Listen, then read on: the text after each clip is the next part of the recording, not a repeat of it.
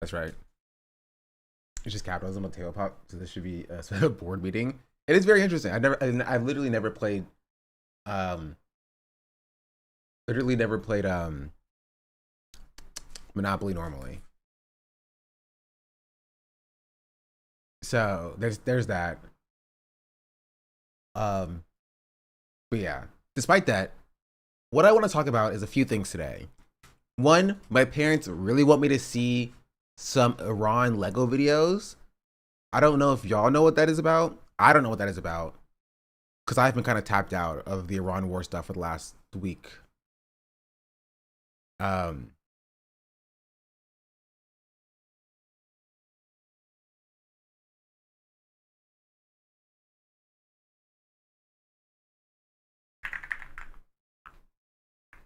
the AI Lego propaganda is the best as worst AI slob. Yeah, but it's funny. The worst slob I'd say. There's worst slob I'd say. That's also Chinese one that isn't Lego. I didn't hear it was propaganda.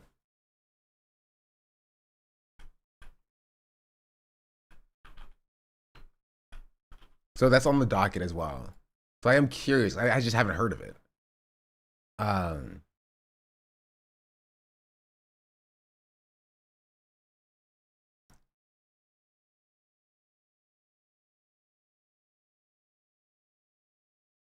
I also want to talk about. We'll talk about Saikuno. That slide was funny, accurate, and insane. The sovereign nation is doing it is kind of effective. I mean, it's effective because my parents are talking about it. So like, it works.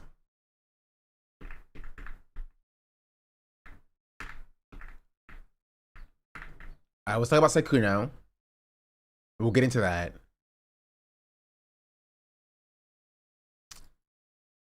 And we'll talk about. Let me dive into my bookmarks. Oh, we'll talk about the. Uh,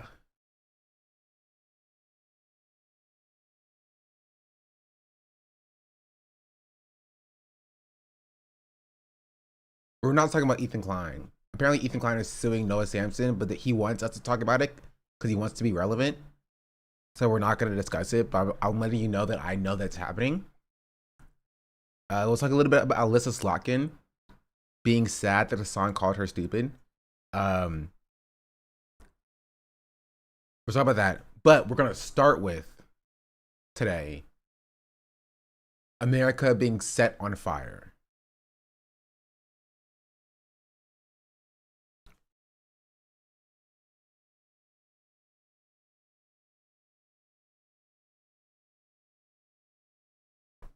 Ugh.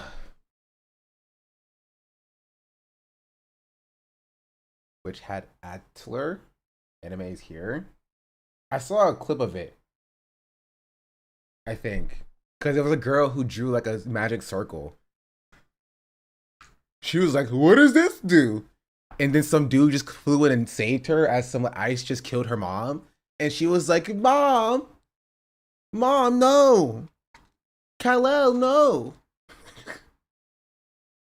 That's all I saw.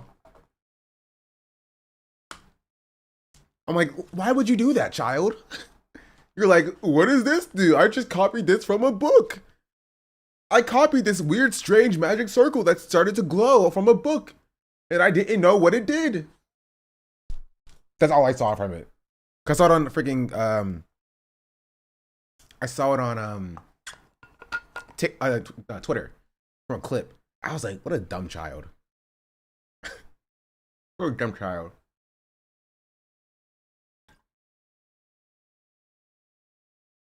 That's a cool star in the middle. Yeah. I was going for AI. I don't know, I didn't see it.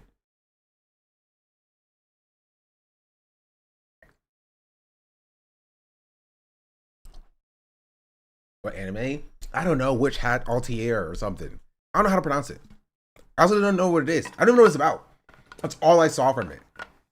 It was a freaking little girl who was sitting in her room in the attic who drew a little magic circle on a page and killed her mom with it.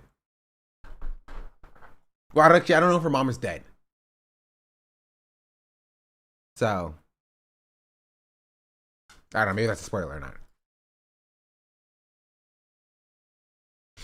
Um,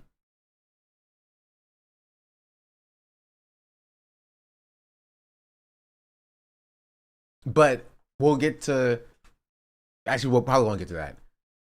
We're gonna get to this, which is fires being set to the country. Does somebody have a? Does somebody have a link to the other one that happened?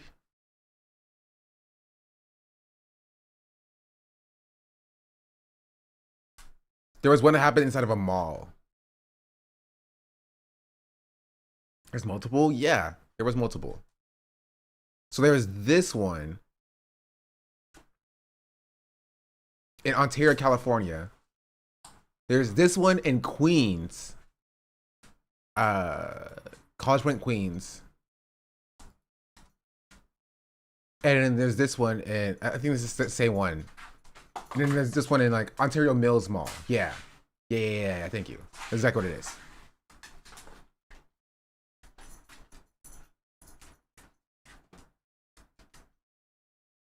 Wait, is this the one? No, this is the warehouse. This is a different one. So there was a couple. Hey. Come here. No, bring it here. Can I see it? Nixie, can I see it, please? Please? No, come here. I want to borrow it. I'll give it back, okay? No, I'll give it back. I promise. I'll give it back. Ready?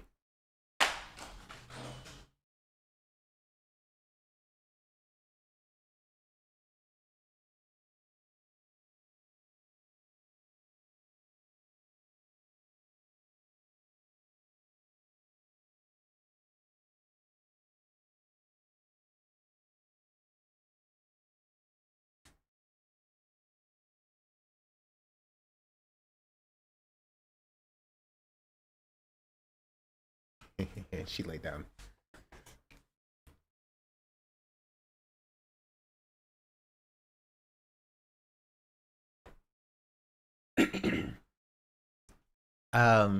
Here we can start with this. This is the first one that I saw. A worker in Ontario, California. That's loud. A worker in Ontario, California sets his company's warehouse on fire and has a message for the CEO. There goes your inventory. All you have to do is pay us enough to effing live. I expect to see more of this as people struggle to survive under the decaying capitalist system. This was 3 days ago. I didn't expect to see like 2 more instances of this happening within 3 days, but we did. Can y'all hear this?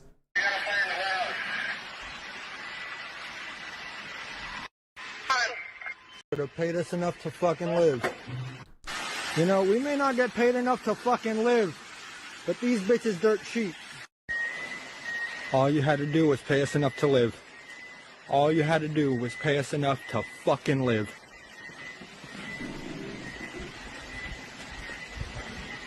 All you had to do was pay us enough to live. There goes your inventory.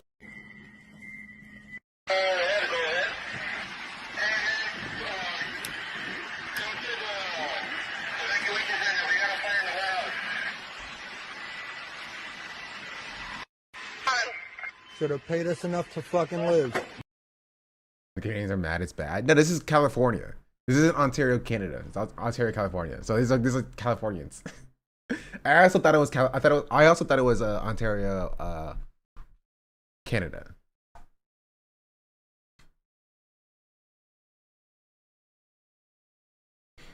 There's 2 Ontarios? Yes. Apparently. I didn't freaking know. She definitely distorted your voice for posting with W. I think they already got arrested, so like I don't think it necessarily particularly matters. But yeah, this happened. This was posted a few days ago, and this was followed up by the next one that I saw was this one also happening apparently in Ontario, California, just 1 day after an underpaid worker. Wow.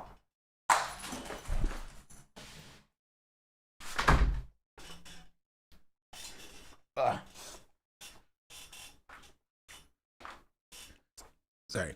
Just 1 day after an underpaid worker set a warehouse on fire in Ontario, California, another man tried to set Ontario Mills Mall on fire. This is what happens to a capitalist society that allows the rich to hoard everything as the masses struggle to survive.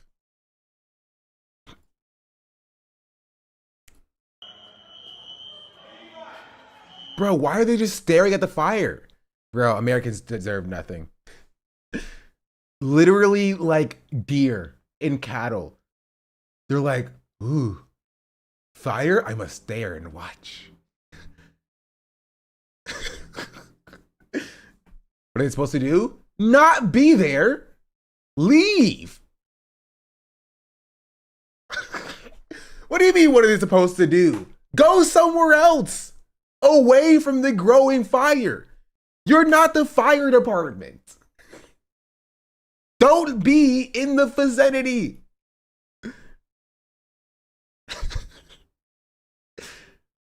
Everybody just like stops and stares. Ooh, fire.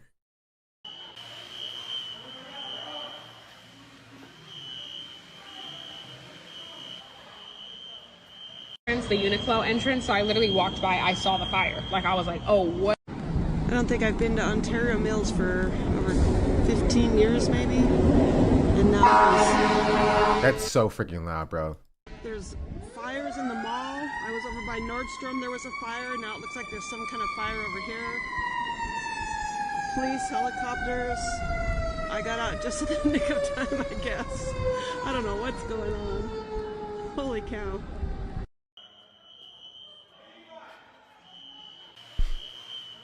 Filming's a bit dumb though, but I'd watch for sure. No, I think it's the other way around. If you are going to watch, you might as well film it. Don't watch, but if you're going to watch, you might as well film it for the rest of us. If you're just standing there with your arms behind your back, what good are you doing for society? What good is this person doing for society right now? Nothing. That's what.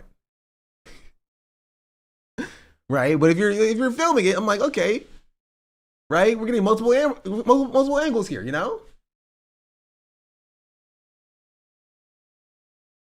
That's my memory. No, but you get to share it. We live in society, you know?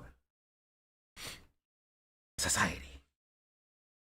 But imagine you see a roaring fire. Like you see this, an inferno. This is an inferno, chat. And you're like, 4 out of 5. 4 out of 5 inferno. I've seen better. Dog, you're pushing your stroller, you're like, wow. So you see that little Johnny? That's a fire right there. And your first thought is not like, oh my goodness, I should probably get out of here. This fire can spread and kill me. People don't understand. I didn't get it. People don't understand how quickly fire spreads. People do not understand this. Right? History is littered with bodies of people who thought that they were smart enough to be able to outrun a fire. You're like, oh, if it gets too close, I can just run away from it. Yeah, you think that. Yeah, that's what the person who's burnt to a crisp on the floor next to you also thought, you know?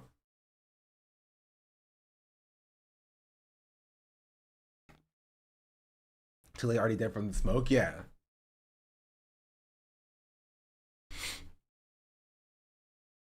Or you realize, once you realize, okay, the fire is getting close to me, you try to go to your other exit, and that's already on fire too, because the fire is not just localized to where you are, it's spread around to where your exit is.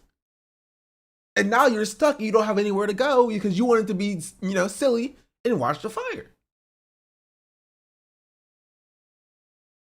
I genuinely, I don't think contemporary humans understand how dangerous fire is as an entity.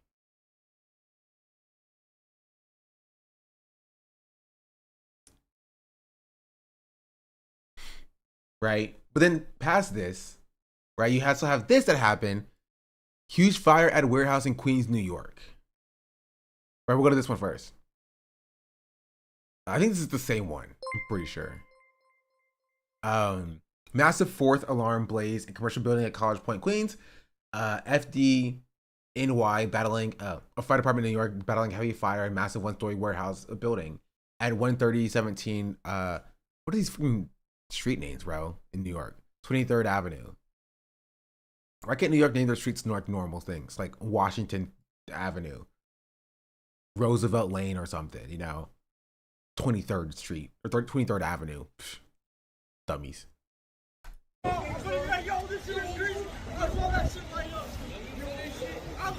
That's crazy. It's a crazy fire.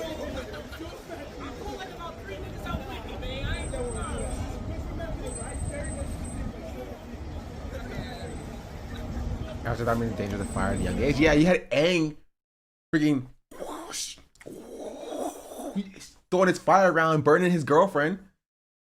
And Katara's like, ow, Aang, you burned me. And Aang's like, I'm sorry, I didn't mean to. And I'm just like, yeah, it's that fire. You don't think fire is dangerous till it burns you. How'd you rate it? Definitely 5 out of 5 fire. Look at it, bro. That's a crazy fire. How much smoke is that? That's a huge fire. Come on. Bro, why are you beeping at them, bro? Do you not see what's going on ahead of you? You're like, beep, beep. Also, he's driving in the middle of bro, I cannot live in New York, bro. He's driving in the middle of 2 lanes, honking at other people. I would go crazy. I would go stir-fry crazy. He's literally straddling the line, honking at other people. This would drive me nuts.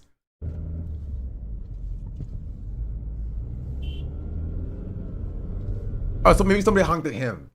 Maybe that's what it is.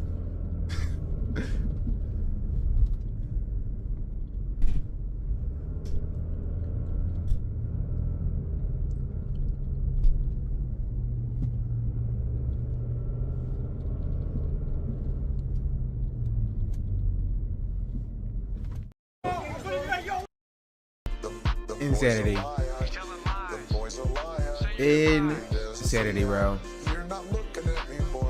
Just got here. What's the black smoke? So, Beauregard, thank you for the membership on YouTube. At level 2. W. Shout out YouTube members. Lord Eastwood, thank you for the 9 months as well.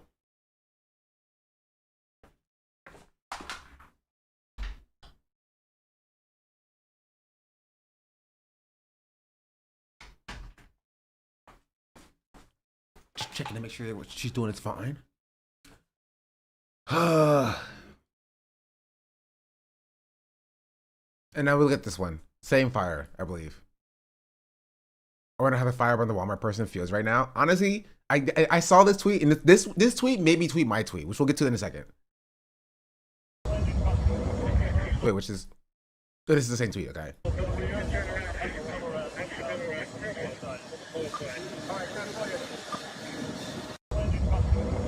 And it's going to keep going because fires are easy for Lizzie, but angry and uninformed Americans to do no matter how broke they are. It allows for them to lash out in a way that isn't a gun and doesn't feel like potential murder, but the charges for arson are crazy strong. Yeah, I mean, it's just what this guy here said, right? He said,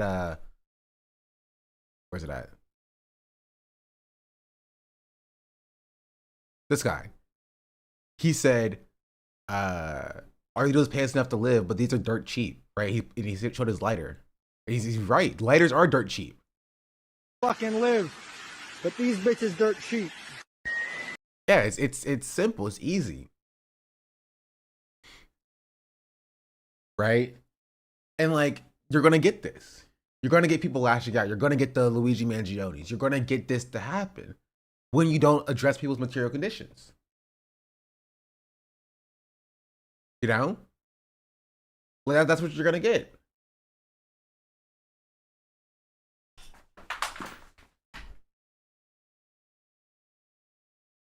What are you doing?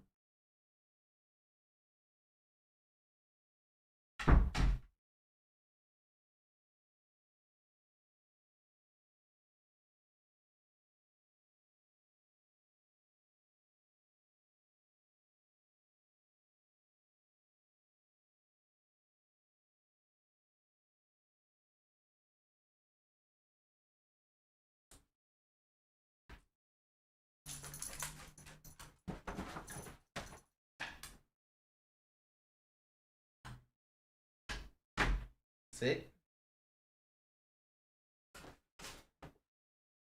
Good. Good luck. Eat your food. You know what? Ugh. You can come out after you eat your food. That's how I force you to eat. You guys can kind of see her back there.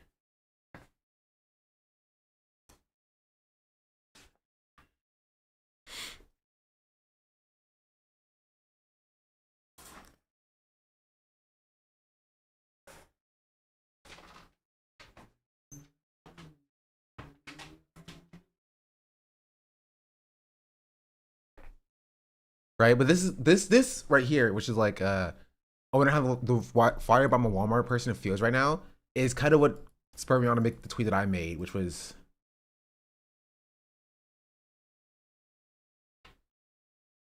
this tweet, which it's already got like 2K likes in like an hour and a half, 2 hours. So like it's just gonna do numbers, chat. Go ahead and leave it a like. So it's gonna be jarring AF to see where are the revolution liberals condemning people torching warehouses, right? Because like literally, I got into like not an argument, but like I was tweeting about people yesterday who were like being like, where did all the revolutions go, huh? Where did all the revolutions go, actually? Where did the revolutions go? Why are there no revolutions happening right now? I feel like I've been abandoned. You claim you were abandoned by the Democratic Party? Well, I've been abandoned by the revolutionaries. They've abandoned us. You know? They spent the last like week, the last few days doing that. It's gonna be so jarring to be like for them to be like, where is revolutionaries at? Where are all the protests? Where are they at? Even though, as I said in one of my other tweets, which I'll get to in a second as well, because I think this is an interesting conversation about the bulwark, right? These same liberals are the people who like chastised, right? The people who chastised and ridiculed and condemned those same protests. They will see people protesting, see people doing direct action, and be like, that's bad. That's not good. How dare you? And then years later or months later, be like, where are the people doing that stuff? Where are they at? You know, they're looking at like Palestine Action in the UK, right? They'll look at freaking like Calawash and like other revcoms in the US who like break into, I don't know, not Raytheon. You know what I mean? Hold on. I missed. Dang it. I thought I can get it. Wait. Hold on.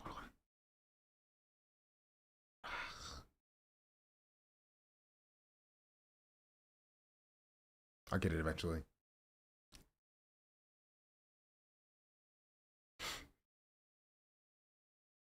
Now there's hair everywhere. I stirred up all the hair from the floor. But like they spent all their time chastising the people who actually did those direct action, and now they're complaining that it doesn't exist. And now that it does exist, they're gonna complain that it does exist now. And so you have the same liberals under this tweet that I made being like, well, they are just doing arson, actually. They're just doing arson. They're just committing the crimes and stuff. While they were literally just being like, where are all the people who are committing the crimes against Trump? Huh? Why do they always seem to be committing the crimes against the Democrats? Why is no one doing it under the Trump administration? People are like, oh, here are the people doing it under the Trump administration. Be like, well, that's illegal. They're doing illegal stuff. They're breaking the law, actually. Because liberals don't care about anything. They don't care about anything at all.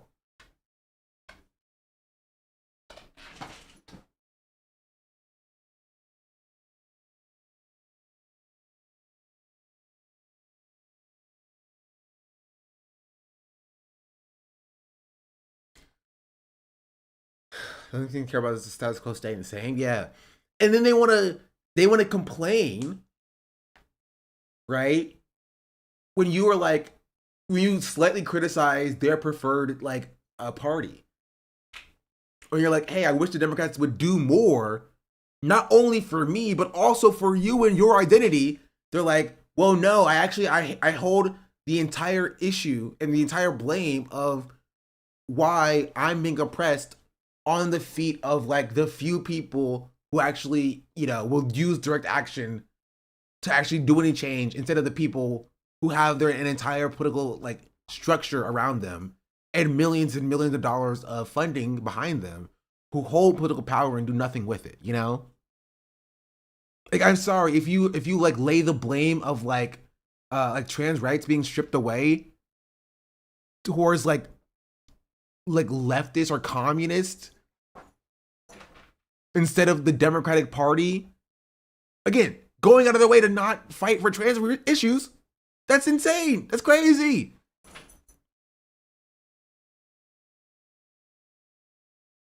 They're the people with the power. And they're the people who had the power. They had power in 2008. They had the power in 2012. They had the power in 2020. And they did nothing with it. Right? So when leftists actually do utilize the little power that they have to do direct action, it's like, oh, that's illegal, that's against the law, you're trespassing, you're loitering, you're intimidating students on campus, you can't do that. And you're like, that's private property, and you can't do encampments here, and you're breaking the law, you're breaking the niceties of civility, right? And then when that stuff is still happening, but they just don't see it, then it's like, where's the revolution at? Where's the revolution? Where'd all the revolutionaries go? They don't do anything. But it's so frustrating because those same people don't do anything in any regard. They don't ever do the revolution. Is the sprinkler system in the warehouse anyway? Honestly, probably abysmal. It probably wasn't even updated. So like, honestly, that person might not have been entirely wrong for like testing the sprinkler system. If you think about it, like this, right? Maybe they were aware of a problem with the sprinkler system that they alerted their bosses to, and they did nothing to fix it. And so they were just like, here, I'll give you a small demonstration of the sprinkler system, and it didn't work. And then it's not their fault. You know, that's what I think happened. Actually, he was actually trying to protect the warehouse. What if a bigger fire happened? Think about it like that.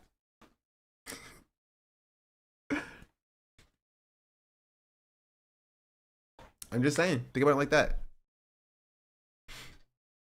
Right? But like that's when we get into like this conversation about the Bulwark article called the campus protest culture that targeted Biden goes silent for Trump, figuring out why anti-war activism seems so subdued. Right? When Hamas attacked Israel on October 7, 2023, Vice President Kamala Harris was a few weeks into a tour on college campuses to promote Biden's administration's goal and accomplishments. In the days that followed, as Israel began bombing Gaza, attacking not only targets that were obviously Hamas-related, but also schools, hospitals, refugee camps, and other civilian sites, the Vice President's team was keenly aware that many young Americans were growing deeply uneasy with the White House's support of Israel. Harris's team even began preparing the possibility for campus protests. While Harris made it through that tour without any major hiccups, it wasn't long before student protesters were shutting down campuses across the nation with demands that universities divest from Israel and causing the White House to take a different approach to the conflict.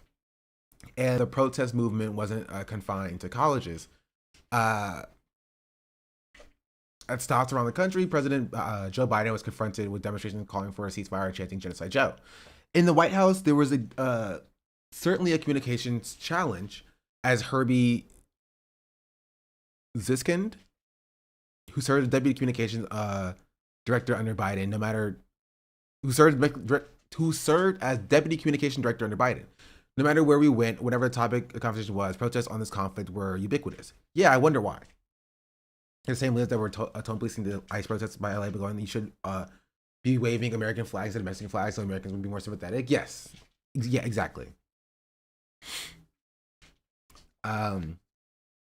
So President Donald Trump authorized war on Iran. So as President Donald Trump authorized war on Iran with Israel entering into its second month, some Democratic officials were looking around and wondering, where are the anti-war protests this time around? And why are college campuses so quiet? While President Donald Trump announced a temporary ceasefire on Tuesday evening, he did so after threatening to eliminate a whole civilization and destroying bridges and power plants. So, which are war crimes and by definition genocide. Hundreds of civilians being killed and hospitals have been attacked. Entire elementary schools have been wiped out, killing more than 100 children and dozens of adults after the United States struck it with a Tomahawk missile. However understandable this downtrend of campus protests might be, the dynamic has become a point of frustration for some parts of the Democratic coalition who feel the anti-war and pro-Palestinian activists are tougher on Democratic officials than Republicans. This is so insane, lady thinking. It's so insane to be like, why are they so mean to us specifically? Especially because the people who think this don't even care about Trump's war with Iran. They don't. They're just like mad at like perceived hypocrisy. They agree with Trump's war with Iran. That's the most frustrating part. They like it. They're just like, well, why are they not yelling at Trump the way that they yell at us? I'm actually working on one of my professor videos about this exact dynamic. Maybe I'll record this a little bit later, right? But there's a few reasons why this is. I'll give you a little taste of it. One, the Biden administration shut down, chastised, arrested protesters, which I'll get into it a little bit. Two, these are Democratic voters. Yeah, they're going to be protesting the Democratic administration and the people that they elected into power because they have the most leverage over that administration, right? Like if you go to a school board meeting with your parents and your parents start acting a fool, you can be like, hey, mom and dad, can you please not do that? But if Jimmy and Johnny's parents start acting a fool, they're not your parents. You know what I mean? You don't have any sway over them. You can't you have no relation to them. They're a completely separate entity. Right? So you could say something about it, and people do protest Trump. Right? People do protest the Republicans. It's not like the left is like wholly silent. Right? But as they acknowledge here, the calls for the and that's number two. And number three, the calls for the protests on college campuses was specifically for divestment. It was specifically for divestment. Students on college campuses were protesting their college campuses and their engagements with Israel, right? And their endowment funds, spending money on Israel's weapons and stuff like that. It was specifically for I want my university to divest from Israel. So it would make sense for them to protest on college campuses as college students to get their colleges to stop funding and giving money to Israel, right? But it's not like, you know what I mean? It's not like you can call for universities to divest from the US government. What are we talking about here? That's not what the protest ask is.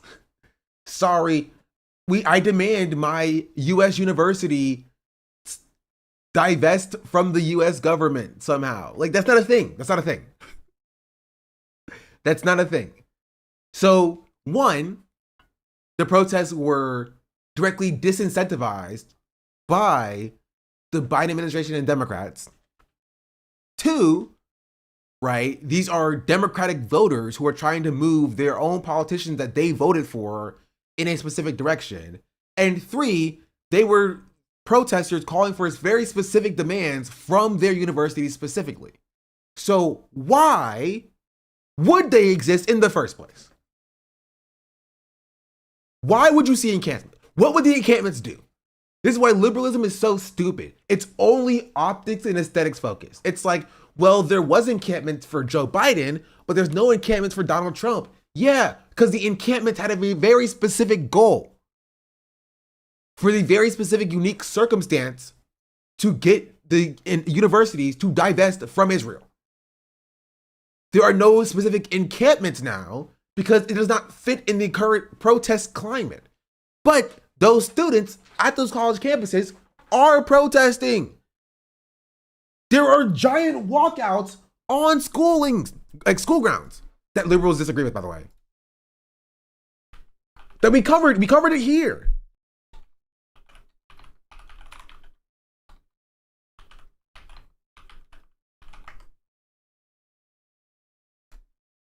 This is what happened on January 21st, 2026. Tonight marks 1 year since President Donald Trump was inaugurated for his second term in office. Some applaud what he's done for the nation so far. However, that's not the case for others. Instead of applause, a series of demonstrations are taking place across the country, all part of a nationwide call for walkouts to show disapproval of the president's time in office. One of those demonstrations happened right here in Columbia. Stop ICE terror now!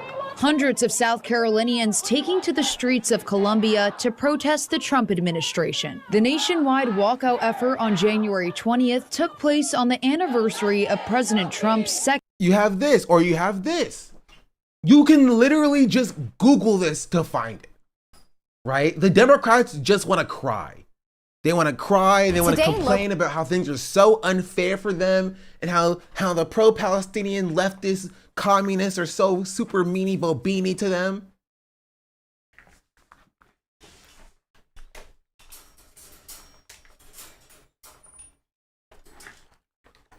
And that's it. Could we have even antennas to the students? No. That's different Columbia. This is Columbia, South Carolina, not Columbia University. I understand the confusion now. Local college students protested against what they call President Trump's so-called military occupation of D.C. Students at Georgetown, at Howard, at George Washington, American universities, all holding demonstrations today. News Force Paul Wagner caught up with some of the students involved. Oh, so what you telling me that students are protesting? You're telling me that students are actually protesting? Or what about this? Students and faculty at over 100 universities protest against Trump's attacks. So you're telling me that students are actually protesting? That's interesting. Because I'm being told by liberals that it's not actually happening. I'm being told by liberals that there are no student protests happening right now, going on, actually at all. Right? So again, to recap, one, the reason why you don't see specific types of protests in the same sort of way is because the Biden administration, right? Biden, Kamala Harris, Democratic leadership, liberal and conservative university leadership chastised, harassed, and arrested, right? Arrested, stripped degrees, expelled college protesters for protesting genocide, right? And they made students wary of protesting on campus. Number one. Number two, right? There were specific demands for utilizing, like, oh my goodness, I saw it. Hold on, she needs to go outside.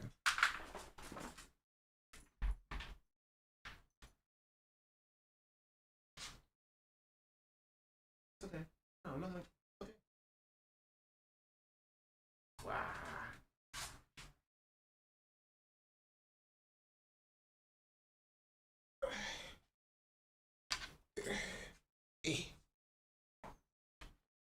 What's wrong? All right. I'm gonna put you in the chair. You always go in the chair, Dougie. No, come here.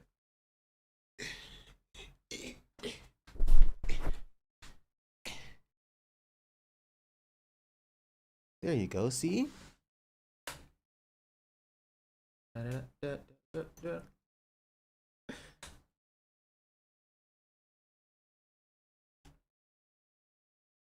Hey, Nixie, you doing okay? You doing okay, Dougie? Okay, let's get down. Go ahead. It's okay. Hi. Go ahead.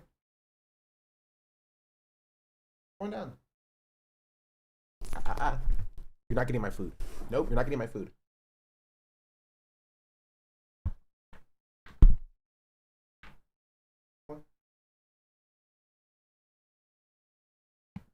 Nope, you're not getting my food.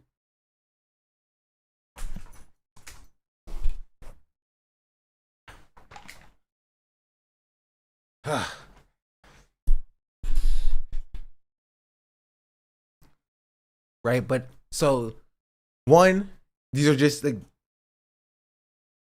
one, the Biden administration had she licked my freaking face, gross.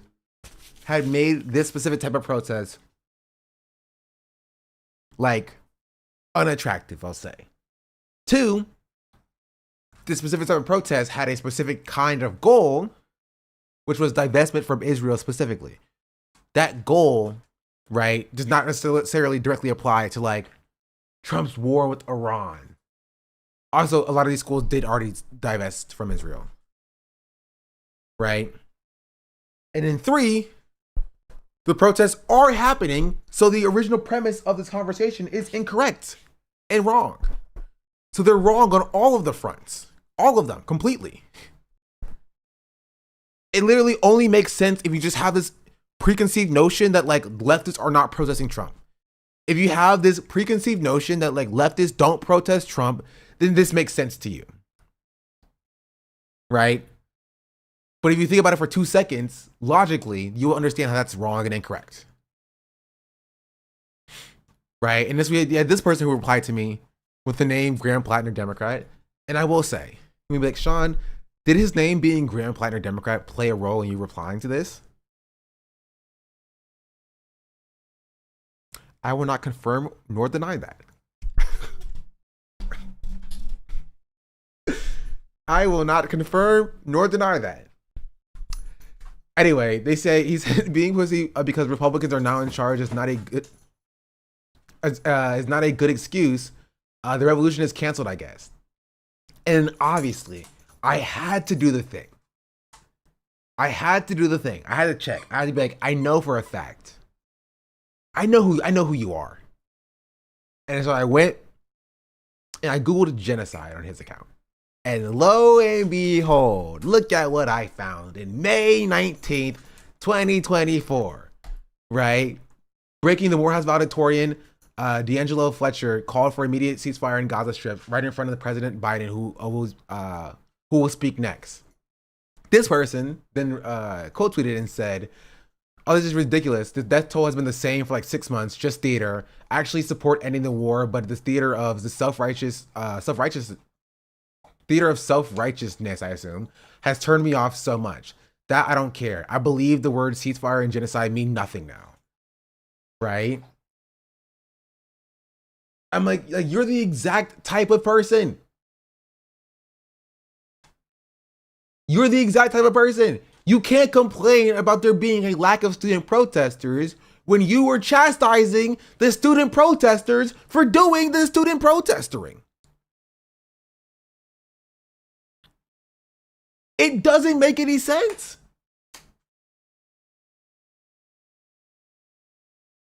It's like your mom tells you to do the dishes. You do the dishes and then she smacks you upside the head. You go back to doing the dishes and then she smacks you upside the head.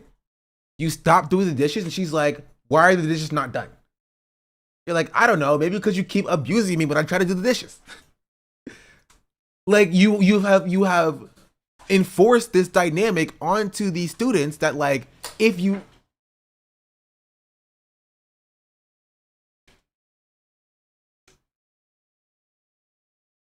gotta sit down somewhere, dog.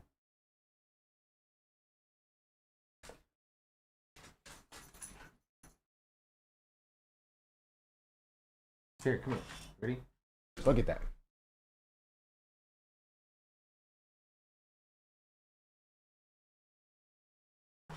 Ah. Yeah. Right. Go ahead and have fun out there, doggy. Have fun. Have fun. Here, take this too.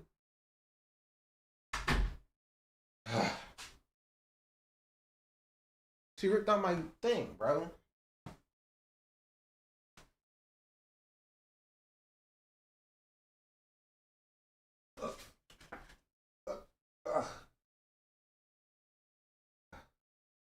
Good enough. I'm not putting it back up all the way.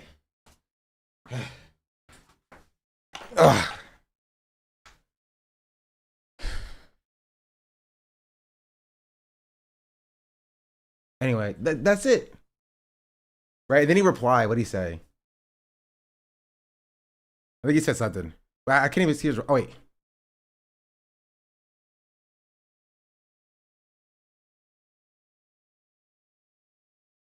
Yeah, he starts complaining and crying. LOL. That's the Grand Platinum Democrats for you. I think I mentioned in the Bad Faith podcast, or did I miss that segment? I saw it in the Discord. You did not miss that segment. Let's take a look at it.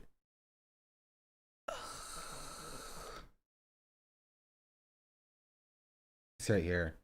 Someone put it in the Discord. This episode is brought to you by 20th Century Studios. Yeah, like 119. So you look at it next. A little break in between the segments. But yeah. Also, speaking of Grand Platinum, shout out to the people in Hassan's chat who mentioned me whenever Hassan was talking about Grand Platinum at some point. I couldn't even defend myself because I didn't even know what was happening.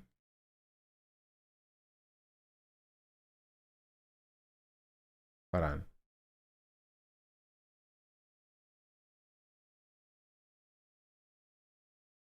Close.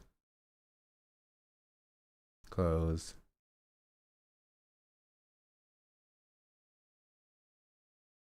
I think this is it, right? No, that's the different one. See, we started out young right away. We were mad. Where's my pictures at? Pictures, screenshots. Oh, here it is.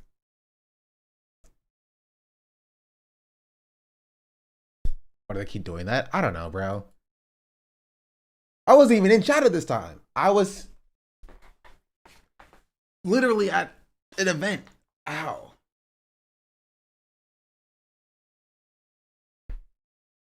Right? And it's like this person who said Shauna Black was calling him lesser of two evils pretty recently and unwilling to look past his military service, said him wearing a Marine t-shirt was akin to wearing an IDF shirt. This was funny because I objectively did not say that. I didn't say any of that stuff.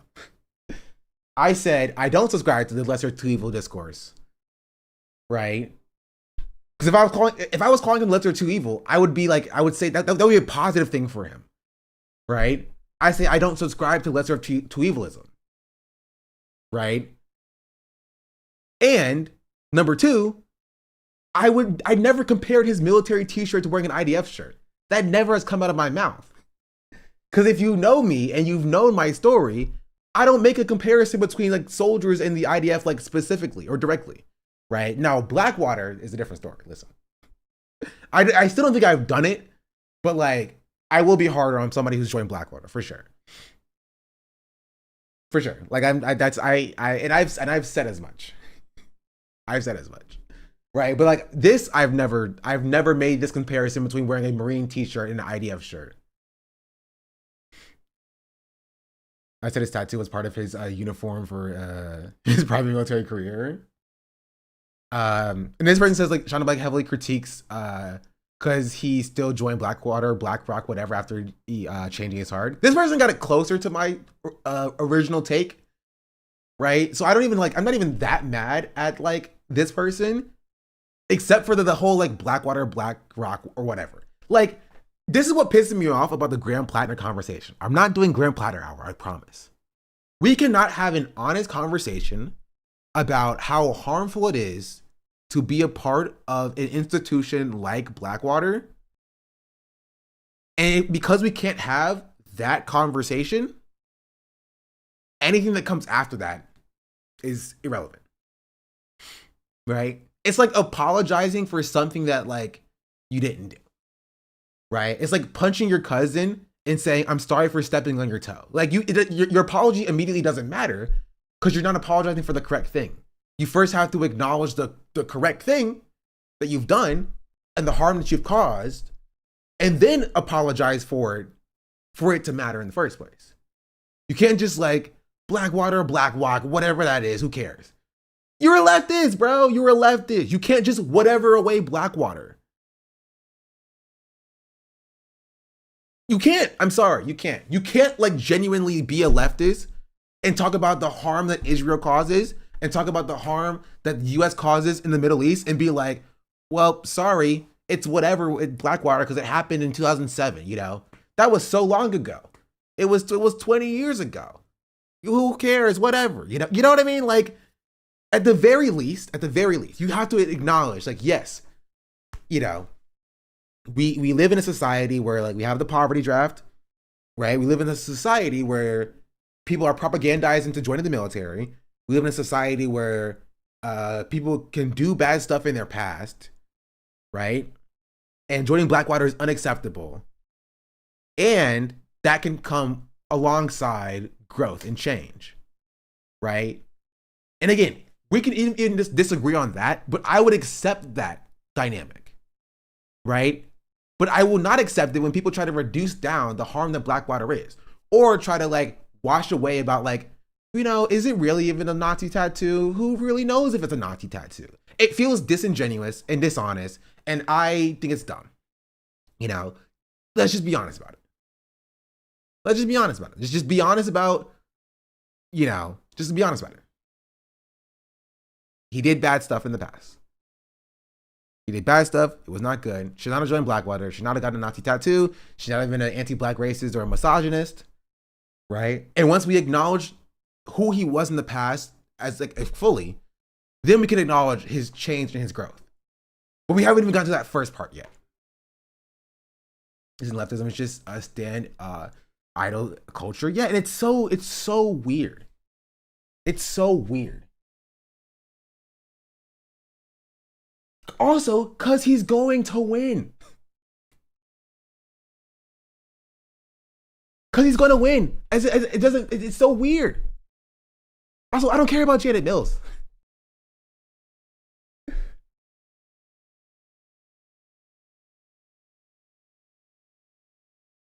It's a K-pop stand. I mean, it is. It's basically that for leftism. You know what I mean?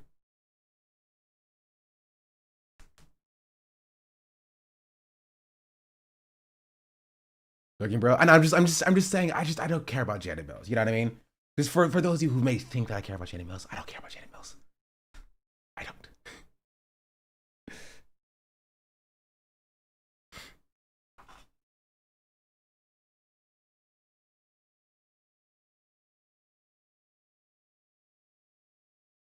And that's it. That is it, and that is all. And as I always say, you can love freaking. There's more fuzz about him having not tattoo, and the fact he started 4 times and was in Blackwater. No, not Black. He was in Blackwater, chat. BlackRock is a different thing than Blackwater. BlackRock is a private investment firm. Blackwater is a private military contracting company. I understand how they're both bad and not good. Blackstone is also a different thing. Blackstone is like a actually, I don't know what specific what Blackstone is. Black Iron. There's also Greystone, which is Greystone is Blackwater. So that's also a different thing. Blackstone owns BlackRock. Does Blackstone own BlackRock, or does BlackRock own Blackstone? Black and Decker. Black Beatles in the city. Anyway, yeah. Isn't Blackstone the barbecue equipment? No, that's actually maybe Blackstone. Yeah. Actually, yeah, no, yeah. You're right. You're right. River Blackwater is also an ecological documentary about orcas. All these similar names throw people off the trail. Yeah, I don't know. It's just like, and to be fair, I don't even know what conversation this was about. I didn't see it. I didn't know. I didn't go back and watch. I just like sometimes I get pinged in my chat arena. I get mentioned in Hassan's chat. I'm just like, what are people saying about me? And so I just saw these 2 things. I'm just like, if you're gonna say what my positions are, at least accurately describe them. You know what I mean? I was talking about how Planner is winning. Yeah, I mean he's winning. That's not remotely surprising.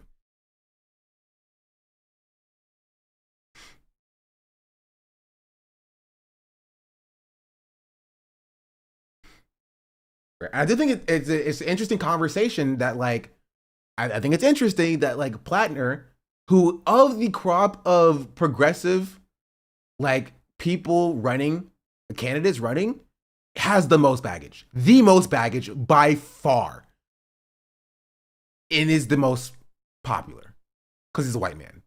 That is an interesting dynamic that I think that nobody wants to address.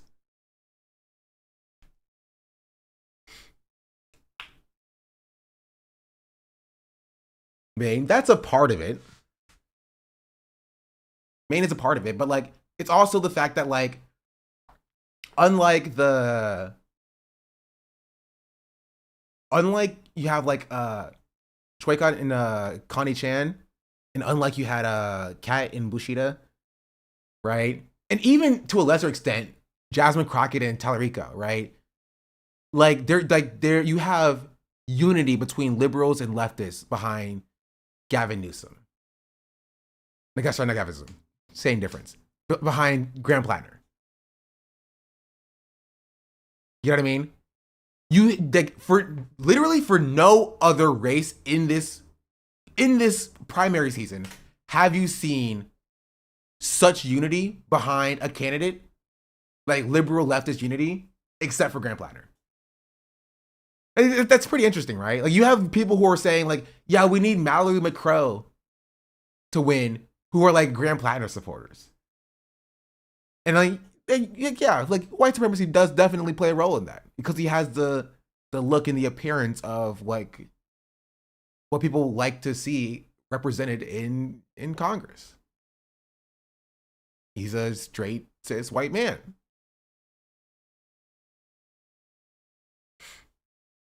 That it does definitely play a factor. LA mayoral race is getting messy after though. Yeah, there's some mess up with what's her face? I don't remember her name. Nikita? I think that's her name. I don't know. Nithya. That's what her name is. Not Nikita. Nithya. Because there was some drama that I saw. There's also left him because military. That's true as well. When Zoran had a jihadist phase at like 19 or 20 something. Yeah. And just rallied behind Ray. I'm not rallying behind Nithya. I'm just telling you that I've seen some drama. I think Nithya supported calling Ray the spoiler candidate. I've seen that as well. But isn't it crazy how the only person who doesn't get that at all in this entire freaking season of elections is Graham Plattner? I don't know. I just think that that's interesting. But I can't even analyze the role white supremacy plays in our election cycles without people saying that like I want freaking Janet Mills to win or something. That's so wrong of me.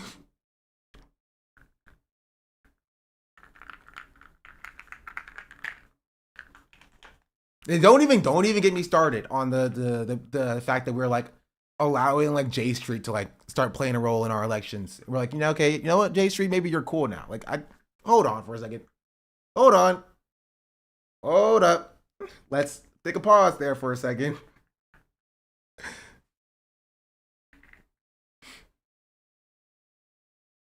You know what I mean? You say they're not serious until she's tossed out.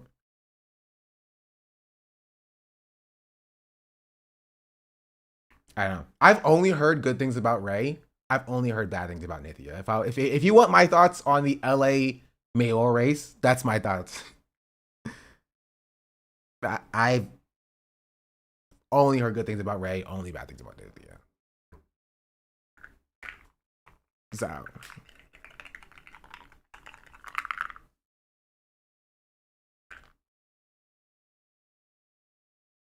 guys gonna have Ray on a broadcast. I don't do candidate stuff. And I don't know if I'll change that either. I don't know if I will have anything to add to like the candidate conversation. Like you can get that from Hassan, Mike, and Caroline. And probably Grimlow and the Majority Report. I don't know if I will have anything to add to that conversation, you know? TND with Steyer. Summerlee. I feel like Summerlee would be an interesting conversation, not even because we're talking about candidacy, but because we're talking about like being black in the political landscape, you know? That would be the interesting part of it. But like, I don't know if like, I don't think I have a large enough audience to be like catered to specifically. But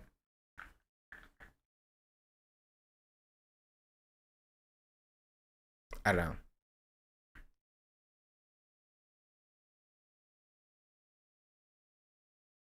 Become the California governor race expert? What do you mean race expert? The race is over. With Eric Swalwell being exposed, there is no race anymore. Like, it's cooked. Like, it's cooked. Katie Porter wasn't even like monumentally like popular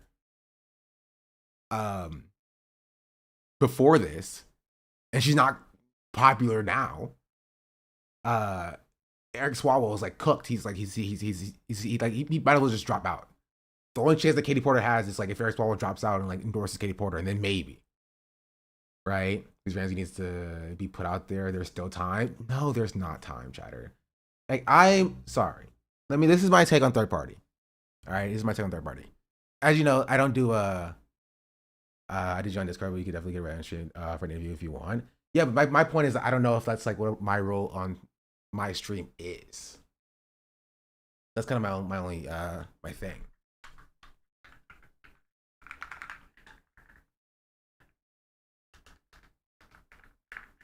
I don't know. I haven't decided if that's like what I want to do with my streaming thing. But I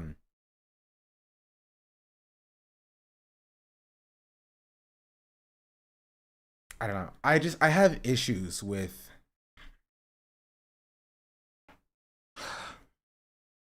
I have separate issues with DSA, PSL. ACP's not even in the conversation. We're not talking about them. And the Green Party, they're all different but separate issues. My issue with the DSA is that they're too aligned with the Democratic Party. The DSA can win seats, but how meaningful those seats wins are limited by the fact that you are still aligned with the Democratic Party. If you break ranks, you will be primaried. You know what I mean? Like, you're only allowed a certain amount of like leeway from the party line when you are on the party ticket. Cover Kamala saying that we need to be transactional with our votes, not just not for her. I did not see that. No.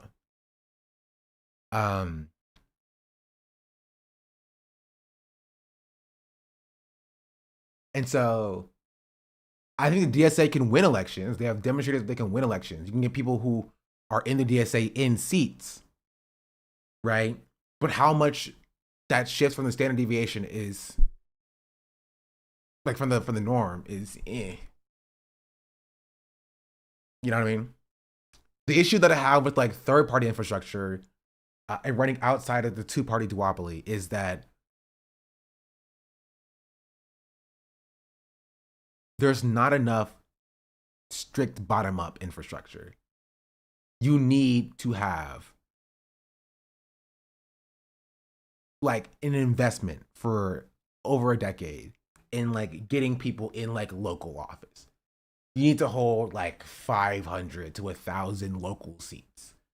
You need to have like entire city councils, right? You need to build up trust in your party name, right? So when people see you, they're not like, oh, I don't know who you are, or oh, I distrust you. It's, I got it. Hey. Ugh.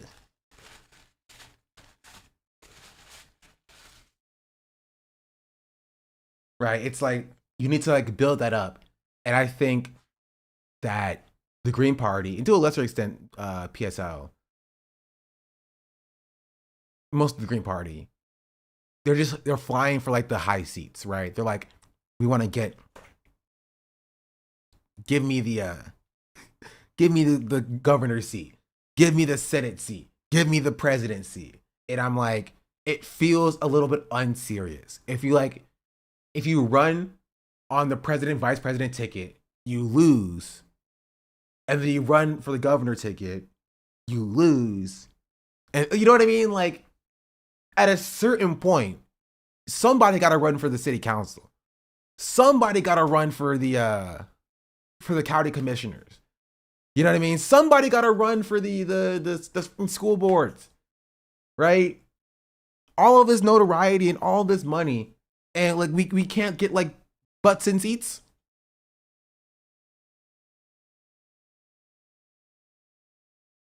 Like, we got to get people. We got to build trust. And that's my issue with the Green Party as like a party infrastructure. They have like 100 something seats across the country. And there's like 80,000. You know, like, that's crazy. You're not gonna win the presidency with 100 local seats across the country. And that's the problem. That's the issue. Right? You're not gonna win a governor's seat, no matter how much we want you to win. DSA is for sure best position for a dirty break. Yeah, and my problem with the DSA is that they're not going to do it. That's my issue with the DSA. But all in all, if you're organizing, you're organizing. DSA is better than nothing. PSL is better than nothing. Green Party's better than nothing. Don't join the ACP. That's my take. That's my take. Is that you should join the DSA, you should join PSL. If you genuinely have hope and faith in the Green Party, you should join the Green Party and run local. You should run locally.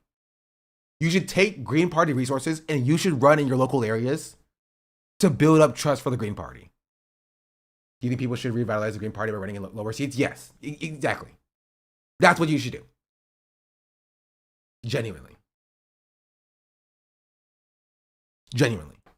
And I think that will have a monumentally big impact on the breaking the duopoly. But the Green Party needed to do that in like 2000, you know? When Ralph Nader lost, they needed to be running people in like city council, you know? They did 100 Green mayors before even trying general again. Yes, exactly. Exactly. They need to have at least 1,000 seats because they need to show trust. They need to get into these offices and show that they can craft local policy to get people to trust them. Right? Because right now, people don't trust them. They see the Green Party and they see an unknown. They see the Green Party and they see they're never going to win because they haven't won anywhere else, right? Theoretically, if everybody votes for them, could they potentially win? Potentially, in some timeline, right? But we don't live in theoretically. We live in reality.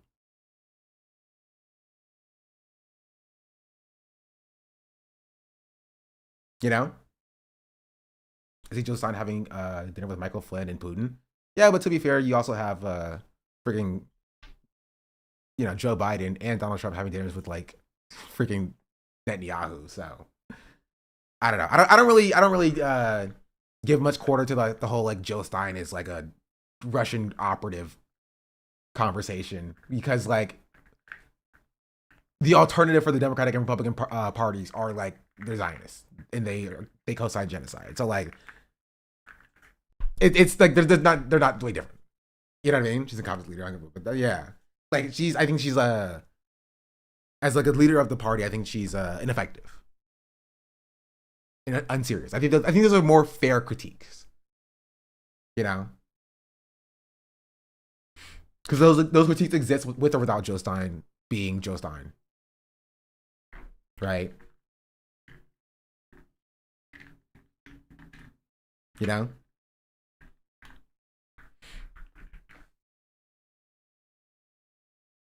But generally, like honestly, if you want to, I don't know. I don't really see an independent winning the presidency in general. So I don't know. I don't see that being the case.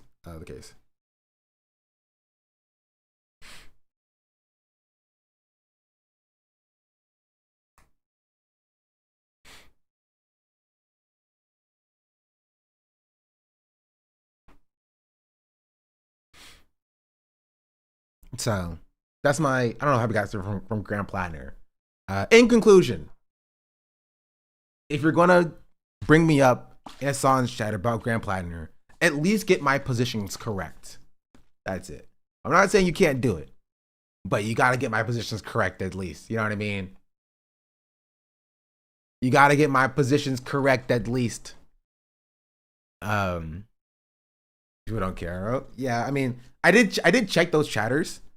The first chatter hasn't been in here since I yelled at them about Grand Platinum months ago. So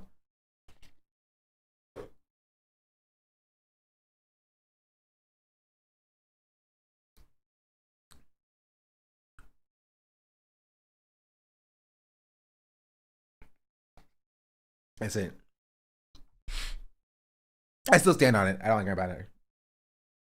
And I think people are just so weird because, like, I can disagree with Hassan on Grand Platinum. And that's fine. You know what I mean? I disagree with the majority report on Grand Platinum. And that's okay. I don't like hate Hassan. I don't know what people think that this gotcha is going to be like, oh, well, Sean thinks this about Grand Platinum. What do you think Hassan's going to say? Oh, down with Sean the Black for this take on Grand Platinum. Hassan knows my take on Grand Platinum. I said it in the chat. It's just not a hidden take. I don't like Grand Platinum.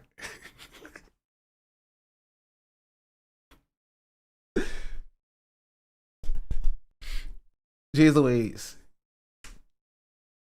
Here does not have the exact same opinions on everything. And that's fine. So long as, like, we're not bad faith. And for the most part, I don't think that the group of creators around us, for the most part, are bad faith. You know? The people who are bad faith are like the Destiny people over there. Right? And we could have our disagreements, and that's fine. We're allowed to disagree. We're not first worlders in Argentina. We can have dislikes and disagreements, yeah. And that's okay. And the food named, man, you both did the exact same thing. But yeah, anyway, back to this. So I for chatter who's asking, I did cover the protest stuff. We were covering this now. It's just so frustrating. Actually, no, before we get back to this, people did want me to see this from this podcast. Chatty says this is the favorite podcast, The Read. Yeah, apparently I get mentioned. What works as a rack these days? I'll also say, you know what? Back to the beef that I have with people. I think people were like, I think people give like white liberal men too much credit. Is this a hot take? Is this a hot take? Is this a crazy take that I have? Tim Miller was getting an insane amount of credit for just like kind of defending Hassan. Even though like this is what his his outlet does and like what he tweets about as well. You know? Like the Pod Save Boys is the same example. Adam Mockler, Dean Withers, Harry Sisson, the same example of people who just get like an insane amount of credit because they are like straight cis white men who just talk about politics and they just get bolstered to the top of the ecosystem. Right? Even though like they spent like 2.5 years silent on genocide when it was Kamala Harris and Joe Biden doing it because it hurt their election chances. And they faced no accountability for that. You know? Zero accountability for like essentially being on the side of genocide, defending genocide because it was their preferred candidate doing it.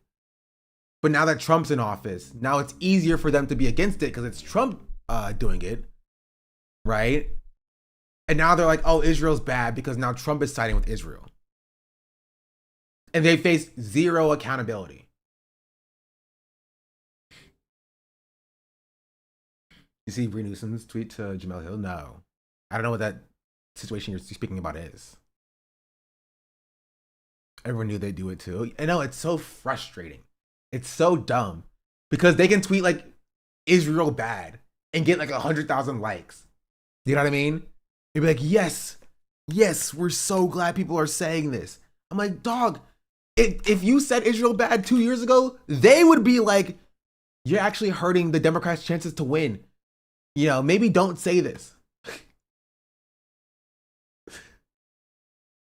They would be saying that.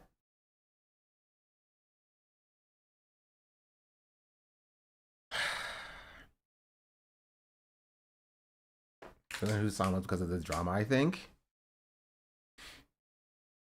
That's funny. I will say,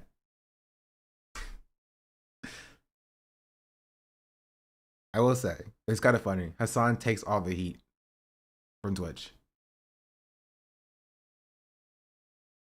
Respect.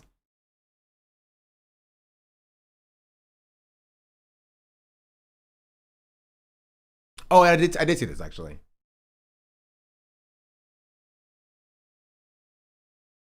Yeah, I did see this.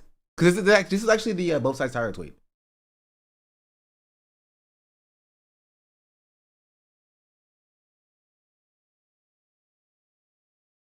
We'll get to this in a second, though. I do want to get to this, and then I can go back to this as well. And no holds bar when it comes out to bullshit. It doesn't really give a fuck how you feel about it. So to answer the question, I do think that it's great. People need to be able to hear this and see this, especially young people who primarily come to that platform to hear people call others slurs on Fortnite and Call of Duty. Right. Like, I think they should probably be first in line to get to hear some of what Hassan has to say. You can also subscribe to like Sean the Black. Sean the Black DA is like a really, really great True. Great political speaker, also African American. So if you want a Black American voice of the same, there are quite a few people who are doing it and doing it well right now. So I love it. I love it because I can go in, listen to what's going on in the news, and then when Sean or Hassan or somebody else logs off, then I can click over to watch somebody play Arc Raiders or Marvel Rivals. I get everything I like. Mm-hmm. Well, I like the video games. I don't like hearing about how much the world sucks, but I need to know. True. Sean the Black District Attorney. True. Shout out also goes Sean the White, like Hank Becker. Oh, Chatter, we had that back in the day. I don't think I have the picture anymore. I had a PNG. I was a PNG tuber. Call me Saikuno, but none of the bad stuff.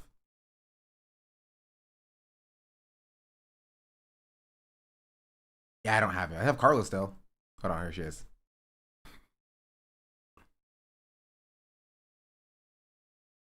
Let's have a YouTube chat here.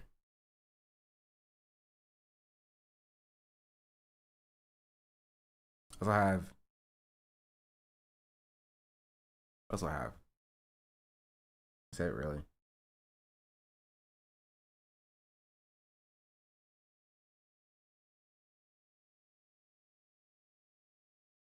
Brandra Gray shouted you out on her podcast. Oh, did she?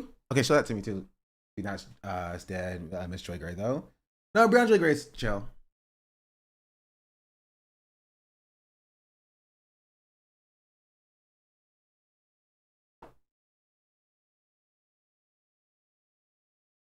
Carla decommissioned chat. Carla is decommissioned as of right now. Partially one, because I'm too lazy to fix her. Partially two, AI is in a weird state, you know? Carla was cool before AI got all the baggage that it got, you know?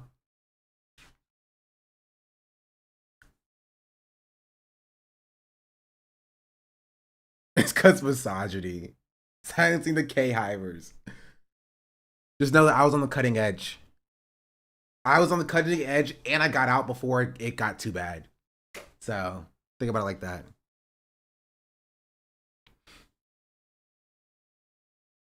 We're on the stream when? I don't know. If I keep streaming. Which, I thought about it, and it's completely irrelevant, and irregardless of the fact that I did my taxes yesterday, I might come back to streaming. It has nothing to do with my taxes. Nothing to do with it. completely irrelevant to that dynamic. Entirely and completely irrelevant to the money the government is taking from me. Oh, they're postponed until I get into college, at the very least.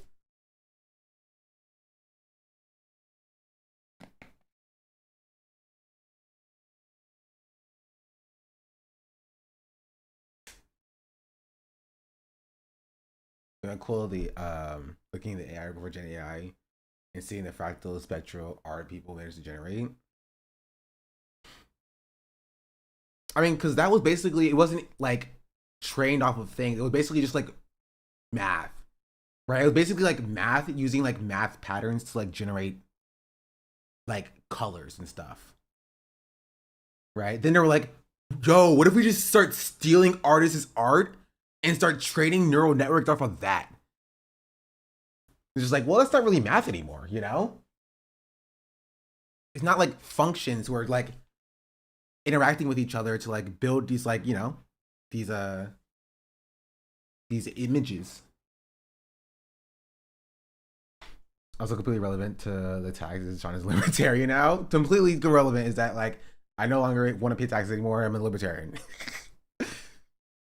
Anyway, somebody show me Brianna Gary shutting me out.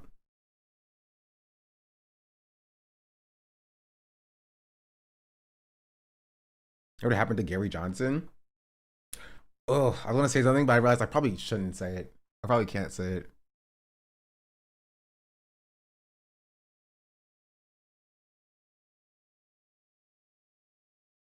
Never mind. Is Gus Johnson still around? Oh, that's the question. Is Gus Johnson still around? Is he still kicking? Yes. Isn't that kind of crazy? Ain't that kind of wild? Cancel culture is not real, bro.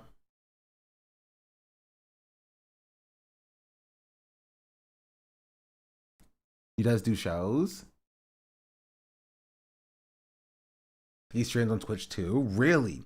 He's in a like interactive medium.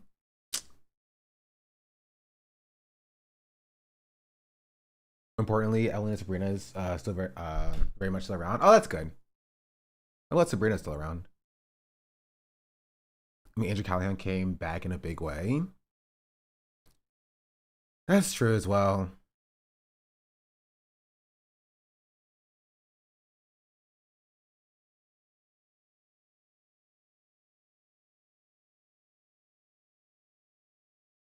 We have two Talking Peanuts streamers that say slurs. Yeah, that's true.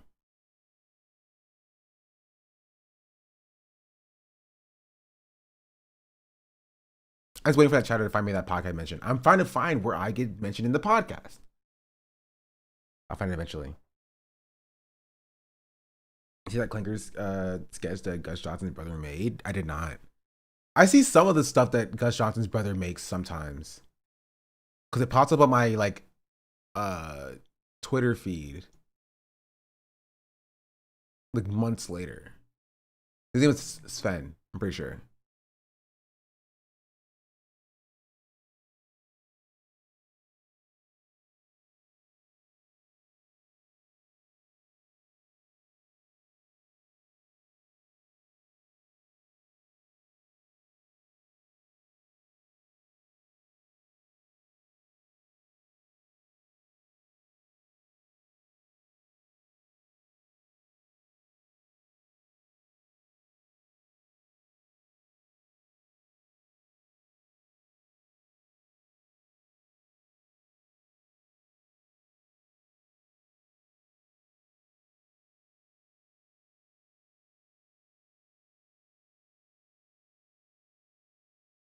Oh, hold on. I can find it myself. Guys are trying about all the black podcasts.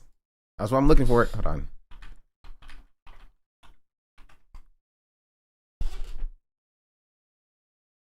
Assuming it was on this. We Because it's on the black capitalists versus black socialists.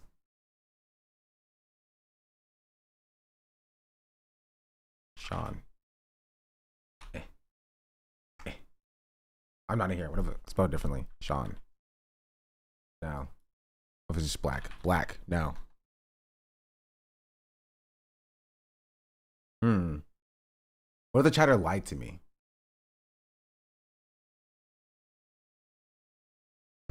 That may be the case.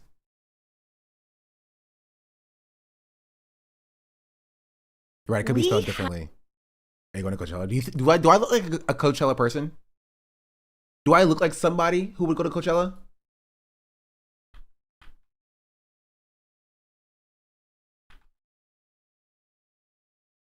No, not the right Sean either. I guess I've been black, maybe. Yeah, no, that didn't help at all. There's a lot of blacks being mentioned. I'll just do a quick little scrub.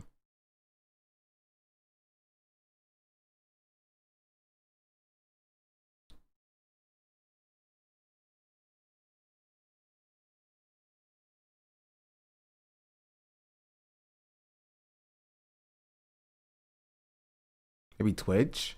Maybe Twitch. No.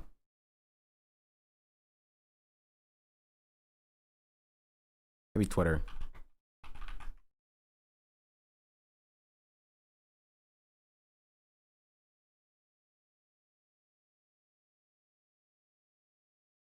Spaces, right, yeah, right, Twitter right. Spaces.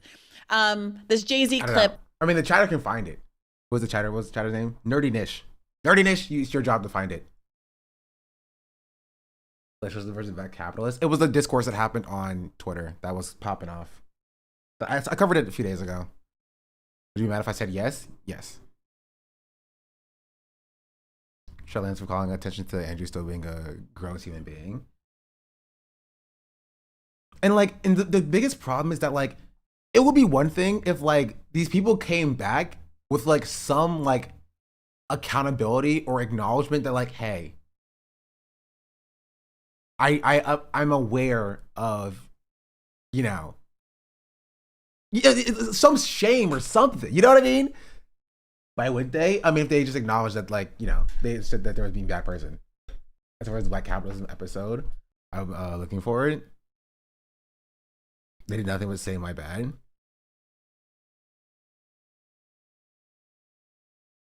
I don't know. I mean, I guess we can look into Saikuna and see like how Saikuna is going to bounce back after this. Cody Ko played Sorry with Justin Bieber. Wait, did he? That's such a Cody Ko thing. But while Nerdy Nish looks for it, let's continue with reading this. Because this frustrated me so much, we get into an entirely different tangent. Oh, one second. Oh, chatter. I'm so sorry.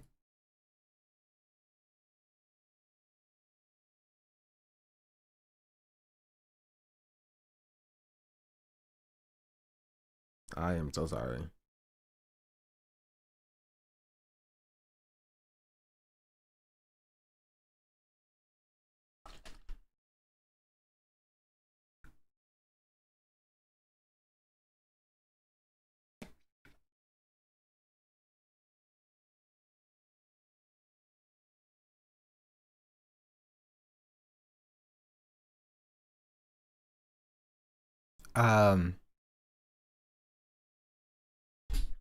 Yeah, we covered this. Oh yeah. So while Harris made it through that tour with any major hiccups, it wasn't long before the student protesters were shutting down campuses across the nation with demands that university divest from Israel and cause the White House to take a different approach from the conflict. The conflict, not the genocide. At the protest movement, and the protest movement wasn't confined to colleges. At stops around the country, President Joe Biden was often confronted by demonstrators calling for a ceasefire and chanting "Genocide Joe." Okay. Also, slight question. Do news articles not adhere to like traditional like English grammar standards? Because I was taught in English you don't start a sentence with the word "and."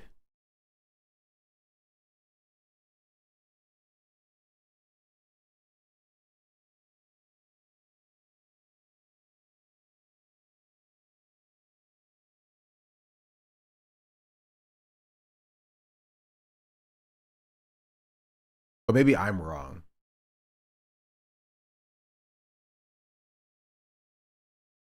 I was taught you can sometimes. In general, you shouldn't. And we can get away with it. Elementary school teachers be saying nonsense, I think. It's actually how you lie. How they lie to you in beginner English in kindergarten. They say there's no numbers under 0. Really? Dang. Isn't that crazy though? Because like sometimes like that's what I remember. That's what sticks in your mind as a kid. When they tell you this is a hard and fast rule of what you can and cannot do. Right? You're like, okay, I can't do this, I can't do this, I can't do this. Even though it's like you can do this, but sometimes, but like you never get taught that other times, you know? Starting with the and is stylistic things overused can sound bad. That's more of a literature and academic writing standard. I guess journalistic writing is different than like academic writing. That makes sense.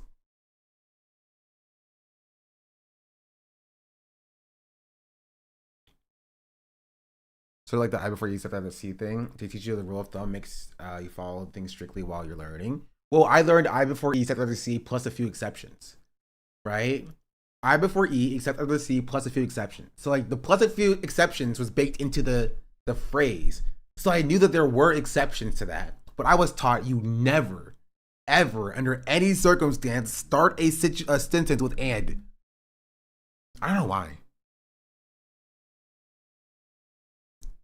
Just like you just don't do it. That's like incorrect grammar. It's like starting a sentence without a capital. Like starting it with a lowercase.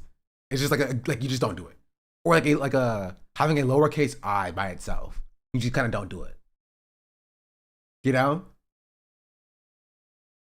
That's just kind of how I was taught. It's one of those things. It's like you just don't do it in English because like it just doesn't work. It's the same thing about starting a sentence with but, yeah. Which doesn't make any sense because you can start a sentence with like however, you know? Or like or also. Additionally. However, you know, like stuff like that. Like, but and no. Also, sure. Like, okay. So I don't think about it, it doesn't make much sense, like generally.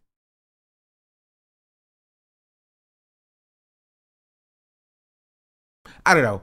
We were talking about like English grammar rules and stuff. Not particularly important.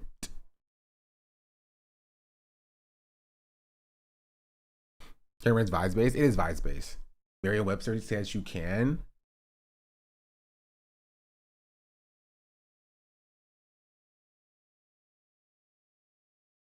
Is it ever okay to start a sentence with and?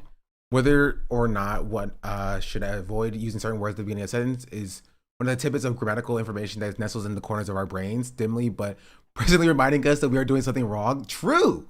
That's very true. That's exactly what happens.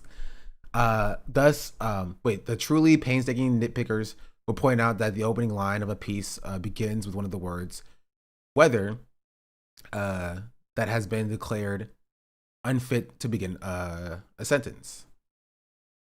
Many people content themselves with the main trucks maximum. Do not begin a sentence with and or but. If you're interested in learning about the sentence, words. Firstly, has it ever been wrong to begin a sentence with and or but? No, certainly not. It's been we've been breaking this rule all the way from the 9th century Old English Chronicle. Okay. Miriam, what does she know? Hey, I trust Miriam. Yeah, my goats, my queen. So I teach literacy to elementary students, and on the one hand, there isn't really time and focus on to be nuanced, but I also try not to be prescriptive. Well, I'm 26 years old, so it's been about, I would say, 19 to 20 years since I learned this rule for the first time, but probably closer to like 15. Yeah, and I still remember it. So keep that in mind when you're teaching people. If you teach like elementary schoolers grammar, there's like those are the things that like stick with people. He's like, you can never ever in your life ever start a sentence with and or but. I didn't even learn why that was a rule or why it existed It's just like, you just don't do it. The more you know, though. The more you know.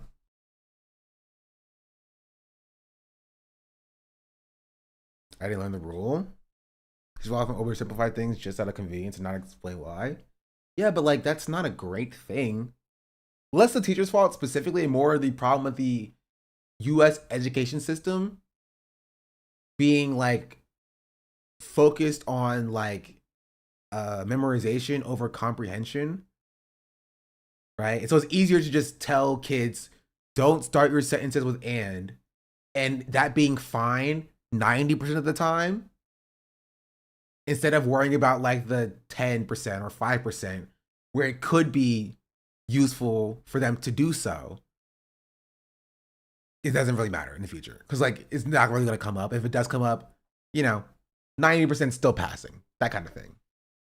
It's not about comprehension. It's not about understanding why these things exist in the first place.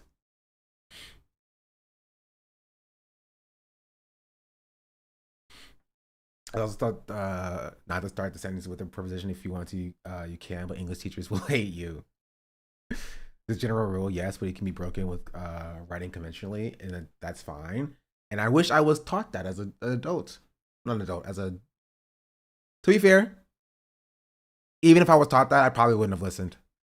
If I'm being entirely real, knowing myself, I probably would have taken from what I would have taken from that is that never use and, because it would be easier to remember, to be fair. Hey, but now I know. Now it's okay to use. I still won't use it. So, not that anything changes in my writing. But I think the ed role was to force kids to be more creative when writing. That's why I said time and focus, getting a small kid's attention is a rare commodity. That's likely why teachers do that. I forever respect people who can teach children, because I cannot.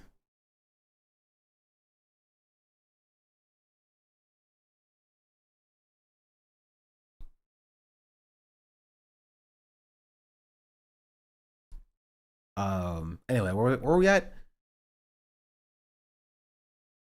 We read this already. However understandable the downward trend in campus protests might be, the dynamic has become a point of frustration in some parts of the Democratic coalition, who feel the anti-war pro-Palestinian activists are tougher on Democratic officials than on Republicans.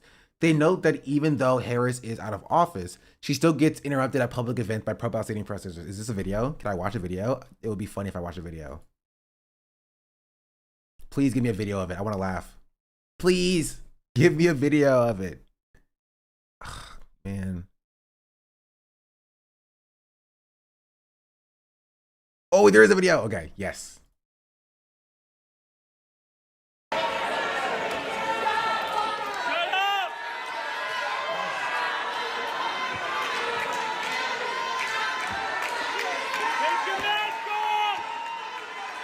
Take your mask off.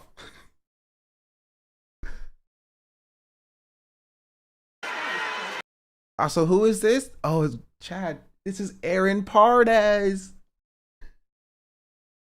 Isn't that crazy? What did I tell you about white men being elevated to these higher positions? I don't know, can you see YouTube chat or not? Oh, I don't look at YouTube chat often. It's there. But I don't look at it that often. Twitch chat is right here on my screen. So if there's something you want me to see, you can always just come to Twitch chat and just pop it in there. We can move the Democrats left. I thought that's why we vote them in. I thought we could always move them left in the starting position when we push them. Yeah, shout out to YouTube chat. But that's the idea, right? Oh, we can move them left.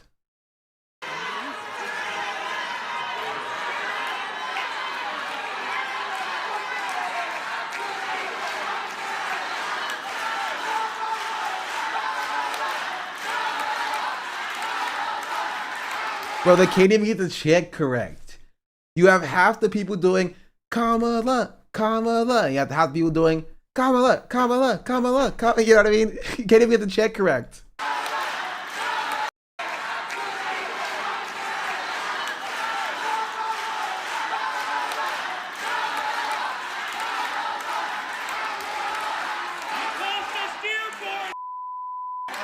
What? What did he say? Why did he bring up Dearborn? Because he's a racist, I would assume.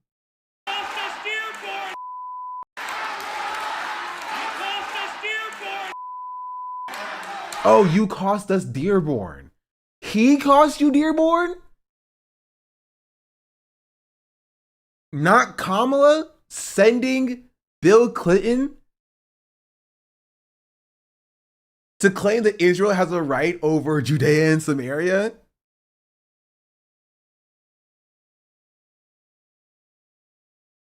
This person specifically cost you Dearborn. Okay. You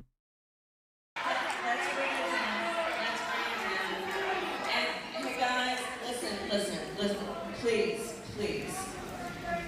I actually also write about this. Okay. Also, interestingly, she waited until this person was out of the room to say something to him or about him. She couldn't even address when that person was there, right? A real president would be like, no, security, stop. No, this is one of my constituents, right? Let me address them specifically, right? That's what a real presidential candidate would do. But no, what she did was she had the security escort them out of the room and only talk to the sycophants. Isn't that indicative of something wider? Isn't that emblematic of the wider electoral system? Removing anybody remotely critical to you and only speaking to the sycophants who were just, yep, yep.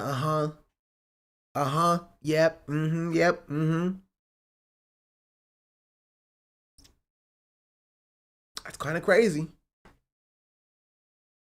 Which is about what I know about how and why you are saying what you are saying now and how I felt about it. You're not letting me talk. You know what? I respect your right to speak, but you're not letting me. Oh, she's still doing I'm speaking. Oh, so there's somebody else here.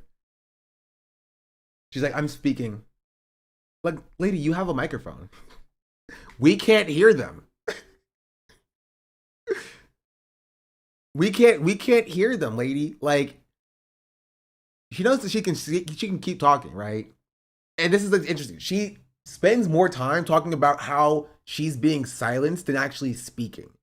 She's literally on stage at her event with a microphone in a room full of sycophants, and she's spending more time talking about how she's being silenced than actually talking. She's like, why are you silencing me? She says on stage at her event into a microphone. You're silencing me. You're not letting me talk. Right? Because she doesn't want this person to let her talk. She wants to be unchallenged. That's what it is. Right? She doesn't want this person to like let her get her point across. She wants to be unchallenged. She wants this person to sit down and let her get through her entire speech and let her get through her entire book tour, let her get through her entire 4 years as not being a politician, and let her get through her entire campaign, and let her get through her entire potential presidency without her being silenced. She doesn't want to ever be challenged. That's it. It's always, I'm speaking. You're trying to silence me, she says from her soapbox.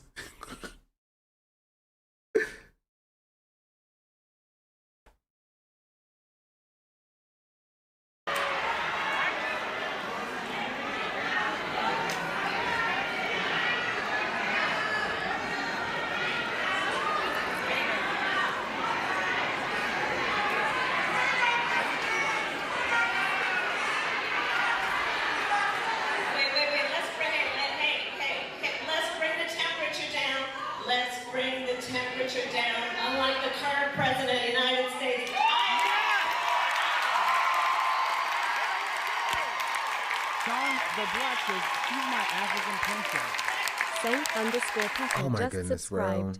Libs. Oh, I can't believe, I don't understand why she lost. I don't get it. It doesn't make sense to me.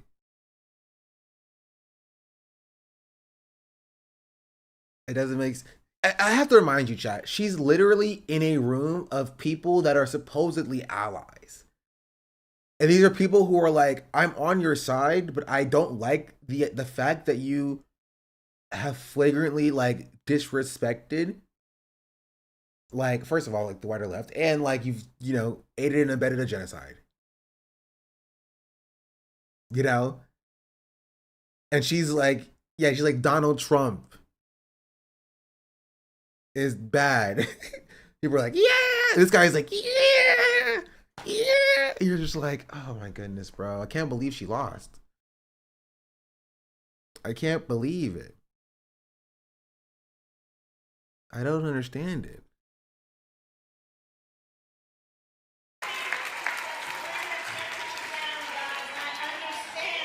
What's happening right now in Gaza, what is happening to the Palestinian people is outrageous and it breaks my heart. Yeah.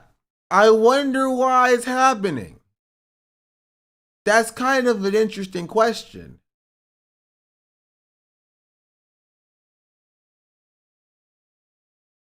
To be fair, last time I did a disruption of a DNC Jason event, but then a lot of older white folks was like, "Yeah, you're right to be angry. They're failing." Yeah, this was like 6 months ago, and this was like at Kamala Harris's book tour. This is the most sycophantic group you're gonna get.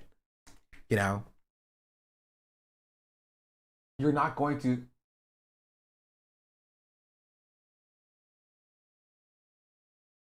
You're not going to find another group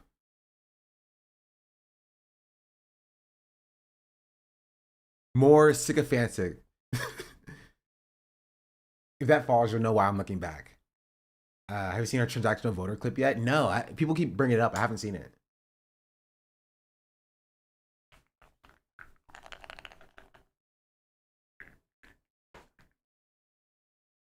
Sorry, chat. I'm playing with these balls. And these balls. And these balls. I have a lot of balls on my desk.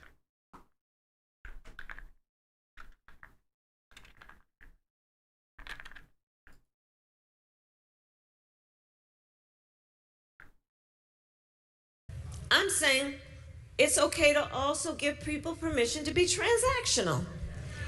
And to say, if you're going to get my vote, this is what I expect.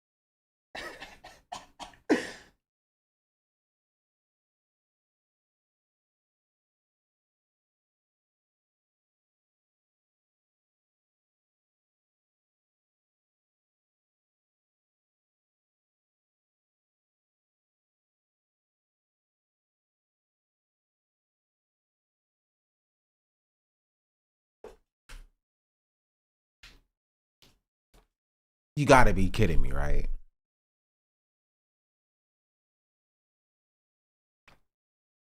You gotta be kidding me, right? You gotta be joking. You gotta be joking. You can see your apologies, by the way. I just remembered. You gotta be joking. You gotta be joking. You gotta be joking. You gotta be joking. Yeah, I obviously I'm not the only person who was saying this. I'm not trying to claim ownership over this. But like this was like the thing that I was saying. Like primarily, exclusively, like verbatim, go to my Twitter and search the term withhold. You know what? I will do that actually. Just for the sake of argument. Just curiously.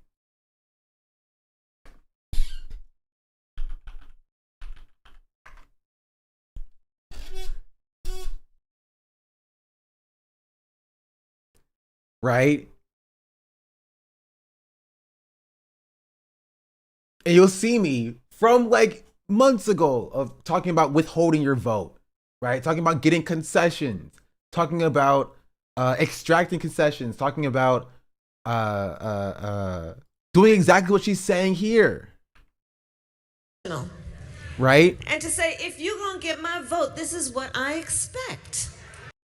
She has to say more. She has to say more than this. I'm going to vote because I expect to get something out of this. I'm going to get mine by voting. That's what I would offer. I think it's okay to give people permission to be transactional voters. That's so crazy. Go back a minute to 3809 for the content's even worse. I assume she's talking to black voters. She's talking to Al Sharpton. Right? I assume she wants it to be weaponized against like progressives. I assume that's how she's saying it, because there's no other context that like I can see her ever saying this for. You know what I mean? Like there's no other context I can see her saying this for. I assume she's invoking past struggles. Yeah, of course she is, right? She's saying like black voters, you're allowed to like not vote for progressives. She's giving permission to black liberals to not vote for progressives unless they do black liberalism. They're like, you know what, guys? We as black liberals care about crypto. I give you permission. I give you permission to not vote for these icky progressives until they care about crypto or something like that. You know, that's kind of what I got from what she's saying. But it's so crazy for her to say this when all of her supporters have been on my behind for even implying that like you are allowed to ask for something.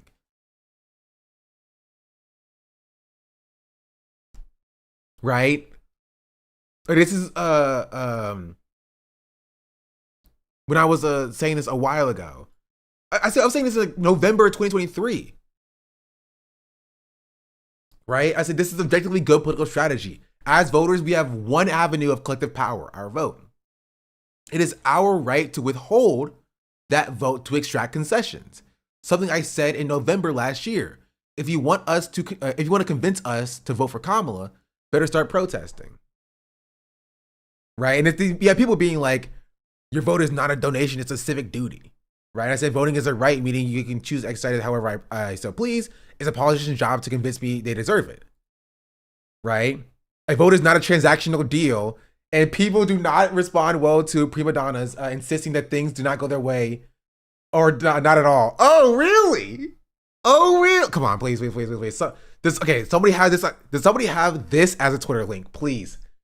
Does somebody have this as a Twitter link? I have a perfect quote tweet for this person. Maybe they didn't see it. Maybe they didn't see it. Hold on. Let's see.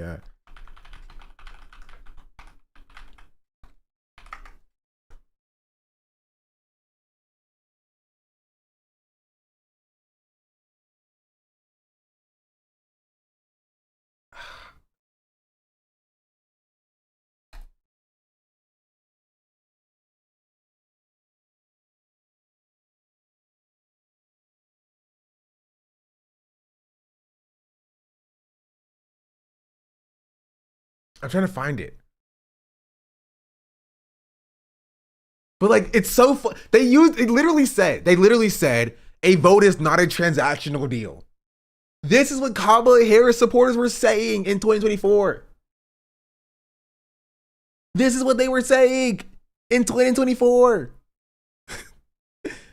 Now their queen is saying the exact opposite. Here, I'll see what the full context is. So I'm curious as to how she arrived at that position. I need to know. I need to know. You know how I was talking earlier about how people are so transactional? I think we need to be transactional voters. I think, yes, it is right when we are trying to get folks to register to vote and to go vote, and it is absolutely right that we remind everyone of our history, especially when they're trying to erase it.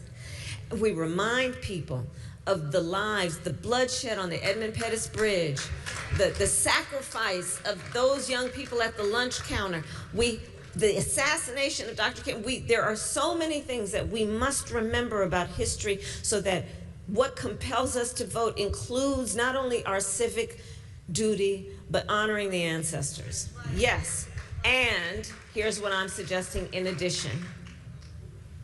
Get yours. Vote and say, I'm voting because I expect something out of this. You're not going to take for granted that I'm going to vote because I'm a good citizen and it's my civic duty to vote. Oh my goodness.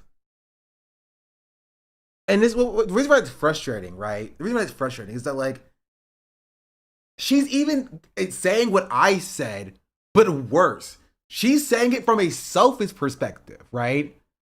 She's saying it from a selfish perspective. She's saying it like, you know, get yours, you know, instead of being like hey, withhold your vote to stop a genocide. It's withhold your vote to, like, make yourself feel better. Withhold your vote to, like, you know, further your own goals or benefit yourself, right? Not to, like, liberate your community, not to limit end oppression, right?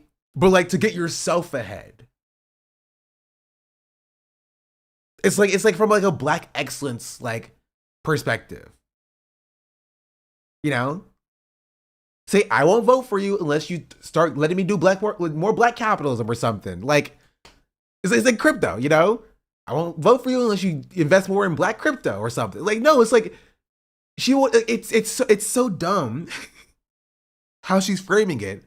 But, like, it's so hilarious because her supporters were saying the exact opposite 2 years ago. That's why it's so hilarious. So that you don't even worry about whether you're producing what I need because, we can count on them to vote because they remember the Edmund Pettus Bridge. I'm saying that's what y'all are doing.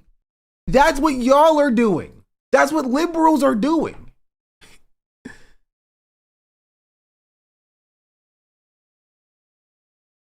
That's the problem.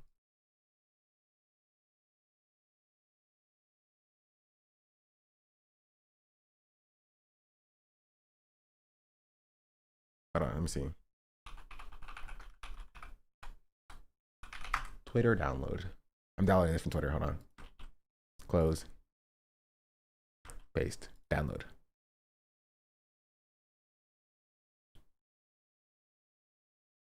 Save. Save. Go here. Quote.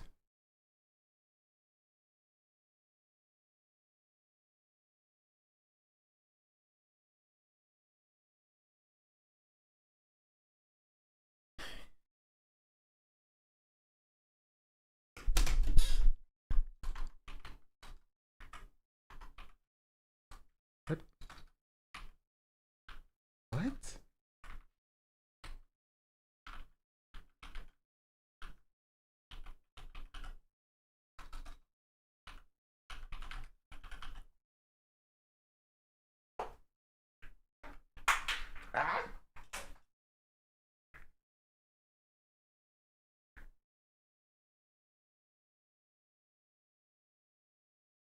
Post.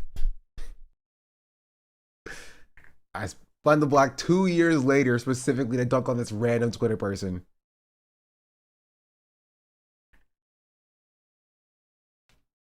I am always vindicated. Always vindicated. Anyway, let's just go back to this.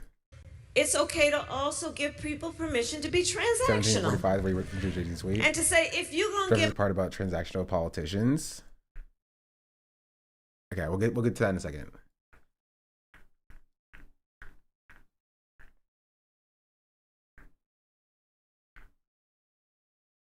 Hutch was wrong again. Hutch was wrong again. What a surprise. My vote, this is what I expect. I'm gonna vote because I expect to get something out of this. I'm gonna get mine by voting. That's what I would offer. I think it's okay to give people permission to be transactional voters. I know we are over the time, but I need to ask you this. There was... Give me 1 second. Hold on. Hold the freakity freak on, bro. Hold the freakity freak on.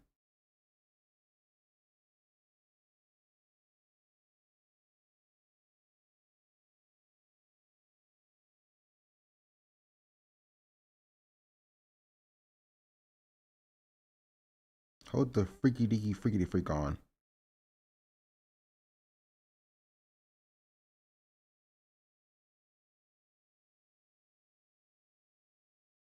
Oh. Okay.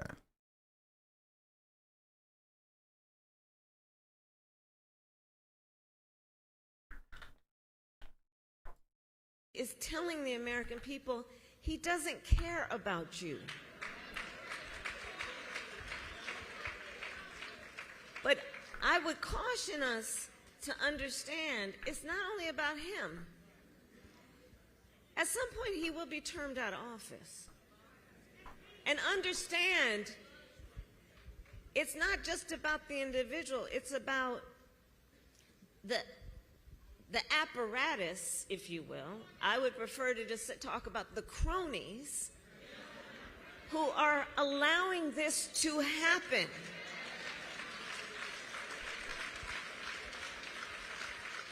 Members of Congress, Rev, I'm going to use the F word, who are feckless. It's an appropriate F word. Who don't, and I served, as you mentioned, Rev, in the United States Senate for 4 years. Man, she really wants to be the president, bro. She really wants to be the president. She really wants to be she's like trying to call out like Congress members for being feckless. Like she's like the most feckless. She couldn't even separate herself out from Biden, who was so unpopular he needed to drop out.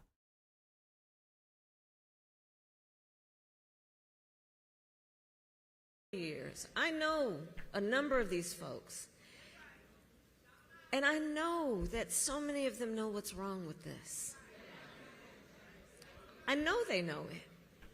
But they don't have the courage to stand up. They want to walk around with their flag pin, having their staff run around and chase them like they're royalty. What does she mean, the flag pin? What does she mean by that? Like, do you mean like the Israeli flag pin, like, or the American flag? I'm confused. I don't know what she's trying to say. American, but don't most Congress people wear like American flag pin?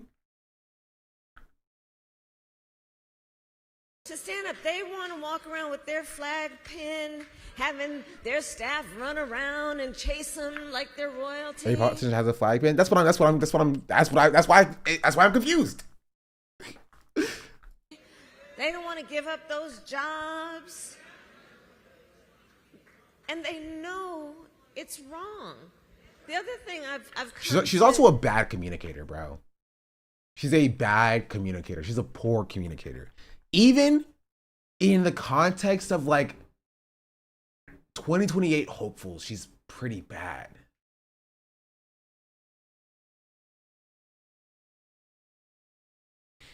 That's the problem. She wants everyone wearing an Israel pin. No, that's not even true. That's not even true. She doesn't care about Israel. I don't think she cares about anything, bro. She cares about winning. And she'll take APAC money if it makes her win. Right? She's not like fanatical like Joe Biden is on like the furthering the state of Israel, but like she's like, hey, if taking APAC money gets me ahead of my opponents, then I'll do it, kind of thing. You know, she's not like, yeah, we need to stand by Israel because I want Israel to succeed. She's just like, yo, just, you know, will it make me win? Right? They're like, how does Madam President sound? Madam Black Woman President. And she's like, Madam AKA President? And they're like, yes, ma'am. And she's like, I like the sound of that. That's what Kamala Harris is. You know what I mean? That's what Kamala Harris is. See what the autopsy has to say about how her views on Israel worked out for her? No, like obviously her views on Israel were unpopular and lost her votes, right? But that's not because she herself liked Israel. It's because the democratic apparatus around her liked Israel, and she's feckless and too much of a loser to stand against them. There's a difference there. There's a difference between like Joe Biden being fanatically for Israel and Kamala Harris having no beliefs and being swayed by the people around her who are for Israel. That's my position. Right? I did say the F word, yes. Feckless. Gasp. Right? That's why, like, if Joe Biden, he wouldn't have done this, but if Joe Biden came out and was like, I'm against genocide, Kamala Harris also would have come out and said, I'm against genocide. If Joe Biden said, I'm for throwing 2-year-old babies off of cliffs, Kamala Harris would have came out and said, I'm for throwing 2-year-old babies off of cliffs. She doesn't believe anything. No matter what Joe Biden would have said, she would have said, I'm for that specifically. She has no beliefs, right? She was like, I'm Joe Biden's vice president. I'm with whatever that guy said. That is literally her only belief. And that is why she lost. Because she adhered so closely to the guy who was so unpopular that he had to drop out. If she just separated herself away from that person to any meaningful degree, she had a good chance of winning. But she didn't.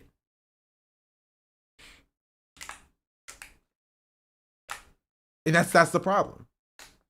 And now, even in this regard, even in this interview, I'm curious to see the entire thing. I still don't even know who she is or what she stands for. She hasn't even said anything here. She's like, oh, some people are transactional. What does that mean? Oh, your vote should be transactional. Okay, what does that mean? The president's bad. All right. What does this mean? At the very least, when I hear freaking Gavin Newsom speak, he's like, he's a snake. He's like, oh yeah, AIPAC, that's interesting. But at least he's saying stuff, right? At least he's like, oh yeah, some people can say that Israel's an apartheid state. But, well, I don't think Israel's an apartheid state. But some people do say that. Like, at least he's saying stuff. And I'm like, okay, you're saying stuff. It's different than what you were saying yesterday. But I can come to a conclusion that, like, you are disingenuous because your position is changing. I don't know what she believes. I don't know what she thinks. She's just talking. You know? Like, I've gotten nothing from her. You know, because I think she said is like, it's not just Trump. Even she did write up after. We're all spending a lot of time thinking about how could people be this way. I've come to the realization that, you know, some people are purely transactional. By that, I mean they're in it for what they can get out of it, and whoever is harmed in the process, so be it. They're not burdened with doing what is morally right, what is principled, what is value-based. You don't say. You don't say. You don't say.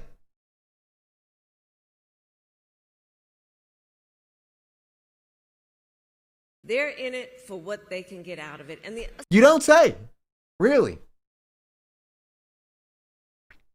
Second point I've come to realize, sadly, is that I do think it is part of the frailty of human nature for some, which is the need to just be next to power, no matter what it does.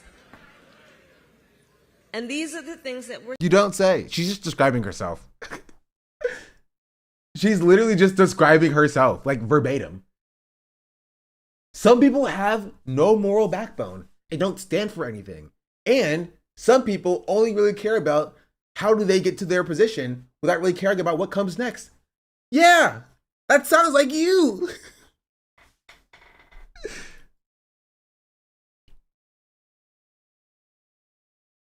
We're seeing come from people who are otherwise powerful and have taken an oath to represent the people in their best interests. So this is what we're seeing happen. I think we need to be, we need to understand it's bigger than him. We have midterms coming up. And anyone who is facilitating this, either by their silence or actively, needs to be held accountable. Oh, really? You mean like also like a genocide? Maybe, potentially? I don't know, is that crazy? Not me though, not me. Everybody else who's facilitated what's going on right now, starting after I left office. Starting then. Starting on November 6th, 2024. No, starting on January 22nd, 2025. Onwards. Then, starting then, those people need to be held accountable. All of them. Yeah. I am curious about the rest of this. I'm curious about what she says in here. It's kind of long, so I won't watch it, but like, I'm curious. Cause like, she doesn't say anything, really. She kind of just speaks in kind of abstracts. Some people are transactional and they just kind of want to take and not really give. And that's not good. And politicians lie. And we need politicians who don't lie and will stand up for people. Like, okay. Okay. All right. Sure. She said the word count like every speech she does. Big F with no specifics. And like, it's not going to win her any favor with like anybody. Like, does she call out Israel in this speech? That's what I care about. I see Graham Platinum's face on my timeline. I did. Please, God, no. Stop. He's everywhere. Israel. There's no Israel mention? No Gaza? There's an Iran mention for sure. There's no Israel mention at all? Come on, if there's no Israel, you know there's no Palestine. Come on. If there's no Israel, there's no Palestine mention, chat. BB, I have no idea how to spell Netanyahu, bro. There's only one Iran mention, it's at the very beginning. Of Iran. And we get mixed signals from the president, which is not strange to me, that one day we're going to stop, one day we're going to start, one day it's not a war, one day it is. And on Easter Sunday, using all kind of profanity and attacking a religion or mocking it. I mean, from the first strikes, you have been about your opposition to this war and to this engagement. And as you see it now, explain to me why there's such a... And I say, I mean, I would say hot take. I'm not a fan of like Al Sharpton. It's general. But like, he's whatever. I'm speaking him up. Danger on a global level, which I believe was the he's whatever. Like in the grand scheme of like liberal adjacent, like political, like, you know, not even political commentators, but like it's like he's whatever. Either there's worse out there, but like he's too opportunistic to me. Yeah.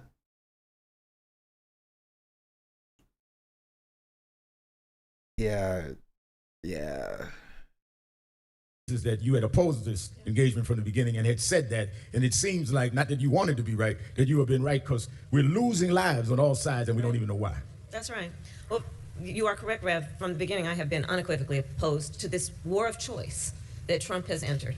Bro, why do all liberals just call it a war of choice? It just feels like they call it a war of choice instead of just calling it what it is, which is like,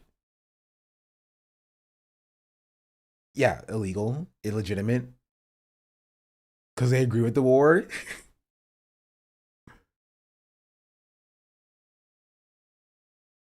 Let us understand, first of all, this president Religious crusade is by the fanatics. first Yeah, president of the war choice that we agree with.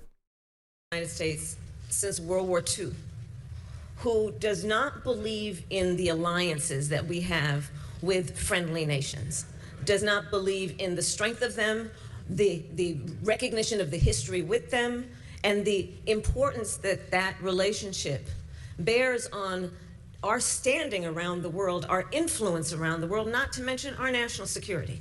Wait, which relationship? What is she talking about? Relationship with Iran, I assume? In the strength of them, that president is the first president of the United States since World War II who does not believe in the alliances that we have with friendly nations. Oh, just with friendly nations, just in general. Okay. Does not believe in the strength of them, the She's just talking about NATO? Okay, I don't care about NATO. of the history with them, and the importance that What does this have to do with Iran? relationship bears on our standing around the Also, world. black people don't care about NATO. Who cares about NATO, bro? Stop. Our influence around the world, not to mention our national security. It was a question specifically about Trump's war in Iran that you are specifically against. And like her answer is like, listen, Trump is really mean to NATO. He's really mean to NATO. And like no other president has been as mean to NATO as Trump has been. Like, no, this war is unpopular. The war with Iran is unpopular. Engagements and entanglements with Israel are unpopular. Focus on that, please. She immediately went to talking about this other completely irrelevant issue that nobody cares about. This is the first president of the United States post-World War II who has not considered the United States of America to have a responsibility to be a standard bearer around international Oh rules. my, who cares? We as the United States are not holding the standard up, and we're not the standard bearer for the entire, no one cares, bro. Genuinely, no one cares. No one cares. I guarantee you, no one cares. Liberals don't care. Conservatives don't care. Everybody, Americans want to focus on home. They want to focus on domestic affairs. I promise you. They don't care about America being the standard bearer for the world. They don't care.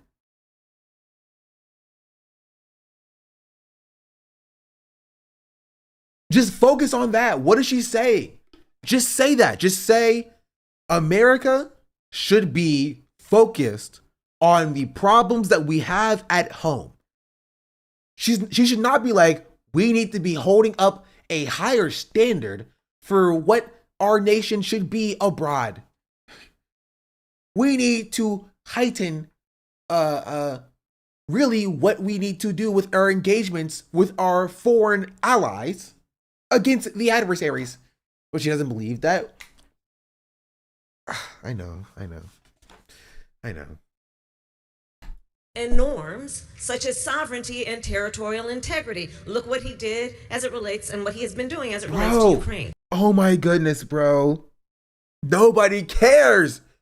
People don't want America. Americans don't want America to uphold sovereignty and territorial integrity.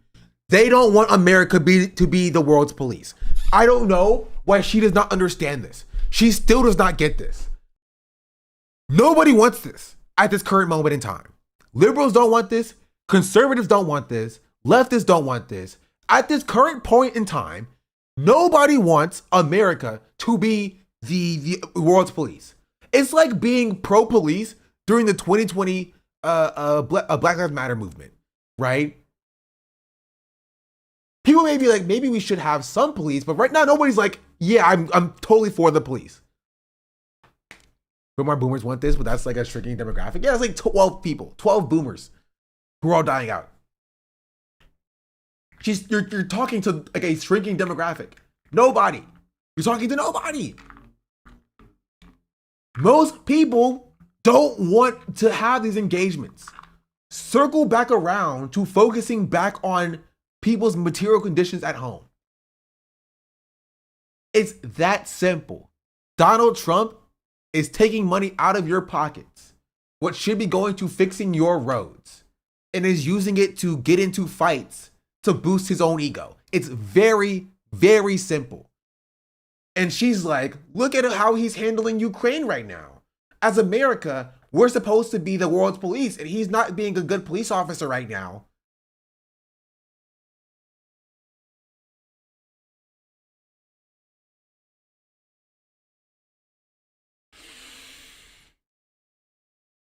I'm gonna go stir fry crazy, bro. I'm gonna go stir fry crazy. And why is this important? Also, Acorn has taken for the 18. Wait, thank you for the prime. And Jane Pegger, thank you for the 25 months. Chat. You know, your primes are free. I know I didn't stream for a month, so your primes may have expired. So you can go ahead and check and see if your primes have expired, and you may be available. And if you want to drop that here, I'll take them. You can use them here. I'd appreciate that.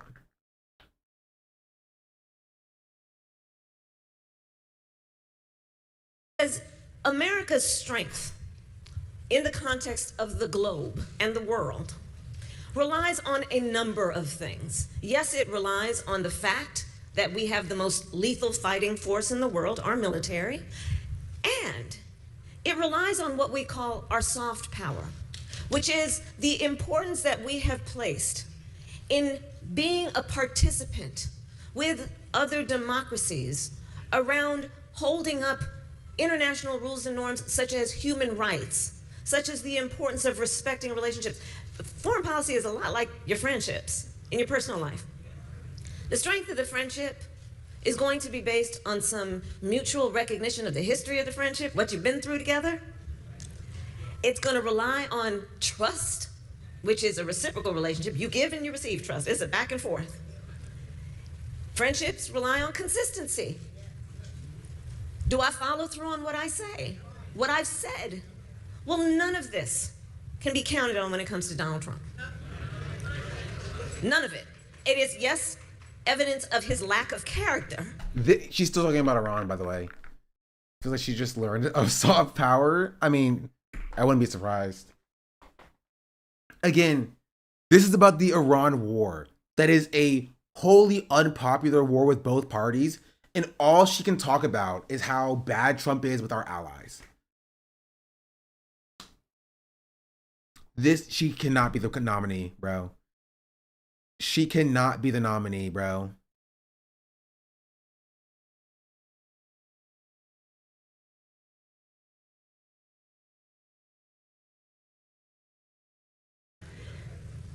But it is harmful to the people of America, not to mention people in allied nations around the world.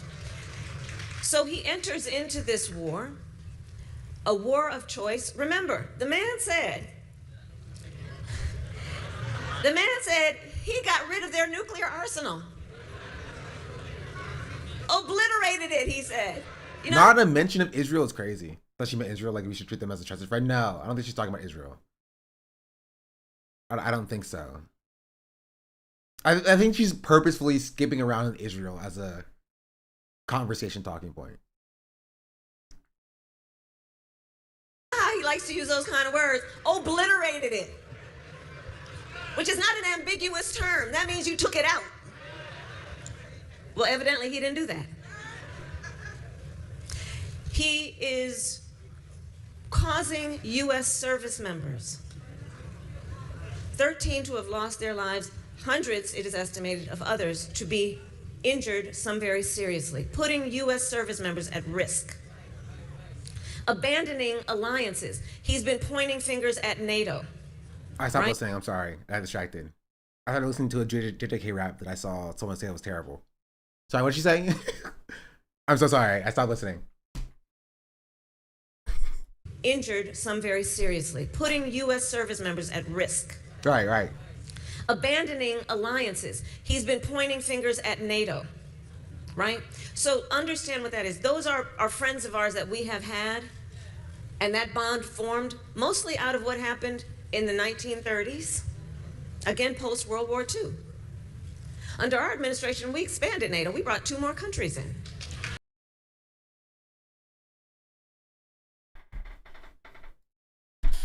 When did World War II end?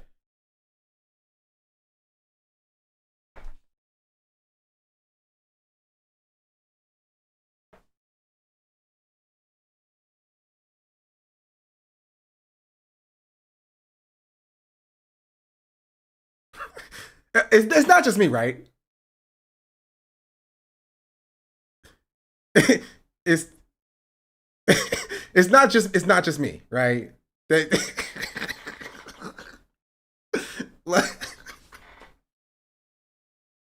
Maybe she just misspoke. Maybe she misspoke. It just that didn't sound right to me. I was like 1930s is not post World War II. 1930s is not post World War II. Like I was like, I'm not crazy. I'm not going crazy, am I? I didn't do like crazy in like U.S. history, but like I didn't fail the class. It was not 1930s, by the way. So we're correct. She's wrong. It's fine. He's now pointing fingers at these friends of ours who don't want to go along with his most war Americans of not choice. knowing. And yeah, but like it's very like it's World War II. I mean, yeah, you're right.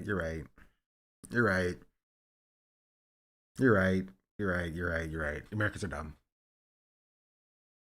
I mention all of this to say 2 things in particular, which keeps me up at night, frankly, as your former Vice President of the United States.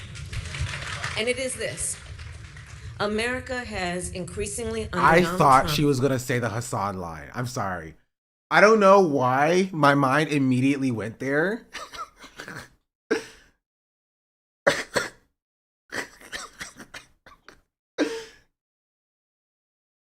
I don't know why.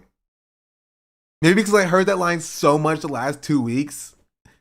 I thought she was going to go straight to America Deserved. You know? I did. which keeps me up at night, frankly, as your former Vice President of the United States. And it is this. America has increasingly, under Donald Trump, become more unreliable as a partner to our friends. Oh my, is this what we are worried about, bro? We are like, that's something else flying around here. But is this what we were worrying about? We're like 8 minutes in, and I did see something else flying around here, bro. And you're worried about like how bad we are to our friends? That's your biggest worry?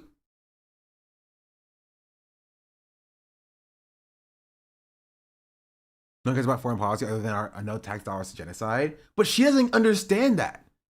She doesn't get that. She's like, but NATO, think about NATO. She's still pulling these like Biden lines. Nobody cared about NATO except for Biden, bro.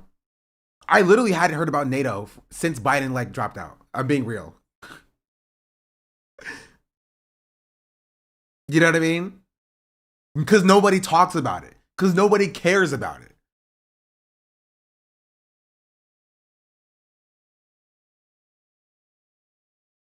But she's like, listen, we're being bad friends to NATO.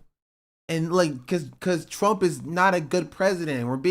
We're not good to our friends. Like I'm sorry, like if we're gonna say anything about Trump and NATO, like most Americans agree with Trump on NATO. They think we're giving too much money to other countries. They think we're spending too much on foreign aid holistically when people in America are struggling. They think we're giving too much money into NATO and we're getting nothing out of it, right? Like that's what a lot of like normal everyday Americans think. If they think about it at all, which they don't. You're talking about ICE at least? Not that we've seen so far, but like we did start at around 4 minutes with the Iran war. She might have started with ICE, but I don't think so. I think we started at Iran, so we haven't gotten to ICE yet. And America has increasingly, second point, lost influence. So when we otherwise could say, you know, in X country, we're concerned about human rights violations, even if it did not directly affect our national security, we had some level of authority to speak about these things in a way that we had earned the ability of people to listen and pay attention and maybe try to do better. We have become more unreliable under this man, and we are losing influence. And my concern is not only just the fact of it, but it's going to take a while and some serious work, way beyond the end of this man's term, to regain whatever we had. I will tell you, Rav, though, what gives me some sense of optimism includes this. As Vice President of the United States, I met with over 150 world leaders, presidents, prime ministers, chancellors, and kings. Many of them multiple times, and formed relationships. I have traveled the globe many times over, and I will share with the friends here, one thing that I realized is that the relationship that we have with allied nations, yes, can be forged and reinforced by the leaders, but I will tell you, the true strength of those relationships is the people of those nations feeling some level of identity and connection with the people of our country. And that is what? What is she talking about? Can be forged and reinforced by the leaders, but I will tell you, the true strength of those relationships is the people of allied nations. And I will share with the friends here, one thing that I realized is that the relationship that we have with allied nations, yes, can be forged and reinforced by the leaders, but I will tell you, the true strength of those relationships is the people of those nations feeling some level of identity and connection with the people of our country. And that includes the people in this room. Because I will tell you, in meeting with so many foreign leaders, the first foreign leader that I invited to my home as vice president was then German Chancellor Angela Merkel. I had her over for breakfast. And we sat down, it was called a bilateral What does meeting. this have to do with us? I have to go back because he's reading chat instead of listening to Kamala. No, I'm not reading chat. Chat's over here. I'm reading Twitter.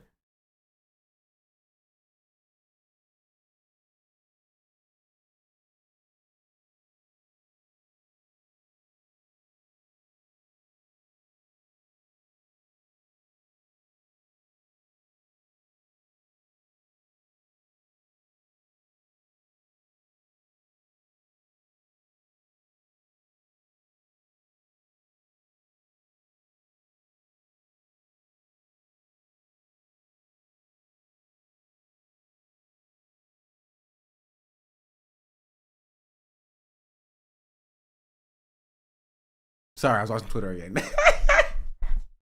My bad. Okay. Down and we talked about everything. It was before Russia invaded Ukraine. We talked about Russia and China and a number of things. And then she leaned over to me and she said, please tell me what's going on in your country with voting. Because she was very concerned about the erosion that she was reading about and hearing about in the United States around obstruction of voting rights. Yeah, I don't think that's true. I don't think she said that. I think that she's lying. Not because I don't think that she would say that. I just think that Kamala lies about her stories.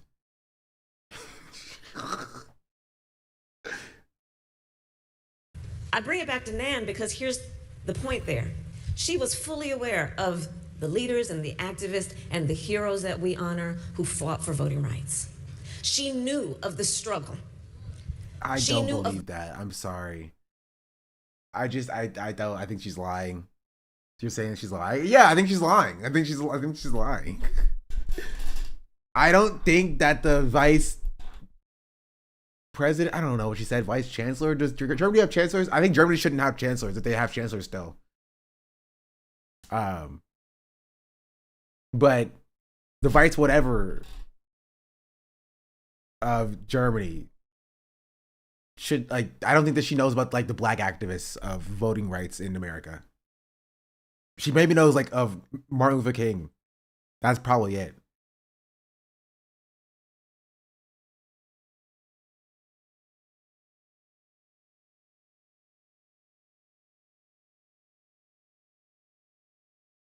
I just don't think that's true. Germany has both the chancellor and the president to do different things. Oh.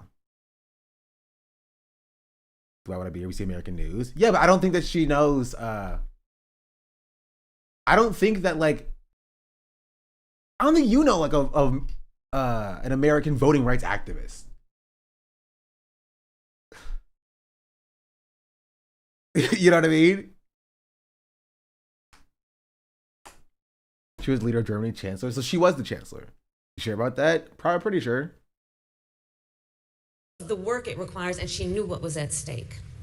And I like steak. I will tell the folks here that, again, part of the relationship that we will ever have with the people of other nations will be because of folks like the folks in this room who are always fighting for the ideals of America, always fighting for what we know to be true commitment to freedom, to justice, to liberty, and to equality.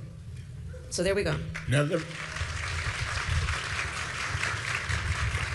let me ask you this, and I'm sure you remember, many out there remember, President Trump said on day one, he was going to deal with inflation and make America affordable again, and to bring down the prices of groceries. It's safe to say these things didn't happen. So, I mean, what do you make of this? I know, you know, I'm the preacher, but you practice better than me. I'd be up in the middle of the night saying, I told you so, but how do you, on a serious side, deal with the fact that we are dealing at a time, this war exacerbates it, what's going on with the Straits of Hormuz all exacerbates it, and we're paying for this. This is not just some foreign affair. True, this is true. Incorrect. The translator does like TD Jakes. That's also true. That I will give that to you. He does like TD Jakes. But like, it's crazy that Al Sharpton has to like pull the conversation back to being like, yeah, but this is what America cares about. Fair issue somewhere else. That's right. The American citizens, black, white, red, blue, don't matter, are paying for this war. And the American citizens will always pay for war. So that is true. First of all, just to answer the first question, and I heard friends in the room say, he lied. He lied. He told the American people on day one he was going to bring down prices and costs, and he lied. I will say this, however. You know, when you look at the numbers in terms of that stop election, listening. Exacerbates it, and we're paying for this. This is not just some foreign affair issue somewhere else. That's right. The American citizens, black, white, red, blue, don't matter, are paying for this war. And the American citizens will always pay for war. So that is true. First of all, just to answer the first. She did not say that American citizens will always pay for war.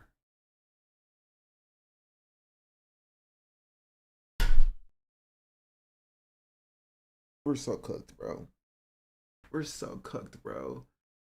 We're so cooked, bro. We're so cooked. She's like, yeah, and we're always gonna pay for war. American citizens are all. She's like, yeah, Al. That's just how it works, bro. Yeah, we take you to war. American citizens pay for war. That's just how it works.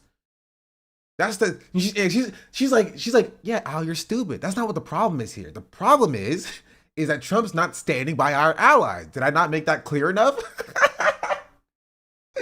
Oh, that's why this is so funny. Al Sharpton is like, he's like, yeah, it sucks because like we as Americans, like we want healthcare and stuff, right? We want healthcare and we want like to go to college and not to be in debt, and we're ending up paying for this forever war. And she's like, yeah, Al, you're always gonna pay for this war. That's not the problem. The problem is that he's not being nice to our friend Israel. Right, guys? Right? Yeah. That's what the real problem is. He doesn't like Israel enough. He just like, what?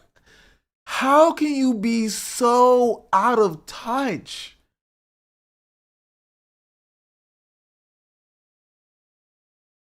She was understood the clapping as them cheering on us paying for multiculturally. Yeah. They're like, they started clapping and she was like, yeah, okay, see, they like it. They like it. They like paying for the war. All the black, white, red, blue peoples. Which, first of all, I thought we learned this in like 2017. Don't do the whole black, white, purple, yellow. Don't do that. Don't stop doing that, okay? Stop naming colors for different types of people. All right? Stop doing that. Like, stop. You don't have to do that, right? You can just say all types of Americans. Like, you know what I mean?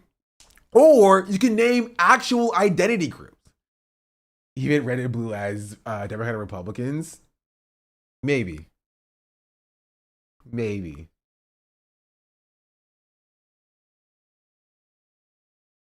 he say red and blue? He might have said red and blue. Maybe I have trauma. I was like of like older people who always do like, I don't care if you're black or white or pink or yellow or, you know, turquoise. You know what I mean? So I have that trauma in my head. So maybe he didn't mean like red and blue as in like, you know, Democrat or Republican. We'll just say Democrat and Republican. You know what I mean? Just say, you know, black, white, Democrat, Republican, conservative, Democrat, or, you know, conservative, liberal. You just like say the identity group, you know? Like just don't, you don't have to say the colors. Or just say like people of all races, people of all genders, people of all creeds, religions, you know, all Americans. First question, and leftist fascists, wait, like, wait, hold on. Heard friends in the room say, he lied. He lied. He told the American people on day one he was going to bring down prices and costs, and he lied. I will say this, however. You know, when you look at the numbers in terms of that election, 1/3 voted for him. Lisa is learning. 1/3 voted for us, and 1/3 did not vote. Hope the break Okay, helped. okay, As a hold new on. streamer, listening to your thought process Hold on. through the burnout has really helped, so thanks for sharing. Lisa's learning thing for the 3 months. Much appreciated. I appreciate that. Chat. She steals my takes. You've heard me say this exact same thing. You've heard me say this exact same thing before. Verbatim. 1/3 votes for Democrats, 1/3 votes for Republicans, 1/3 people don't vote. Right? What is her conclusion to that going to be? What is her conclusion? She has been watching me, bro. I've said that. I've said the transactional voting thing before. Either her or her freaking speechwriters or her campaign staffers have been watching my streams, bro. I've said that exact same thing. So the question is, what is her conclusion to that's going to be? Right? Yes, because that's true. 1/3 of the country vote Democrat. 1/3 of the country vote Republican. 1/3 of the country don't vote at all. I'm sorry, of the eligible voting population. Right? And then you have a subset of people who aren't registered, who are too young to vote, who are felons who can't vote. Those are the non-eligible voters over there, right? But of the eligible voting population, 1/3 don't vote, 1/3 vote Democrat, 1/3 vote Republican, with like 1% voting like independent or third party or whatever. It's negligible, not important. The conclusion you draw from that is the important part. If it's like, oh, we need to be fighting over the Republicans for their votes, which is what they did in 2024, that's stupid. Or it can be, hey, we can try to get the eligible voting population up to get those votes. That's also stupid because, you know, that support of, you're not going to age up people who are 0 to 18 years old to get them old enough to vote. That's not happening. You're not lowering the voting age so that they can vote. That's not happening. And making it so felons should be able to vote is actually a good policy. And you should work towards that. That is also important, right? Or, the secret third thing, you can try to get people who don't vote to vote for you, right? So I'm curious as what she's going to say as her conclusion to this. And I do believe there is a healthy number of the folks that voted for him that believed him and voted based on that very important issue, which is, can they afford to get through life with dignity and being able to take care of their family? It's without any question, I would say, the number one issue for most people in our country. And you look at it, though, what he has done is, instead of taking care of the average everyday folk in America around their need for affordability, he'd been taking care of his rich friends and his own family. You look at what's been happening, the cost of gas, the cost of food, unemployment, inflation have gone up since he has been president. Okay, so I still think this is dumb to like hyper focus on Trump voters, but she started to talk about affordability. That's a step sort of in the correct direction. I don't know how we got from the Iran war question to this. Right? I live like a capitalist every single day, Cenk. There was no like connective tissue there.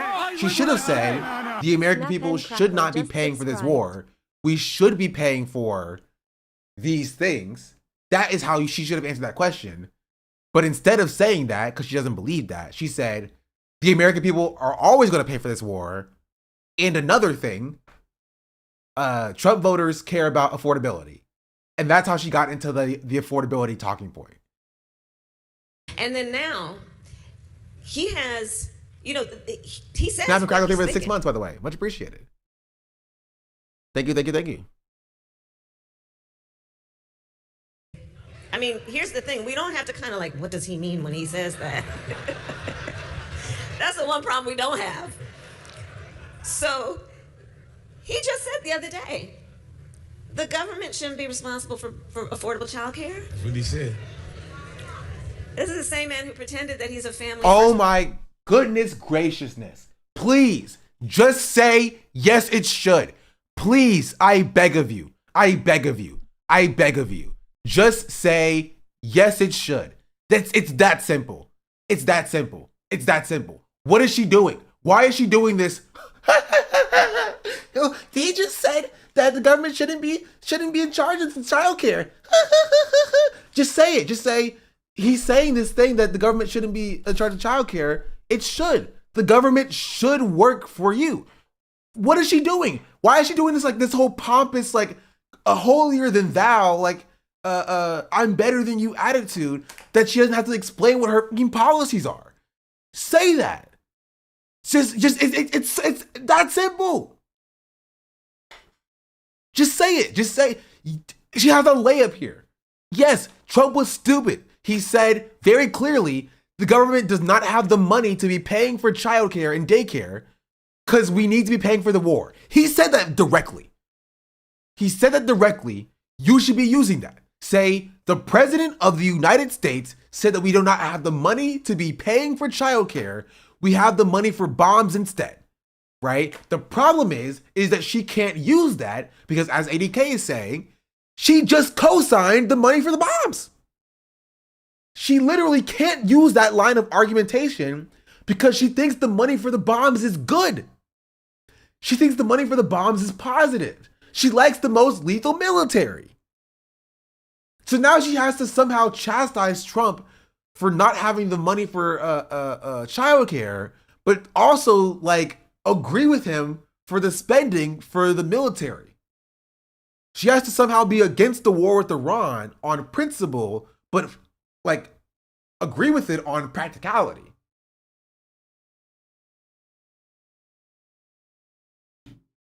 And that's why she's a terrible candidate.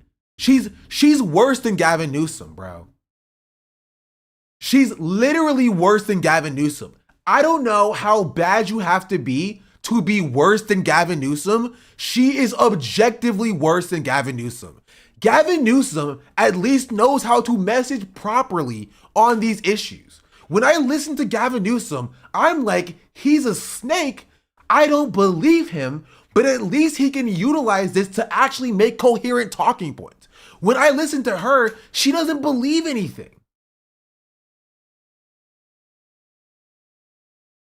I don't know how you come across as like worse than Gavin Newsom.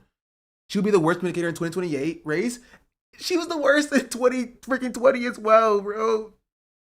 And she's who's the front runner is. She's who we're stuck with.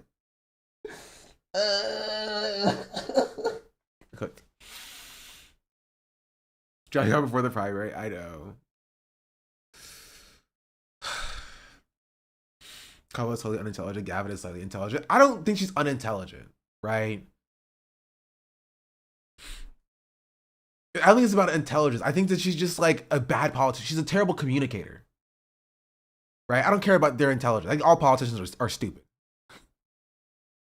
right? She's a terrible communicator.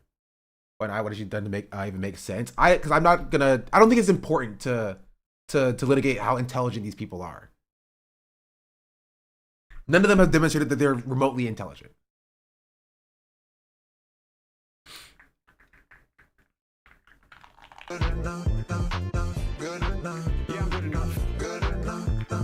She just is unable to communicate policy. Mini5130 just subscribed. Love you, King. Keep up the work. Anyways, got to go study for midterm SDABL. They were the 27. I bit my tongue. 27 months, Minnie. Much appreciated. I bit my freaking tongue. Anyway, we have to keep listening to her freaking speak. I want to see what she says about freaking ICE. I want to see what she says about ICE because that's gonna piss me off even more. President. They're asking for at least $200 billion. I heard today the number may be as high as $400 billion, $200 to $400 billion for this war. Meanwhile, they've cut Medicaid, premium prices for health care have gone up, SNAP benefits, WIC. Everybody in this room knows what WIC stands for, women, infants, and children. SNAP benefits, which are intended and were created to feed hungry children, hungry seniors, people who have the right to expect that their government wants to alleviate their suffering. So he again has shown his character on issues like this. And his character is he is telling the American people he doesn't care about you. Yes, obviously so. But I would caution us. So you should say, and this is the problem, she's only focused on like Trump. She's not giving any like vision of the future. That's the issue. That's the problem. She's never given any vision of the future. She's saying Trump wants to cut freaking SNAP and WIC, right? Trump wants to do this, Trump wants to do that. She's not saying, but this is what it should look like. This is what the government should do. This is how the government should look. Zohran Mamdani did this very well, right? When he said, this is the way the government works now, he then said, this is how the government should work. Where he says, groceries are too expensive, therefore, we should have city-run grocery stores to drive down prices, right? He said, rent is too high, therefore, we need to freeze the rents, right, to address that issue, right? He had concrete policies that he gave to people that said, you have these issues, and this is how I will address them as this current government is failing. But all she has is that Trump is bad. Trump is going to cut SNAP. Trump is going to cut WIC. Trump is using all of our money for weapons. Yes, we know, we see this. Cool. You're just telling us stuff. You are no better than like a news headline at this point.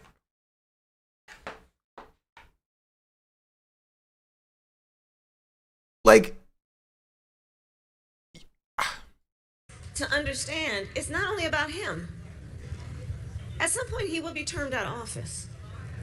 And understand, it's not just about the individual, it's about the apparatus, if you will. I would prefer to just talk about the cronies who are allowing this to happen. Members of Congress, Rev, I'm going to use the F word, who are feckless. It's an appropriate F word. who don't, and I served, as you mentioned, Rev, in the United States Senate for 4 years. I know a number of these folks. And I know that so many of them know what's wrong with this. I know they know it. But they don't have the courage to stand up. They want to walk around with their flag pinned, having their She also won't, and this is what pisses me off, she also won't say what needs to be done. What do you want them to do, Kamala? She won't say it. She won't say invoke the 25th Amendment. She won't say impeach him. She won't say remove him from office. She won't say arrest him. She won't say jail him. She won't say throw him and everyone around him in jail.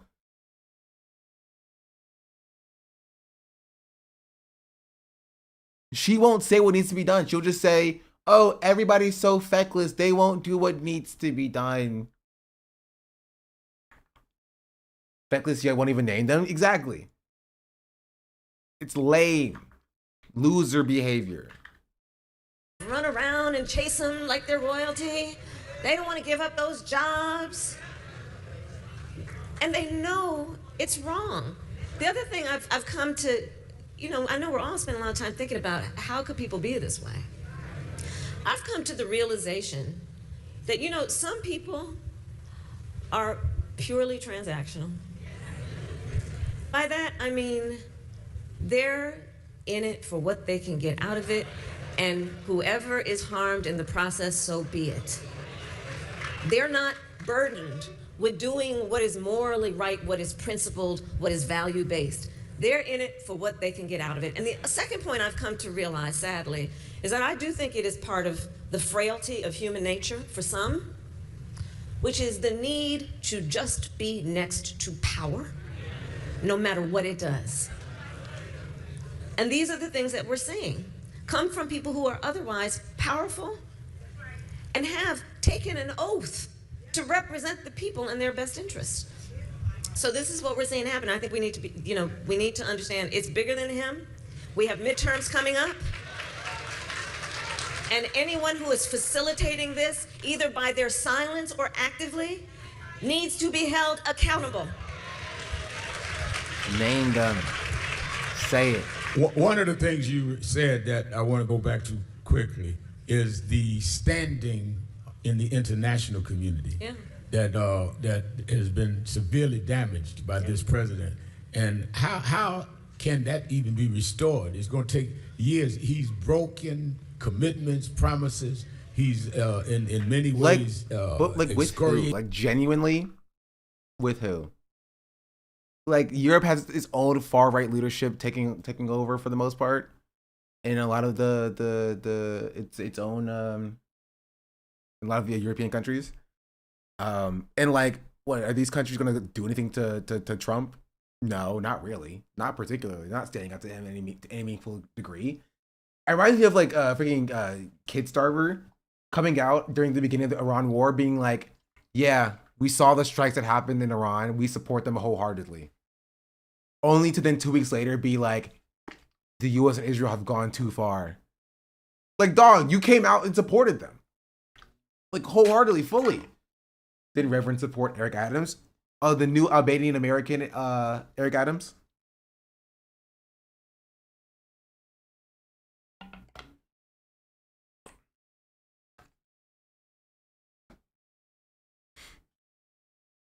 Some of the allies. How do you rebuild a global kind of image of where the United States was that he's torn up in a year and a half? You're right. One, we're going to have to, it's going to take, I think it's going to take more than one election to do. No, stop. Throw that person in jail. Throw that person in jail, please. Never let them see Never let them see the light of day again. You did this to us. What did they say? They said run again. They were screaming run again. Silence them. Please, guards, seize them. Stop them before it's too late. Don't give her any ideas.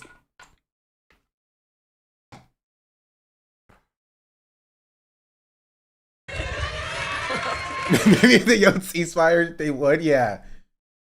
Oh, they should have been like, run again. I'm pro-Palestine, by the way, guys. Guys, I'm pro-Palestine. Run again, please. Guys, ceasefire. Run again. Ceasefire.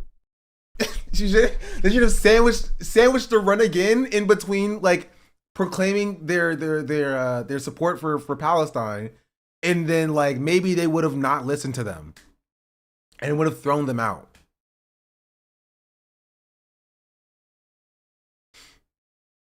That meme of the Asian politician being jumped for the mic as he screams into it, yeah.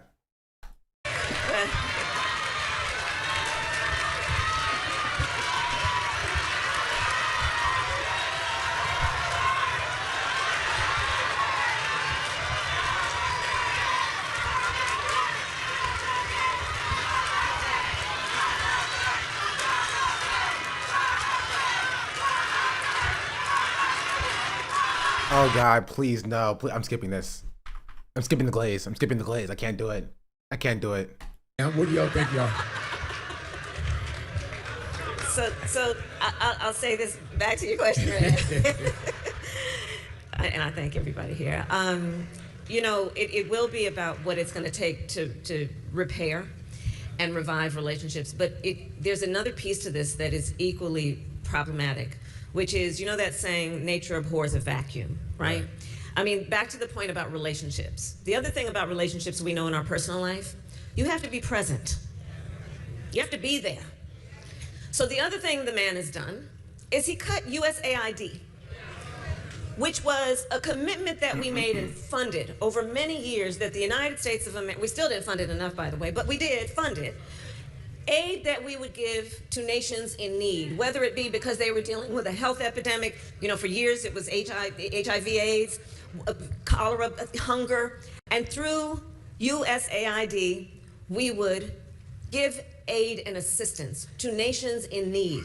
And by the way, that was not pure benevolence.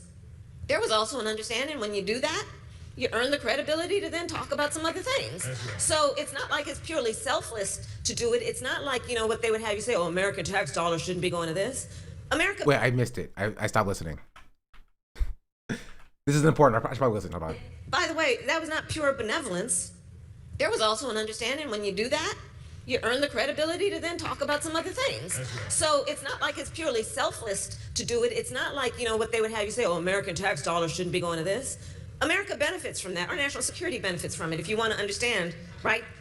There's multiple purposes. Benefits what? USAID?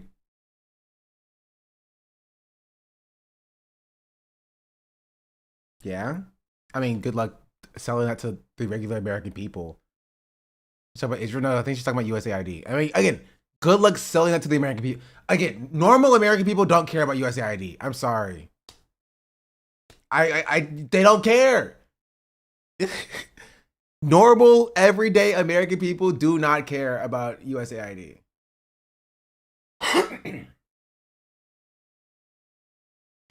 We did use USAID to spread vaccine hesitancy in other countries so they wouldn't get the Chinese vaccines in China. Not being unattentive, her segue into it was really awkward. And I am being inattentive. It's both. I was watching Neon be barred from going to O Block because he's racist. Not giving that level of aid, but the other thing, nature abhors a vacuum. I'm sorry. Like, if you should not be like getting in the weeds defending like why you need like USAID's funding. Even if you think that like she thinks soft power is recoverable, even if you think that, it's bad argumentation for this moment specifically. Even if you want to like reinstitute USAID, do it when you get in power, right? You're not getting in power running on NATO and USAID funding. You're not.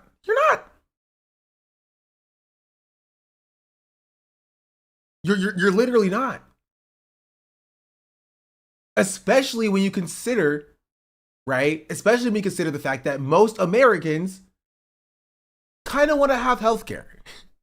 And it's a lot easier for them to be swayed by a conservative telling them, hey, your tax dollars are being sent overseas, especially in 2026, than to be like, no, we promise this is good for your national security, right? These soft power initiatives are very important for our national security, right? Because if we thrive and we, exercise soft powers over these developing nations, then that means that we are putting ourselves on the global scale over China, and we are putting ourselves ahead of them in development, and we can use that soft power initiative to leverage that over China for other development initiatives, giving us better deals for things like oil prices and national gas prices in the global markets. And you know what I mean? Like you're not getting that far and deep into like the global market manipulation of soft power initiatives to the normal average American voter.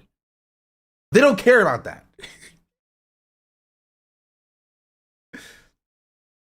People were like, hey, can you stop sending our money to other countries? And Kamala was like, hey, I missed the way we used to send money to other places. Yeah.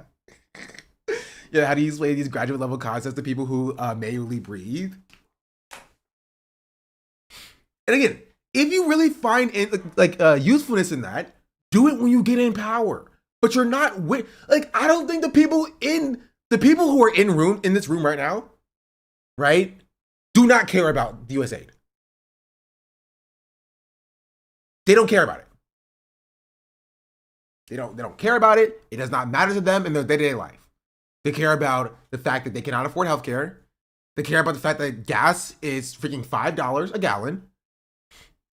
They care about the fact that their kids cannot afford to go to college. And they don't like that. That's what they care about. People don't care. They're just cheering what she says. Yeah, because they feel like they're supposed to. It just literally does not affect their life. They don't care. They don't care about NATO. They don't care about like the expansion of like Western, specifically American soft power initiatives in developing nations. They don't care about that. They definitely don't care about foreign policy stuff until it hits home. No, they do. They do. They don't like children dying with American weapons. They don't. This is a truthful thing. They don't like seeing children dying with American weapons. That is something that Americans do not like seeing. If it happens and they don't see it, they're fine with it, but they don't like seeing it. So if you position that to them and proposition that to them, be like, hey, this is happening, they'll be like, I don't like that very much. I want that to stop happening. Which is why Israel is so unpopular. You know? Which is why Kamala should be like, hey, Trump is killing, right, kids overseas with American weapons. We should stop that. She has not said that a single time in this 22 minutes of us watching this because she agrees with it. In this 22 minutes, she has not actually expressed actual dissent to the war with Iran, and actually being involved with the war with Iran and funding war with Iran because she agrees with it. She said that we have to fund these wars. She said Americans will have to fund these wars. Americans will always fund these wars. That is what she said in this discussion.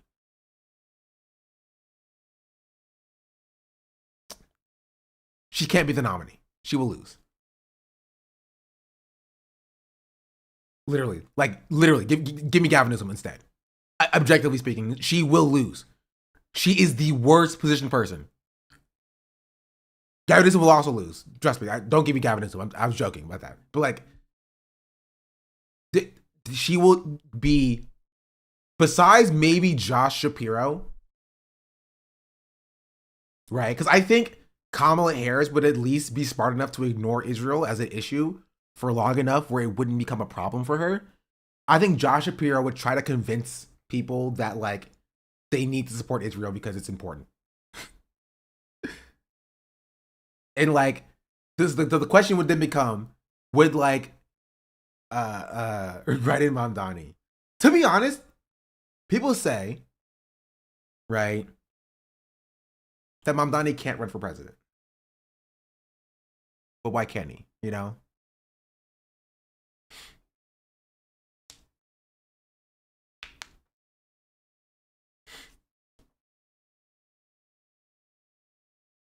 Laws can change. That's what I'm saying.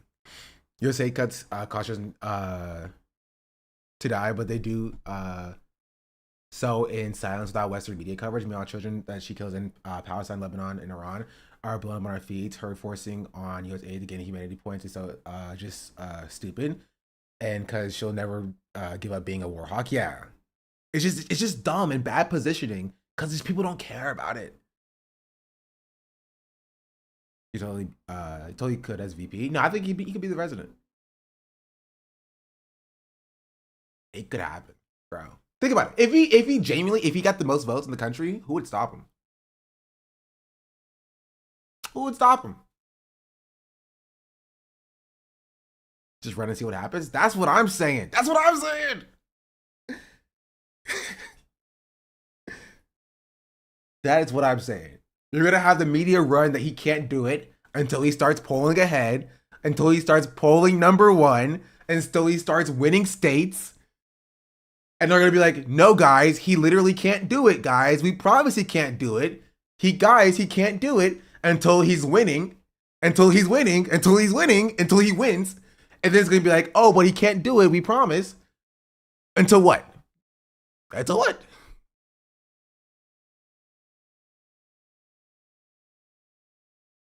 Until his hand is, I don't know. Did he swear on the Quran when he was the mayor? I was on the Quran and he's like, dog, I'm the president now, baby. Who's gonna stop him? Who's gonna stop him? Nobody's gonna stop him. I'm telling you, bro. Nobody's gonna stop him.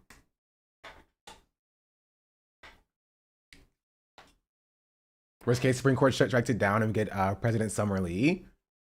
And the Supreme Court is on their way out, bro. I'm telling you. America is established on the foundational principle of like, you just do stuff until they stop you. That is what could make the same argument for Trump's third term. Yeah, that's why Trump is doing it, right? It's not a situation like we can't do this because Trump will use that argument. It's we can do this because Trump will use that argument already. You know what I mean? Trump is already using that argument, so we might as well use that argument for our benefit. Because yeah, that's the point. Every single day, Shank. I live as a capitalist. Okay, I live when I believe. Masala _ Check Chai an order that can subscribed. 2 years. Do I know if I have the 14th Amendment? We can do whatever we want. Exactly. Just think about it. I saw trying to think about the 24 months. I'm just saying, just consider it. Ruminate on it. Mamdani runs, Supreme Court strikes it down, mass discontent, Mamdani takes over in coup, installs woke Sharia. And think about it like this. Supreme Court doesn't rule immediately on a lot of things, right? It takes some time. So we'll have like a good solid like month or two, maybe 3 months of Mamdani presidency, right? And think about it. While he's the president, he packs the courts with woke justices. They rule in his favor and we win. Republicans never win another election again. We have the most woke judges on the Supreme Court. We restructure Congress. We abolish the Senate. And we're up. We're up. I'm telling you. It can work. We have to put our heads, we gotta put our pedal to the metal. You need to have that good imagination.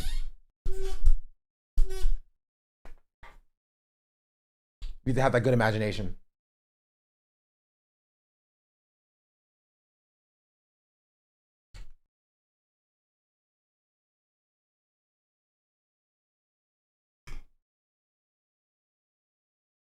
All right, let's continue. Are not present in these relationships. Other people will fill the void. So seek China. I mean, somebody asked me the other day, what's your take on China's connection to all this? And I jokingly, half jokingly said, well, China's just sitting back eating the popcorn. But what they're also doing is filling the void. When I was vice president, I was very intentional. Why is she positioning China as antagonistic, bro?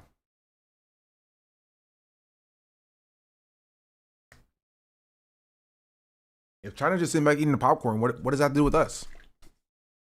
They're literally, even in her own description, they didn't do anything to us. She literally just said China is minding their own business, and she's already positioning them as the enemy.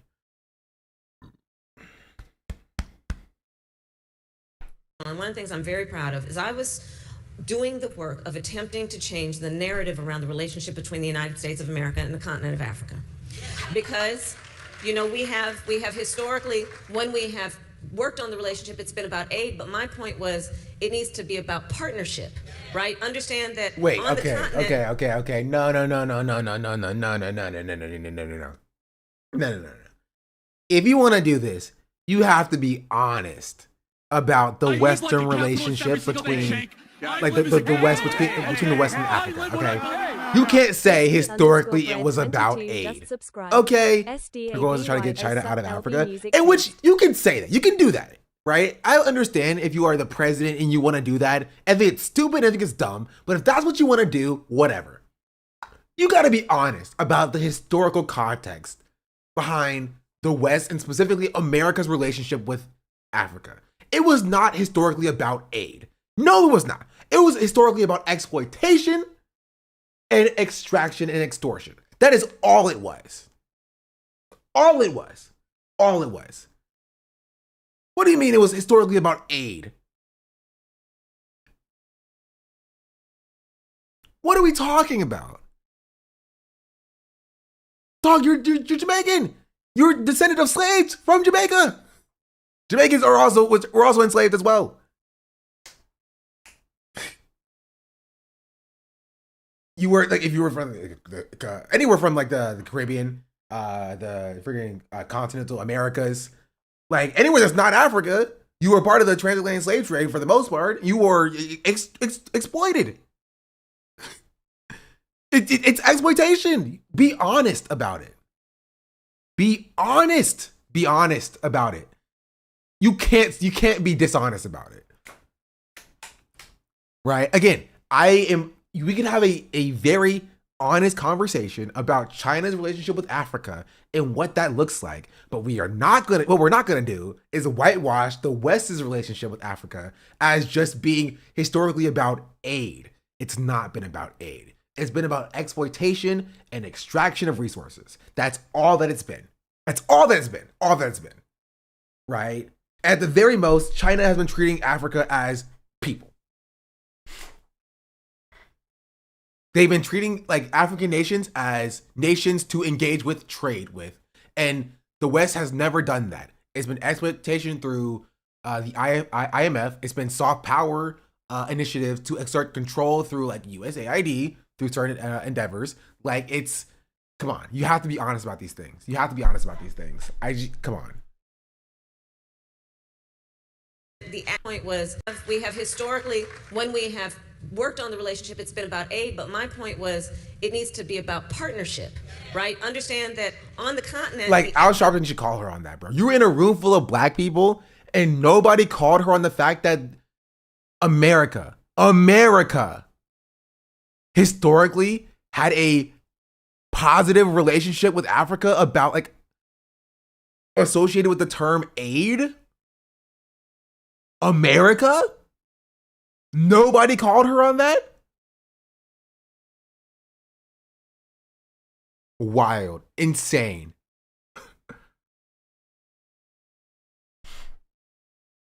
China did for exploitation too. Is not just not the people there mostly. It was for the resources. China did exploit them. It depends what you define by exploitation. I mean, if you define participation in markets and, you know, just trying to like conduct trade as exploitation, then you can define that as exploitation if you want to. Right?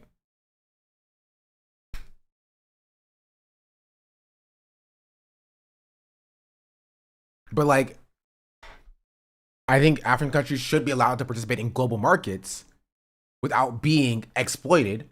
And Africa gave them that in. Right? And it shouldn't have been a binary.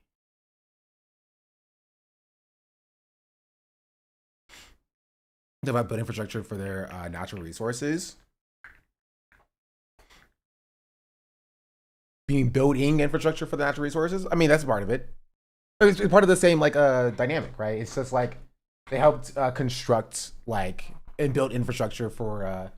I mean, it depends because like, again, Africa is a continent, right? Different countries had different deals, right, with China. Different governments had different deals with China, right? So again, we're talking about like different We're talking about an entire continent, right? And how like their relations with like specific countries. So you're always going to get like a very generalized overview of like a reductive discussion. The U.S. extends AGOA, China finally agrees zero tariff access for 53 African nations.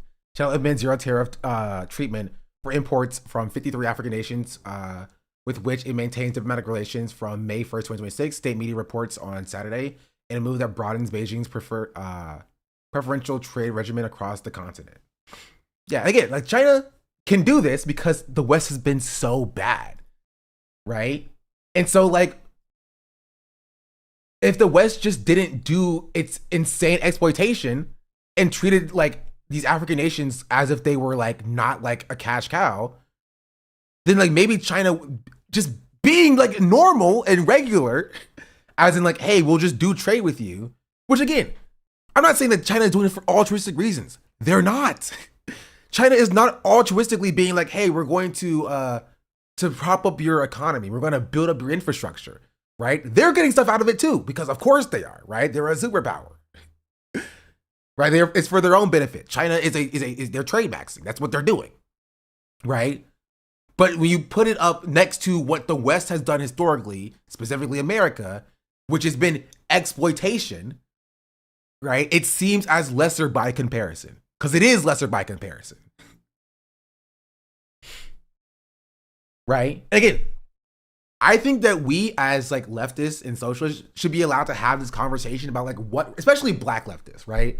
White leftists, you can like see your way out the discussion, right? But I think we should be allowed to have a conversation about like how much of a role should China play in Africa, and whether or not the role that China is playing, if it is exploitation, right? People use the term neo-imperialists, right? I'm not saying they not defending what US did. I'm just saying they did it for a nefarious reason as well. It's just lesser. I don't think it's nefarious. Like I don't agree with that. Right? Because that implies that like humans exist, like are inherently nefarious. It's just like Africa is resource rich and it has things that China wants. You are able to engage in trade, right? Trade should be allowed and encouraged in society. Right? And these African countries should be allowed engagement in the global market somehow, some way. Right? So I don't think it's inherently nefarious, right, to engage with them as a part of the global market. Right? It's just market participation.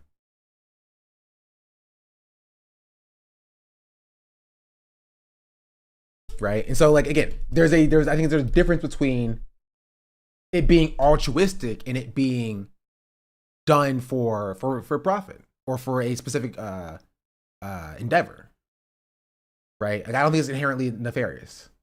Trade isn't necessarily nefarious; it's mutually beneficial, and hence why it's not altruistic, because they do it in exchange for something else. Exactly. That's kind of my position, right? Now, it can still be exploitative, right? Because there is an unequal power dynamic between China and like these African nations, because of the exploitation that Africa as a continent had experienced from the West, right? It can still be exploitative, right? Because of the unequal power dynamic, but I don't think it's nefarious. I disagree it's taking advantage by showing the investing in one hand and exploiting in the other. But what do you think that they should do?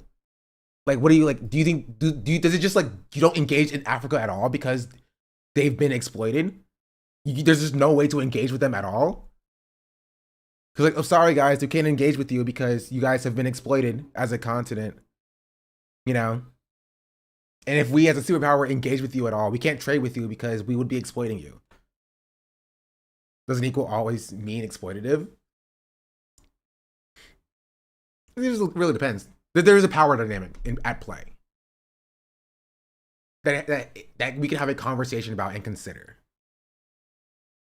But this is not a point of discussion. I think we are allowed to have this discussion. Right? My point is that I think we are allowed to have this discussion. I think it's a fair discussion about like what role China is playing in Africa. I think that's a fair discussion. My point is that like Kamala is like is kind of whitewashing the role that the US has played historically in Africa, which is kind of hilarious.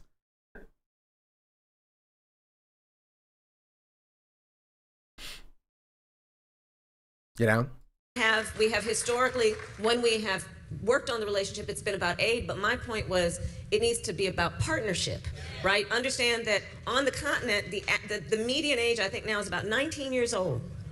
The prediction is that by the year 2050, 1 in 4 people occupying Mother Earth will be on the continent of Africa, which presents either a wonderful opportunity for partnership and investment, understanding this population of people are going to have such a huge impact on the future of the world, or it's going to present a risk if we just ignore the needs of the people who are there. For example, in many African nations, their economy is based on agriculture, right? So the work that we could do in partnership around new ways of, you know, I've been spending a lot of time in the South, as you and I talked about. When I leave here, I'm going to North Carolina, South Carolina, and Georgia, and then Arkansas later. Stay out of North Carolina, please. But agriculture, and in fact some partnerships with our local farmers and farmers on the continent. Well, he's pulled back because, you know, the way that he's thinking of foreign policy, it seems, is when he talks about America first, it's to withdraw from these relationships and these connections. And then he kind of acts like a mob boss. So then he's kind of like, well, you know, you take Eastern Europe and I'll take the Western Hemisphere. That is a terrible Trump accent. Where are the hands? Where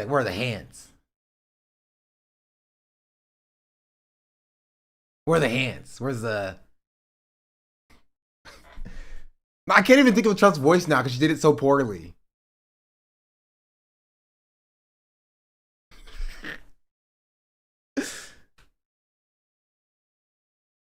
She's so bad at everything. I don't even know who she's trying to. It sounds like she's trying to do Trump, but like,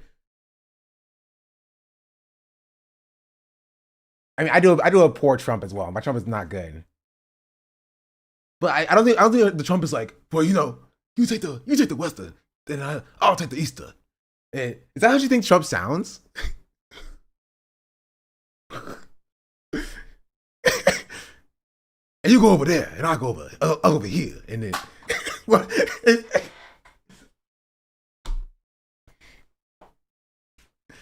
think she's doing a mafia boss voice, maybe. But like, she said that's what Trump sounds like. Like it's like she did a generic guy voice. It's just pretty bad.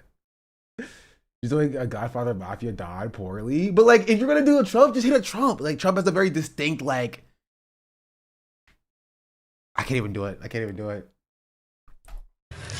And then you over there, you get Asia. What? Okay, it's so bad.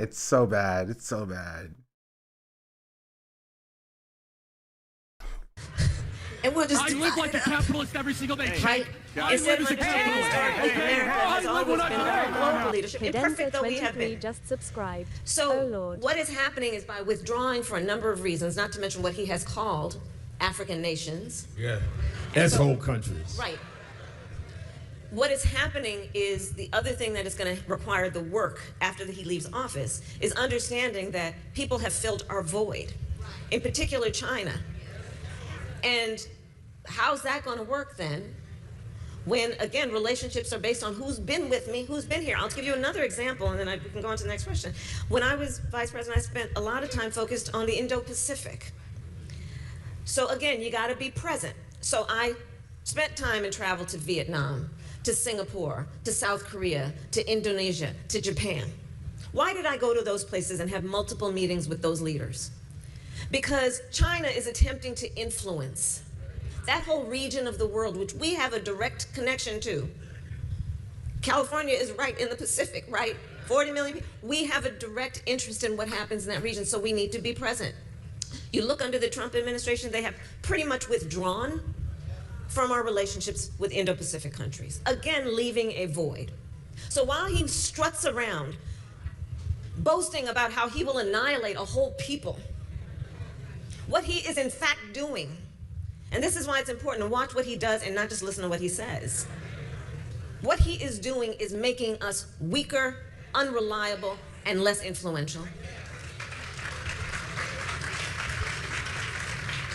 There's an inordinate amount of influence that social media has, both good and bad. Right. And so much to a degree that Australia just banned social media. Do you think government should regulate social media? So I actually was in Australia. Interesting question. As long as she wants to be the new Republican Party. I mean, hopefully they are. Hopefully the Democrats become the new Republican Party. That would be for the best.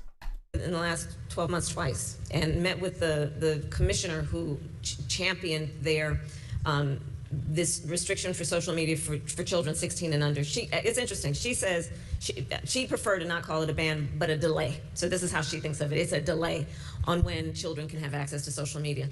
And it's relatively new, and we'll see how it plays out. I mean, here's the thing.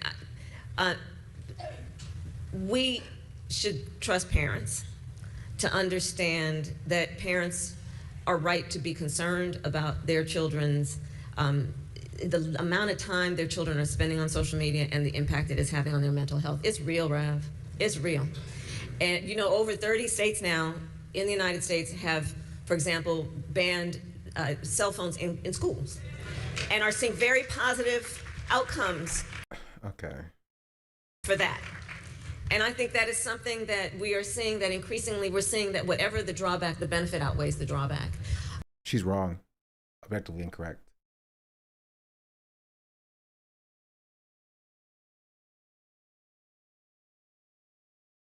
But the work that has to be done is understanding that also we've got to have guardrails on what big tech is doing. And whether it be social media or what's happening with AI. Back to the social media piece, I was actually very pleased to see that of the advocates for guardrails on social media were all these parents who just won that case against Meta and YouTube around the harm to children, so many of whom have actually died by suicide. You look at, and when we talk about suicide rates among children, and then you look at the suicide rates among Black children, we cannot ignore the reality of how, among the many factors that impact the mental health and well-being of our children. Yeah, we didn't see anything. You know, we didn't see any of that settlement money. Just putting that out there. Just putting that out there. We didn't see any of that settlement money. No Black kids saw any of that settlement money.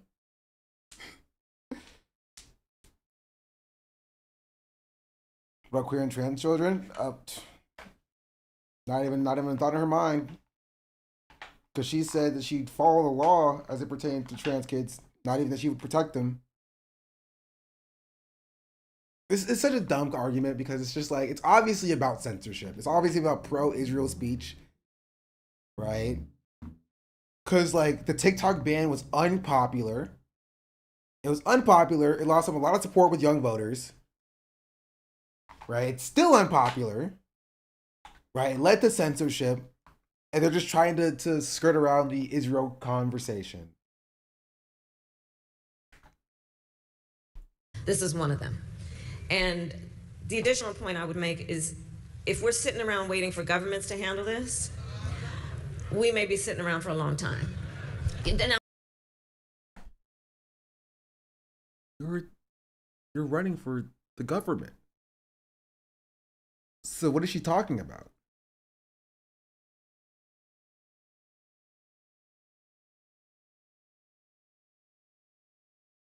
So she brings up Israel by name, everyone's going to hound her on 2024, which is why she won't do it.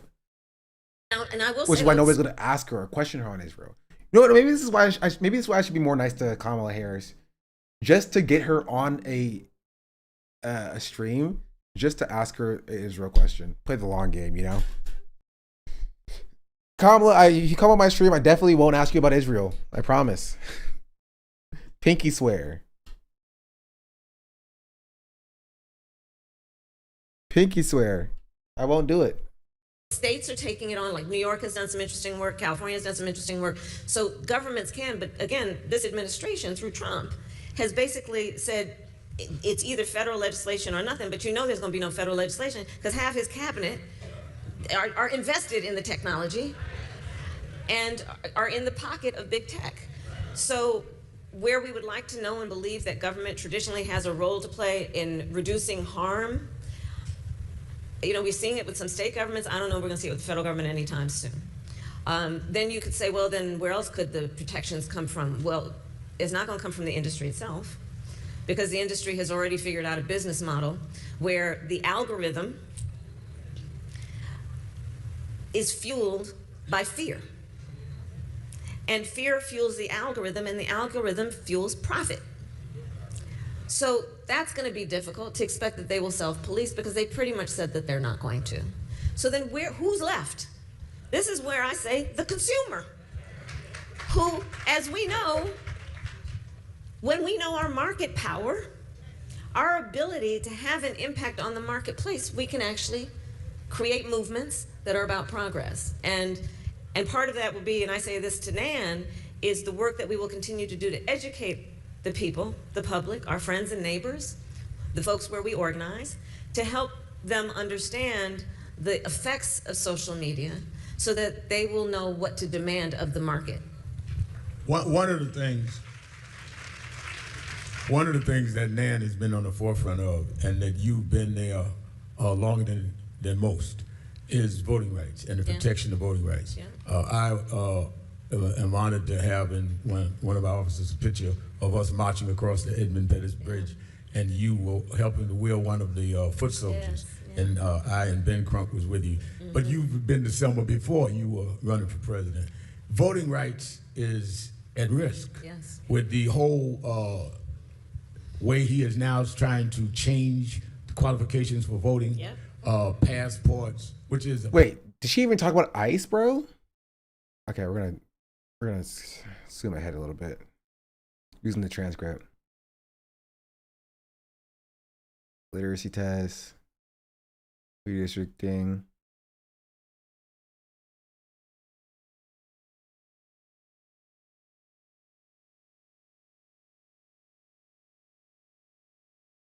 Mail-in voting. Is it search bar?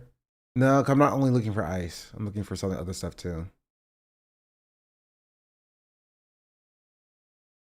I just want to see what else is just talked about. Transactional, we already saw that stuff. Ooh, gatekeepers. Okay, stop. We're skipping ahead past the transactional stuff. Joe Rogan to the left. Okay, here we are. Stop. We're back to transactional. Back to transactional. Because, we can count on them to vote because they remember the Edmund Pettus Bridge. I'm saying it's okay to also give people permission to be transactional. And to say, if you're going to get my vote, this is what I expect. Regular schedule now. I'm going to vote because I expect to get something out of this. I'm going to get mine by voting. That's what I would offer. I think it's okay to give people permission to be transactional voters. I live like a capitalist every single day. I know we are over the time, but I need to ask you this. There was... Rhetorican vegan socialist. Slow just down. Just vote. I promised Miss Harris a certain time. I'm going to respect the time because I need her to come again. This is a convention, not a revival.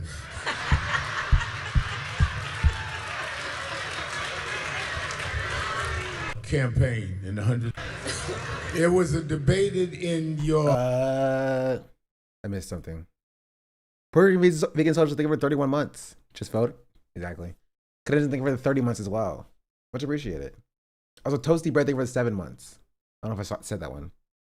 Much appreciated. Campaign in 107 days. That whether you should talk to people like Joe Rogan and hard right-wing people in media.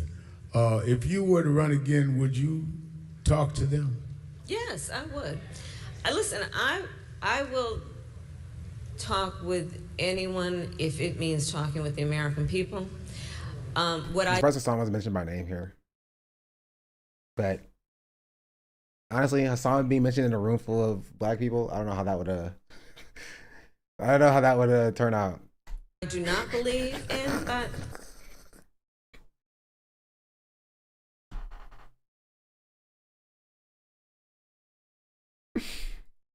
However, is gatekeepers I do not believe in Okay. the theory some people would push, which is that you got to go talk to that person to talk to the people.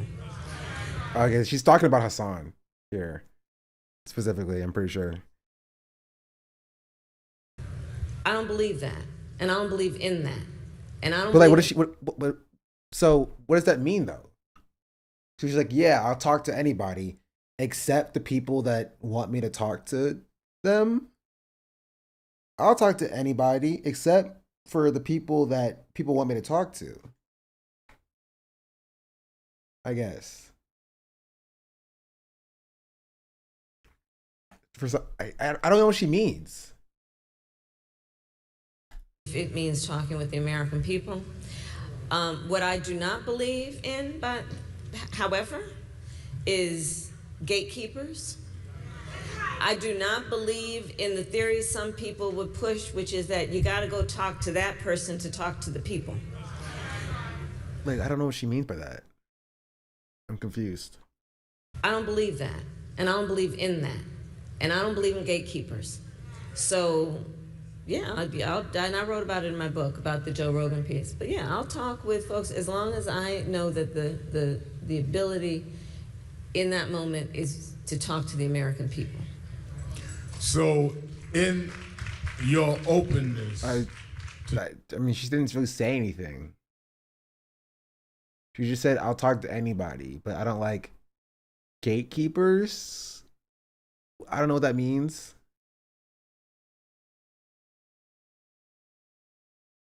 It's like she doesn't like people who people say that you need to talk to them to talk to the American people. So she said that she will talk to people so long as she's talking to the American people through those people. But she doesn't like talking to people that she needs to talk to the American people through. She's saying she doesn't believe you have to talk to this person to reach a young audience or specific demographics, so she's denying audience demographics. Well, she didn't say specific demographics, though. So I didn't get that from what she was saying.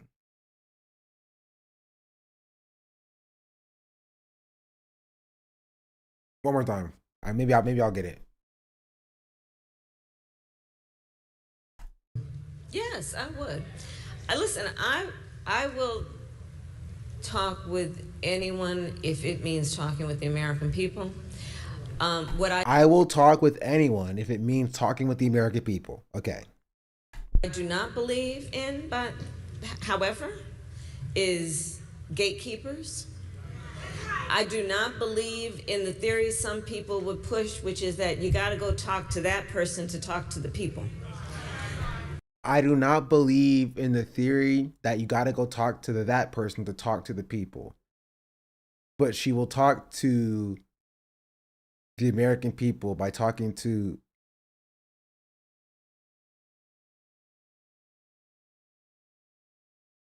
Does this make sense to anybody?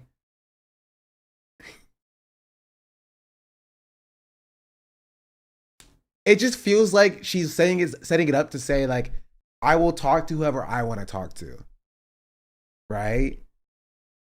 It's like, yeah, I'll talk to someone if I think I'm talking to the American people.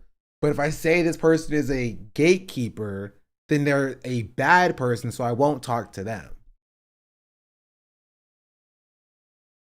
It's kind of what I got from that. It basically leaves her enough wiggle room to say, I'll talk to people who I don't agree with, like the Joe Rogans, but like for the people who people are trying to force me to talk to, maybe I won't talk to them. She's saying I'll talk to who I want to talk to, but without trying to sound defiant and strong. Yeah, but once it sounds defiant and strong, yeah. I don't believe she didn't talk to Joe Rogan. No, she's saying in the future she will talk to Joe Rogan. That, and I don't believe in that, and I think she doesn't want to talk to Hassan. I agree. I think this is specifically about Hassan. I think this is a question specifically about Hassan and talking with Hassan, because this is coming after a conversation about Hassan. It just doesn't mention Hassan by name, and she's thinking about the question being like, would you go on Hassan's stream? And she's saying, I would go on Joe Rogan's stream, But like, if you're asking me if I would go on the stream of somebody like this specific person, right? I don't like gatekeepers of like, you need to go on this person's stream. And so I don't like that dynamic. It's kind of what she's saying. Without, just say it. Just say, I don't like people trying to tell me where I can and can't go. Like a normal person. You know? I'd at least respect that a little bit more. Just say, I will go where I want to go.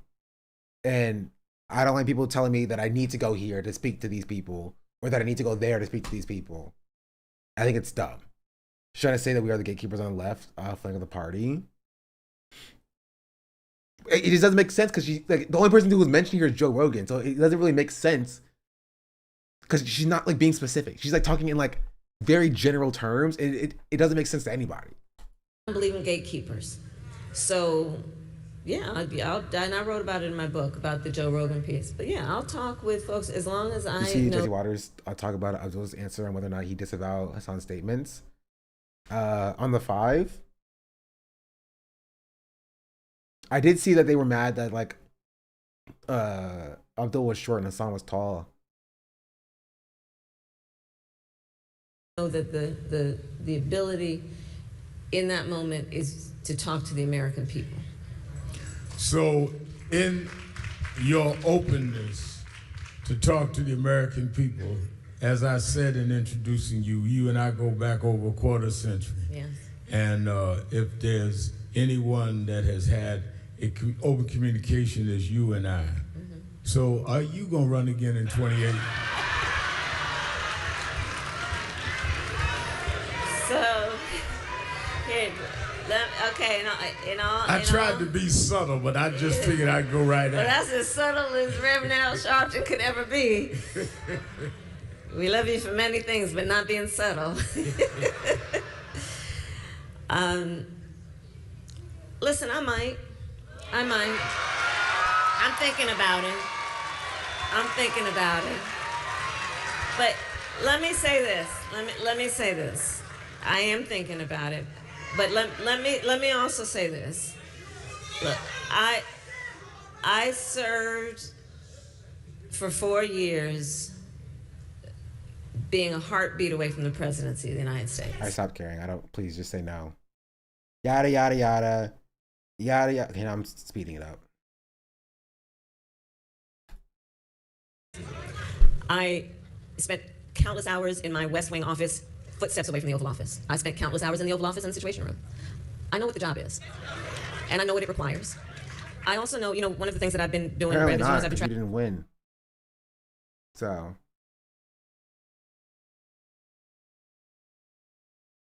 In the country the last year. I spent a lot of time in the South and many other places. And the one thing I'm really clear about also is the status quo is not working.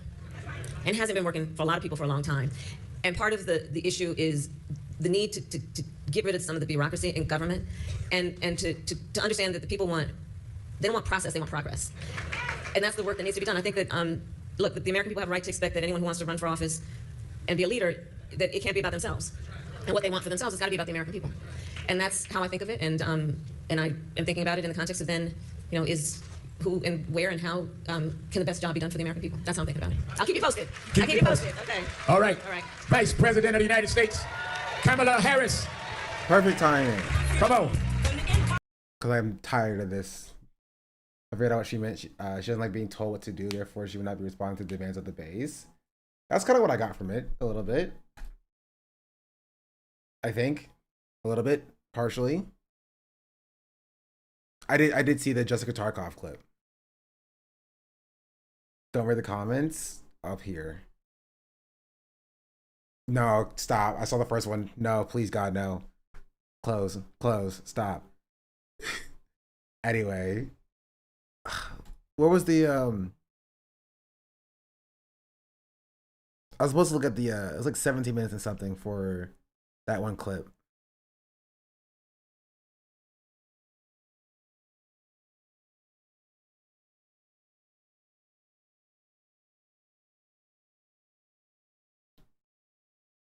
What is it in the clip? Here, we'll get to that clip in a second. Here, I think it was this.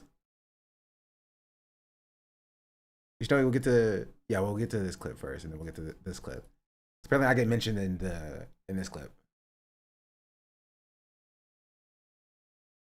Michigan Senate candidate Abdul El Sayed inviting Hassan Piker to a rally yesterday, refusing to condemn any of Piker's pathetic beliefs. Are there any views that Hassan holds that you disavow? I'm not here to disavow people's views. This whole gotcha game, platform policing, cancel culture, I thought we were over it. You remember the kind of hell that President Trump had to pay for having dinner with Nick Fuentes. Yeah. And that's caused a huge fracturing on the right. And now all of them are fighting amongst each other, and I can't even figure it out. I mean, CNN had this guy on. And he's saying what Dana was saying, which he thinks that Israel's response is not proportionate to what was done to Israelis. He has Not no right denying to the- say that. Right, then you should just not like him. And a lot of people don't like him. But you do? But it's not really a like This or Cuba had such a big font for Cuba. Sorry, let's focus on. don't like thing. I think Think that he's handsome? Is that it? he's objectively handsome. Look at the New York Times profile of him. My queen. I'm gonna take a hard pass Oh, on it. The thing about this is I kind of liked his answer to it. He goes, I don't think we want to get into platform policing and cancel culture. I agree with that. So if this guy wants to run and win. Yeah, no, I'll take my L on this. I did say I don't know if the cancel culture line is good. Maybe it'll work with conservatives, and it did. So I'll take my L on that. It does hit the conservative brain. Conservatives are like, yeah, cancel culture. I also hate the cancel culture. I think the cancel culture thing is bad too. Maybe this Abdul El Sayed guy is actually pretty cool. Yeah, maybe this guy's pretty sick. Man, we thought this guy was a terrorist, but like he hates cancel culture. I hate cancel culture. So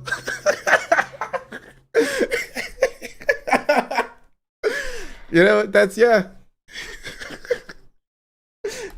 You the three face that hates cancel culture. That's the guy for me. Thinks this guy could help him win. Give it a shot. Give it a shot in Michigan. You know what? I respect it. Own it. What? This could cost you huge, but if that's how you really feel, do it. I really don't care. Things have changed. People defended it. People say all kinds of stuff now, and oh my God, we just have to say this is some crazy guy, but I like him. He might be too crazy for you. He might be obnoxious and disgusting, but you know what? I'm gonna run with this guy, and if I win, I win. If I lose, it might be a little bit. It's so funny when he just says America deserved 9/11 and like the quotes underneath them, and you just see Jesse Waters defending it. You know what I mean? Like, what timeline are we living in?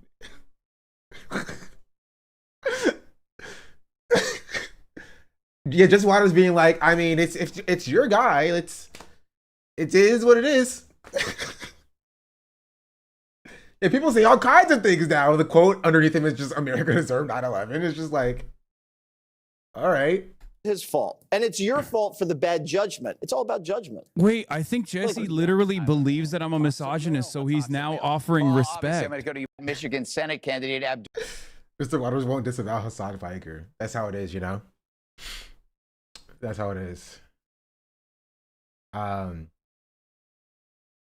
we'll take a little peeksies at this as well. Apparently, I get mentioned at on the Bad Faith podcast in the conversation about black socialists versus black capitalists. And initially, but yeah, But this is also, I think, kind of perhaps unique. It feels at least very, very common, very prevalent within the black community in particular. There's this idea that everyone else has always been allowed to get ahead. And now that we have equality, within, 50 years of the civil rights movement, suddenly we're all supposed to say capitalism is bad before we have an opportunity to get our little piece of the exploitation too. And there's something that feels very unfair to be having a conversation about why there should be no billionaires to like the fourth black billionaire that's ever existed. I mean, I'm making up numbers, but you know what I mean? Like that's the argument. And to your point, maybe this is a good time to play the Jay-Z clip. I saw there's a young black creator called @ShawnDeBlack who had a lovely analysis of all of this. And he had pulled a conversation from Jay-Z on what looks like an X thread. What do you call it? The X. I still call it Twitter, so yeah, I don't even know. Yeah, just on GP. No, but you know when it's like a Twitter conversation, it's like Twitter, it's like call in for Twitter. Anyway, the podcast embedded Spaces. Right, yes, Twitter Spaces. This Jay-Z clip where he's doing the exact sort of sophistry that you described, Jared, using his identity and experience to sell this idea that he's entitled to being a billionaire. Video is blocked by YouTube, but you can watch the video with the embeds for free. Is the video blocked by YouTube? Can they not play clips of my video because it's blocked by YouTube? Dang. That kind of became like a Trump ramble at the end. I followed you. I respect it. Oh, the Jay-Z clip? Wait. The Jay-Z clip is on my YouTube though. Why did you copyright claim it? I literally didn't. I promise. I promise I did not copyright claim it. I didn't even know this happened. Sometimes I'll go pay to find out. I have the Jay-Z clip. Oh. Well, mine's on YouTube. So mine doesn't make money though. My video doesn't make any money.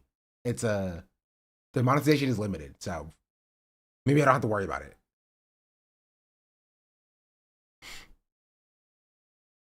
It's like, where's this going?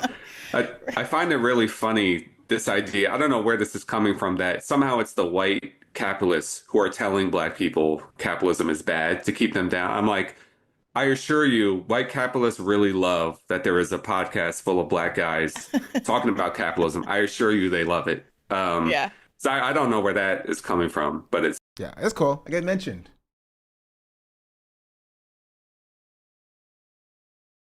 That's sick. See, chat, we out here. Yeah, this is why you should watch my freaking video, The Commodification of the Black Identity. On the show. I would. I'm not against it. I'd go on most shows if I was invited. Except for that one random... I got an email from somebody who's like, hey, I have a YouTube channel. I want to debate you on Adam Mockler. I guess it's been long enough where I can show you the channel. Because I never replied because I thought I was stupid. Hold on. Mockler. Oh, wait. Debate.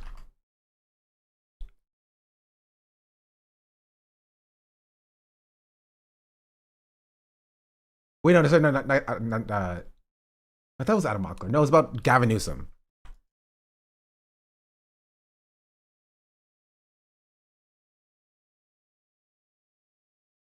Yeah.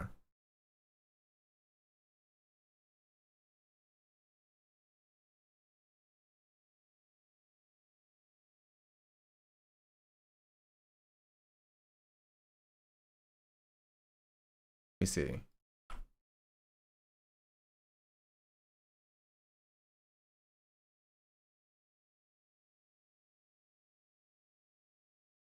They've put out some content, but they don't do debates though. That's what's kind of weird.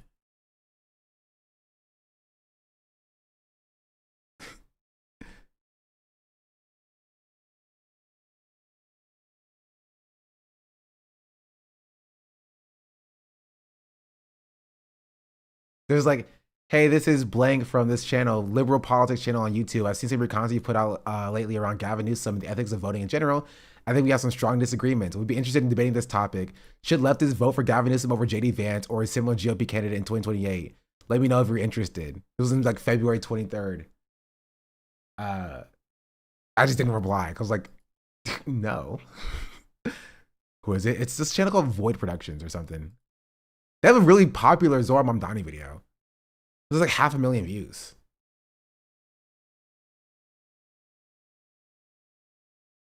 You have never had a job. You've never 24 hours. This election has been a whirlwind so far.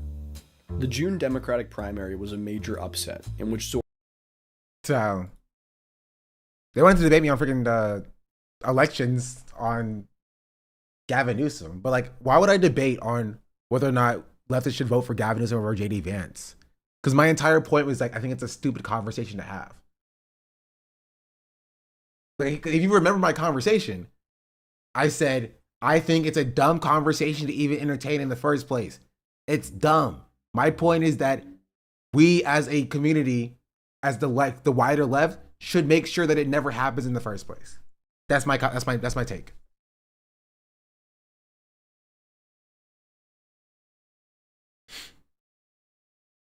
Anyway. Yeah, anyway, watch this video. This video is my most popular video. Which one day I'll make another video that's as popular as this. But I have a video planned that I'm going to actually record today about like revolution, or tomorrow, or I'm driving tomorrow. I don't know. I haven't decided. I'll figure it out. I have a few things I have. Maybe I'll record 3 videos today and just change my outfit so people don't know that it's recorded on the same day. And then I post them. Versus reform. No, it's not like revolution. It's about what we talked about today. About like the conversation about, you know what I mean? I don't know. I'll figure it out. What's the title it?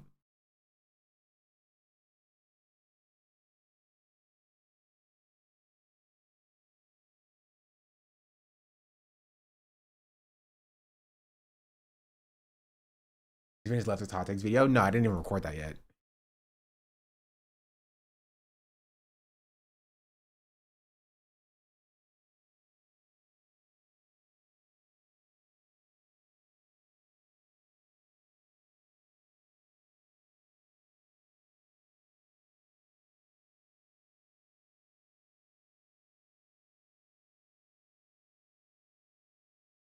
Yeah.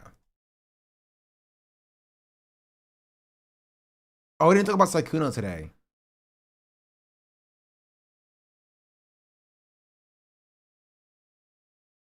Sykkuno? No bueno.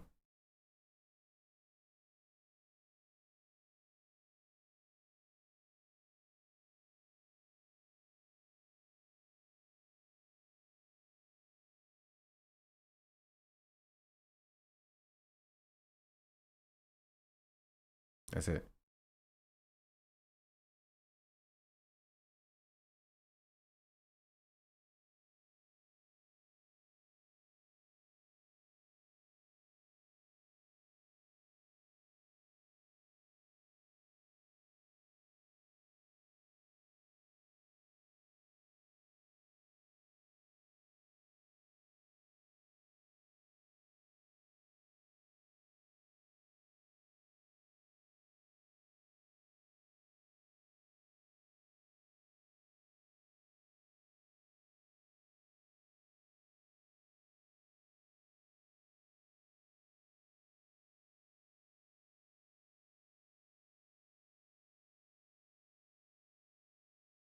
Sorry, I got distracted. I was watching Minecraft videos.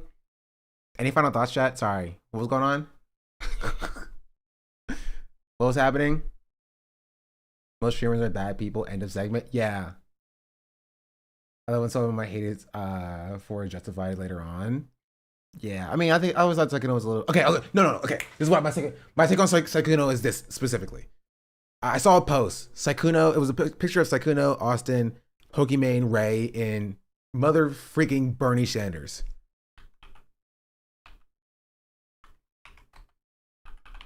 And this is my take, because everybody else already has a take on the Sykkuno thing. I don't care. Doesn't matter. It's not I don't care. It's important. But like, I don't want to give my take on that because you already know my take. He's bad, stupid. I don't, it's whatever. Right? My take that I think is a unique take to me is, why was freaking Sykkuno given an interview with Bernie Sanders before the actual political streamers on Twitch? Why was Pokimane and Valkyrie given an interview with Bernie Sanders before the actual political streamers on Twitch? When the political streamers on Twitch don't have any ads, right? I mean, I have ads because I do pop culture, not politics, obviously, right? And like, we're out here struggling to survive on this freaking motherfucking platform, and you have these like not apolitical, but basically apolitical streamers who can run around and do their gaming content. They dip their toes into politics and they get these like freaking opportunities because they have these large audiences because they don't do these kinds of things. But like, The rest of us get nothing. Anyway, that's just my beef. Specific beef. It's not the most relevant thing, but it's my specific personal beef. I can't find the tweet that I saw.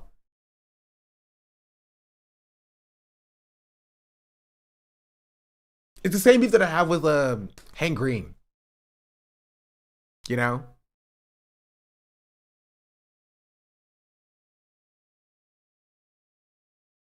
It's like the part-time politics people get like getting these opportunities that like I don't know why I pulled this one up. This was not what I meant to pull up. I meant to pull up this. Not this.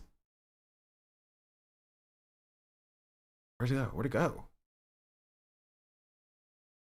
This was funny.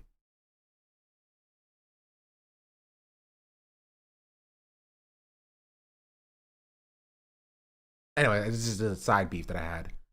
But yeah, obviously like Psycho knows gross. Mostly like even if it didn't get into like a predatory nature and it was past cheating, like I think it's just like I don't know, it's just like weird the way that people like super large streamers use their platforms like as like a dating pool. I feel weird like messaging other streamers for like a normal interaction, you know? Which is why I have like 70 unread DMs.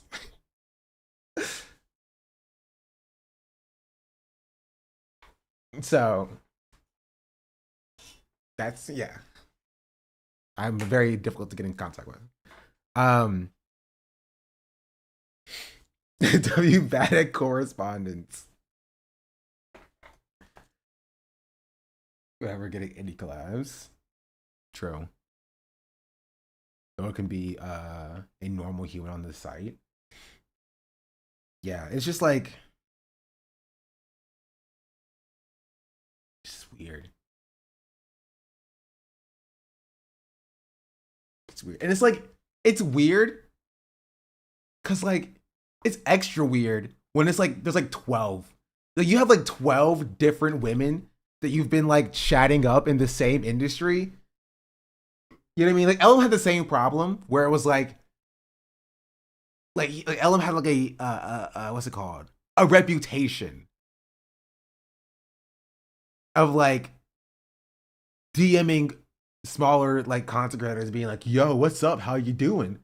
What you got going on? Like, do you not feel shame? Maybe that's a me thing. Maybe it's a me problem. Maybe it's my problem for actually having shame. Maybe I get in my own way.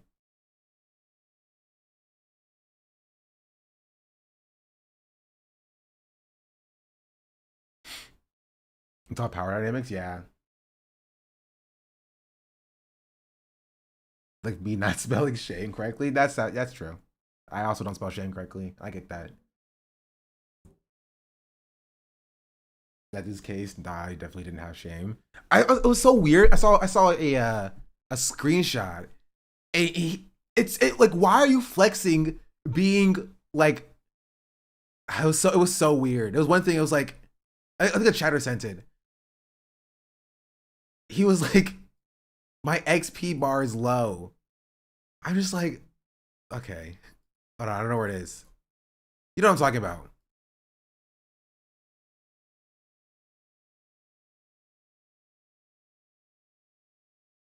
He's like, it's just so weird. I'm so much older than you. Or whatever. And she was like, what? And then he was like, I don't know. It was so, I don't know. It was just, I'm like, to be fair, like flirting is always cringe out of context. You know? Flirting is always cringe out of context. It's always a cringe thing to see out of context. But like, you're 30 years old. You know what I mean? You're 30. I'm so much older than you is cringe in any context. Yeah, it's just weird to like flex how much older you are than somebody, and then trying to like relate to them by like saying how little experience you have. It's just like it's just weird. It's weird.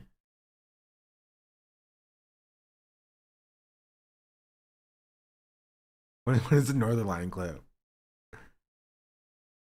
I'm about to level up and you look like just enough XP. I'm about to level up and you look like...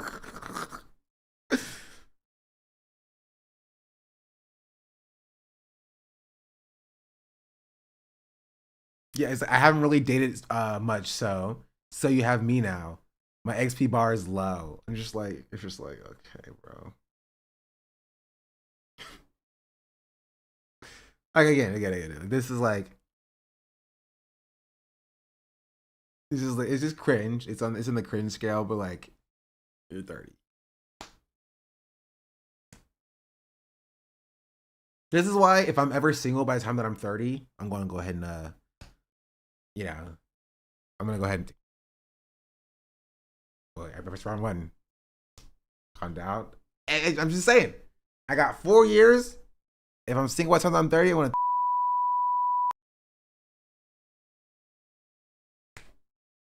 I'm going to. And.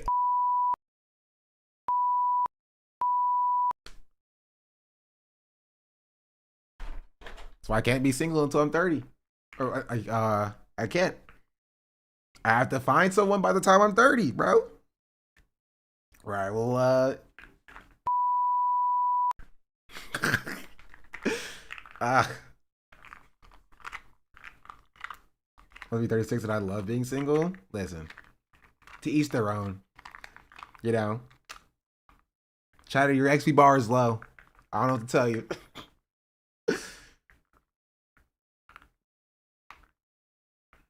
Think about all the comments that Slime made about Sykkuno and makes them all worse. What does Slime say about Sykkuno? You know the profile name? That's a crazy profile name. Yes, this is what it was. Thank you. I was looking for this picture. I couldn't find it.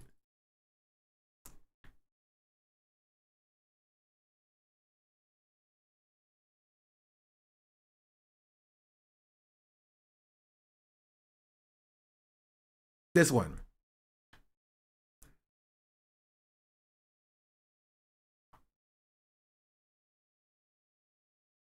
You know who put this event on, chat? I just want you to take a guess.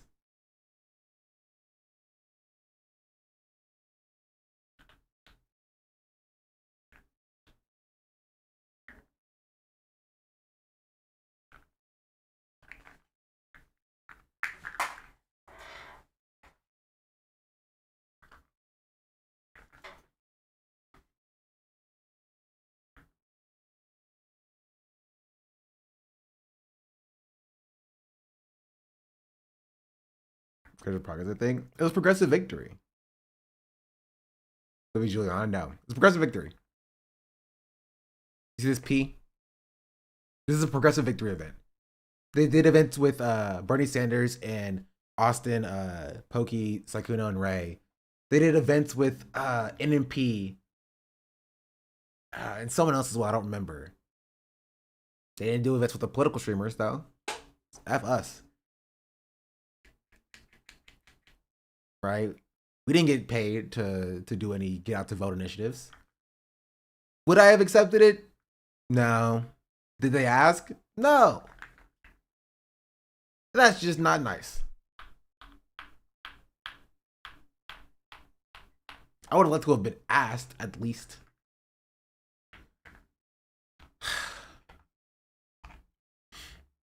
So, if you ask me what beef I have with Progressive Victory, it's part of it. Now, to be fair, did they invite me to an event that I didn't respond to? Yes. But that was because they were Destiny affiliated, Vosh affiliated back then as well. So, I don't know. I just think that, like,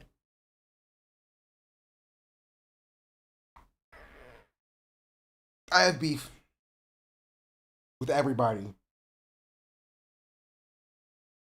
But I got 2 mentions in media. I got mentioned in this this podcast, the Read podcast, and I got mentioned in the Bad Faith podcast in the last 2 days, which I'll take that, bro.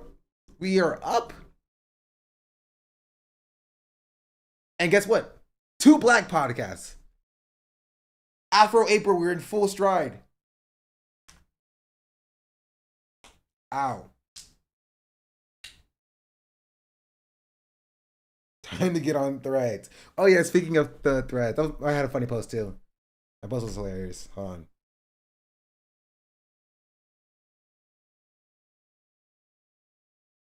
This one. Slack confirms that he'll be on Z-Way. Racism, by the way. Racism that he's gonna go on Z-Way. He gets to meet Z-Way before I do. Disrespectful. Mad. Disrespectful. But I said Threads is gonna go crazy when this drops. Which is true. The amount of racism allegations Hassan's gonna get. Because Z-Way's gonna pull up something and be like, how do you feel about black people? That's gonna go crazy.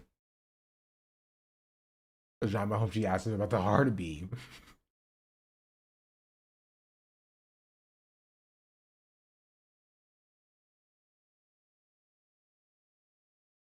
Yeah. The Z-Way interview with Ben Staples was funny.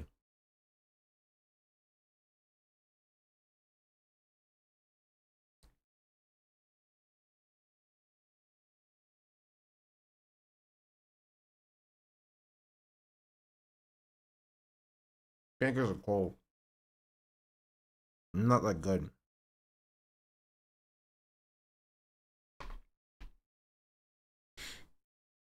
Yeah, I think that covers most of what I want to talk about.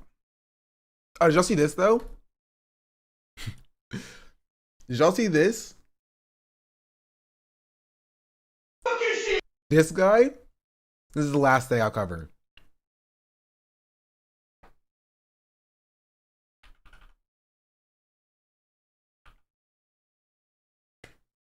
Lacey, stop. This is the original video. It's insane. Yeah, people thought it was AI and it was fake. But it turned out it was real and he got arrested. Just look at this.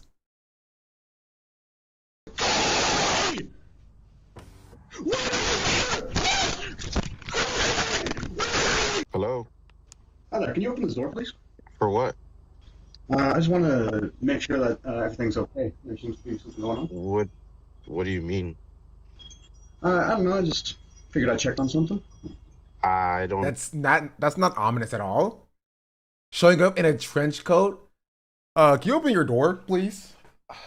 What? Yeah, I wanted to check on something. Make sure everything was okay. What?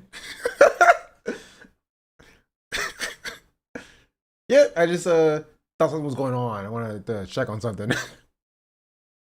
What? What?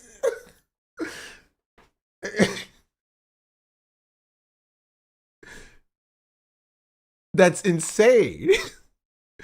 My daughter's field hockey tournament. Oh, I hope your daughter wins. Know what you want, man. Get out of my house. Open this fucking door. Dang, he fell back far. Get out of my house. Open this fucking door. Where's your daughter, man? Where's your daughter, man? What are you talking about? Where's your daughter? Who's in there with you? Bro, if you don't open leave... this fucking door. Open this door, I'm breaking it fucking down. You understand me? I don't think you can do that, bro. I saw that first kick. Obviously, this is insane. This is insane. This is crazy.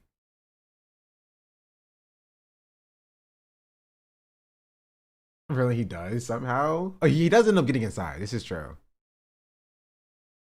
Well, maybe he got through a window or something. I don't think he broke the door down. I do not believe he broke the door down. Leave my house. You don't... Are you okay? Is everyone in this house okay? What? Everyone's okay. What do you want? I like that he knocks, just in case. Just in case.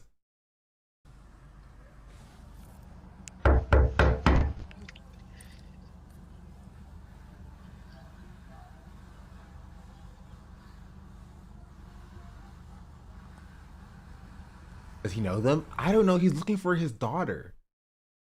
And like, I don't know, theoretically, in a world where like the dad is like a pedophile kidnapper who like is kidnapped his daughter, he's trying to break down the door to save her.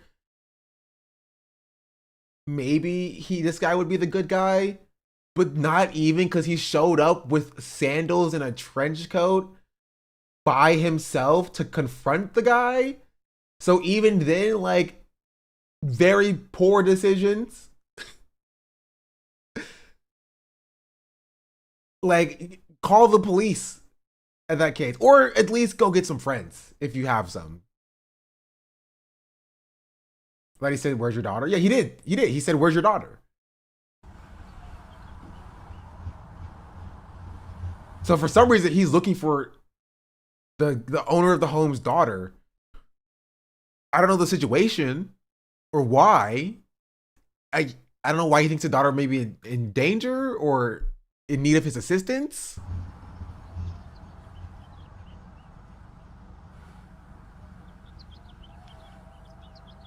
Can you leave my house, please? You open the door, please. You have nothing to do with my house. Can you leave my house? You know what my name is? I don't know who you are. You don't belong to this neighborhood. That's for sure. This is my neighborhood, though. Yeah, I live there. I don't know you. My name is Harry Dresden, motherfucker. Okay. Okay, hold on. Harry Dresden. Wait. The Dresden Files? Wait, no, okay, this is AI, right? This is AI. Harry Dresden, whose full name is Harry Blackstone Copperfield Dresden, is a human wizard with the talent of thaumaturgy, evocation, alchemy, and necromancy, working as a private investigator out of Chicago. He is the titular and viewpoint character out of the Dresden Files. As of Cold Days, he is 37 years old.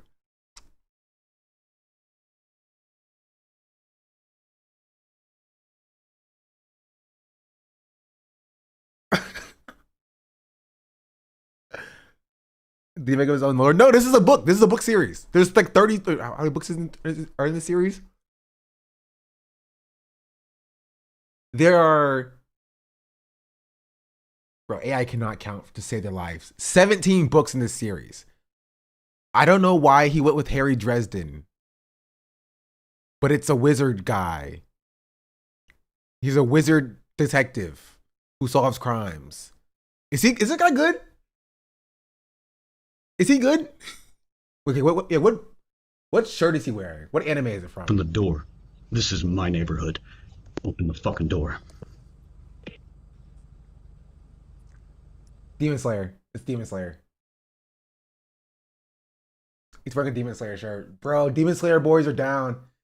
Demon Slayer fans are down. Demon Slayer has taken an L. The agenda wars have won. Demon Slayer has taken an L. They have now fallen out of the big three of the new gen anime. Boruto has taken your place. I'm joking. Boruto has never taken their place. No, or I will fucking end you. Do you understand? I'm sorry. I'm sorry. The guy laughing, I can't. The guy laughing in response killed me. Do you understand? No, or I will fucking end you. Do you understand me?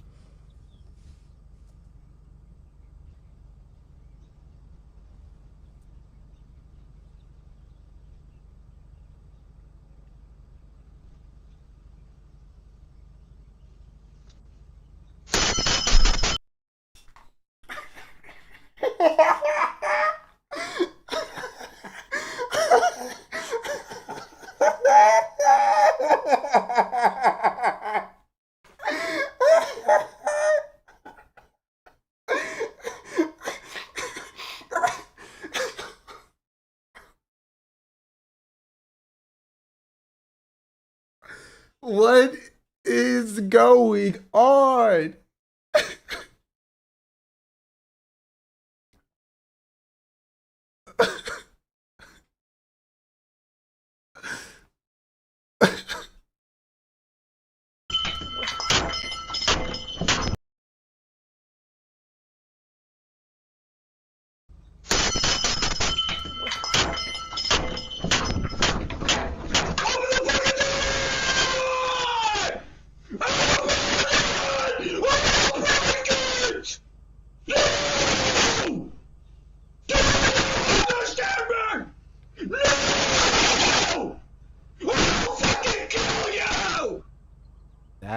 a felony, bro. That's the threat with the deadly weapon. You can't threaten somebody with that metal object in your hand.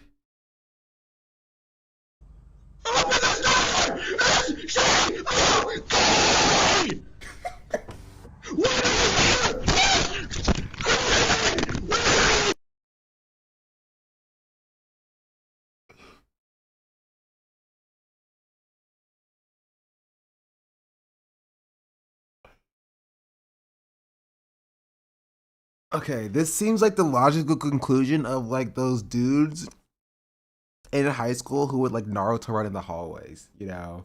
The video from inside too. I know, I have it. It's right here. I wanna go from here. And then with added context, go back to the beginning and see how he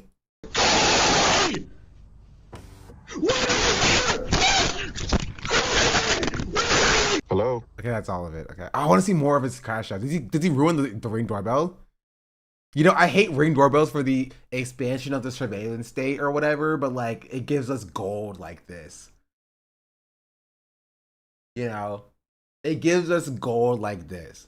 Like when we had our Ring doorbell camera still up, we had one of the neighbors' kids came and freaking stole the entire bucket of Halloween candy from us. Like they just came, they were like they put the entire thing in their bag. It was the funniest video in the world, bro. We're like, bro, that's our candy. And so you get gold. You do get some gold with like the Ring doorbell cameras. I will say, you do get some funny stuff. You know, you do get some funny stuff captured. I will say, but like, oh, you know. So we'll look at the one inside for what happened inside. Obviously, this is a very scary situation to have happen. This person is very obviously not mentally healthy. Apparently, somehow he gets inside. I don't think did he break the door down? I have no idea. Where the fuck is she?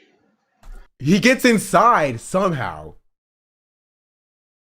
Like, I'm sorry, you're dying. You're dying. You're dying.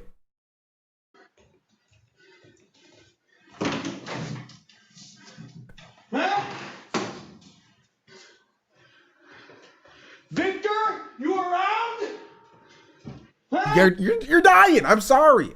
I'm sorry if my daughter is in the house.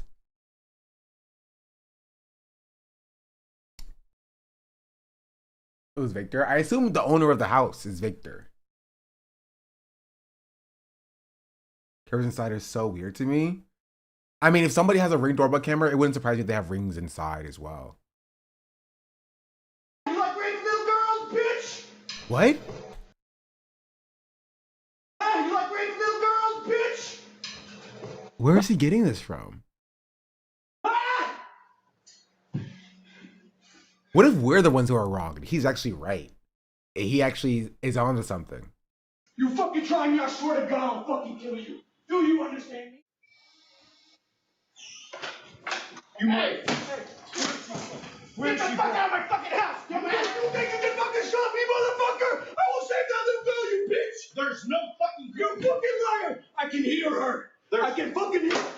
Look at you, bitch! He also beats him with a shovel. In case you don't hear, like you don't know what's going on.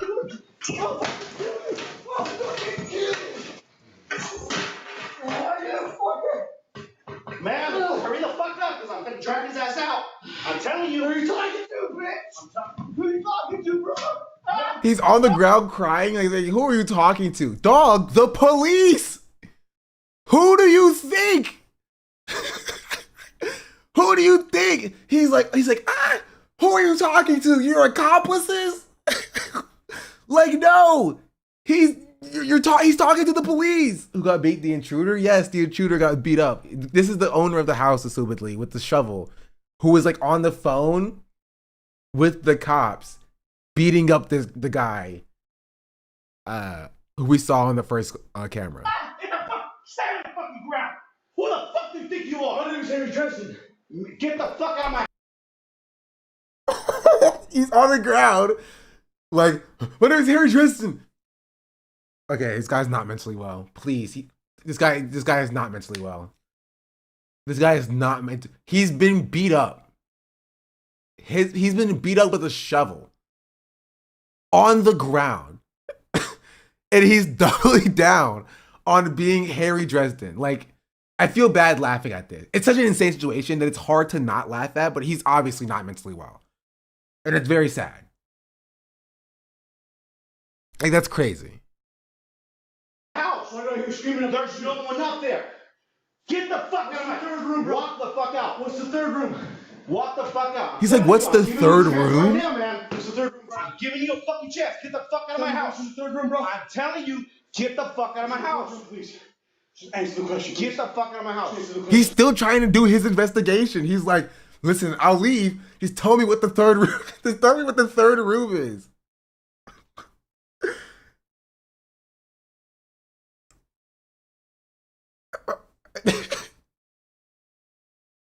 Okay, I need to know if Victor is a person in the Dresden Files. I need to know.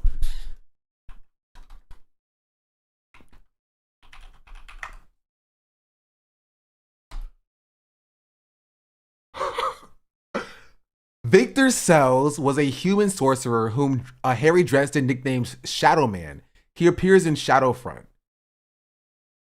Victor Sells' case is one of Harry Dresden's first 3 big cases. Oh my goodness. Oh my goodness.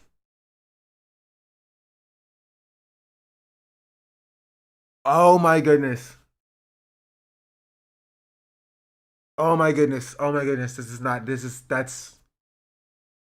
That's insane.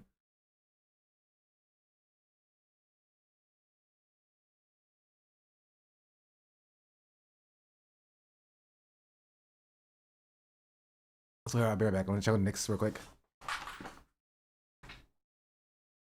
Okay, come on in.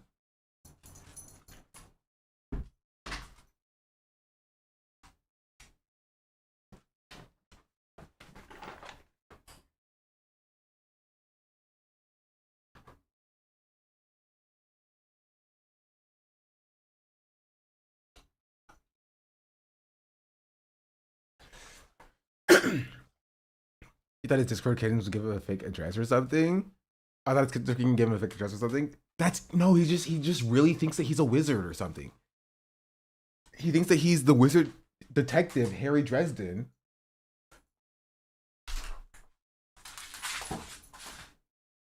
And that he's solving one of the cases. Please. There's no one in there. There's 3 rooms, man. I don't know who you are. You better get the street at 1797 Co-op Drive. I don't know who you're talking about, man. Why do I hear screaming? Are you military? Yes. Did he give an address? Hold on. He gave an address. I need to check that address to see if it lines up with the Victor address. Hold on. I don't know who you're talking about, man. Why do I hear screaming? Are you military? Yes. Okay. Can you help me out? Okay. Yes. Why do I hear screaming? Are you military? You better get the street at 1797 Co-op Drive. 1797 Cobalt Drive. Harry Dresden. Victor address.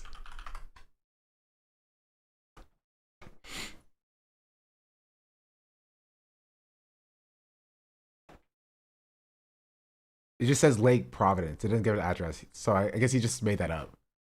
Or he just found this address. He was like close enough. I don't know who you're talking about, man. Why do I hear screaming? Are you military? Yes. Okay. Can you help me out? Okay. Yes. I understand what you're going through right now. Yes. Can you step outside? Yes, sir. Thank you. Will. Thank you for asking.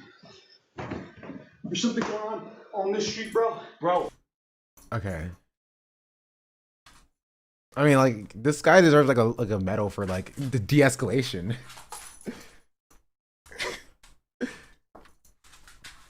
I don't believe he's military. I think that he's just he's obviously not mentally well. Hey, Ducky, come here. You want me to play with you? I'll play. Come here. Everything's fine. A better de-escalation than I've ever seen from cops. Please step outside. Okay. Well, sit there. Sit on the ground, please. Yes, sir. Okay. Did he hit him again?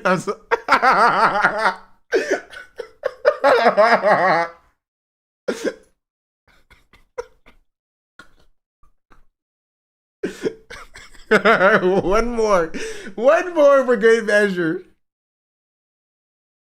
Okay.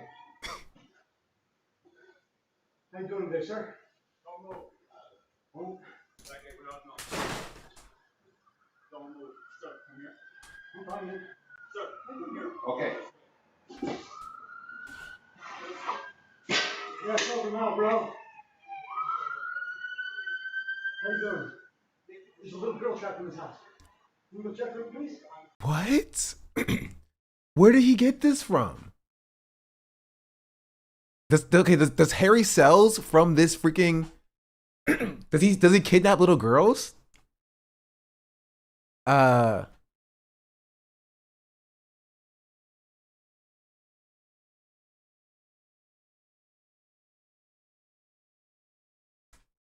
don't think so.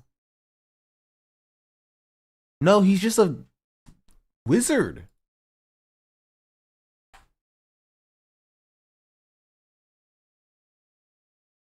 So he just made that up in his mind. Is that the Shadow Man thing? Yeah. He's just a wizard man.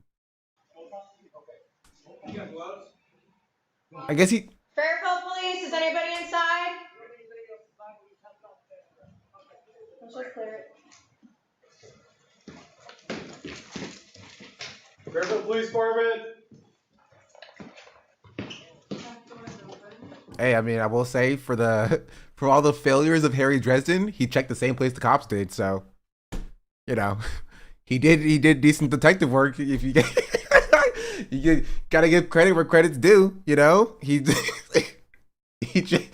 the cops checked the same places. They did the yeah, put him on the force.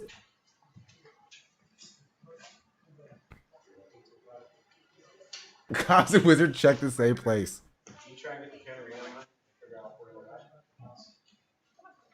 You want the ball? You want the ball? You want the ball? They said they were not inside. Fairfield Police Department.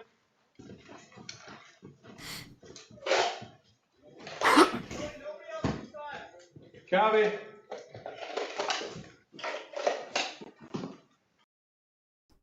That's crazy. Is there another update?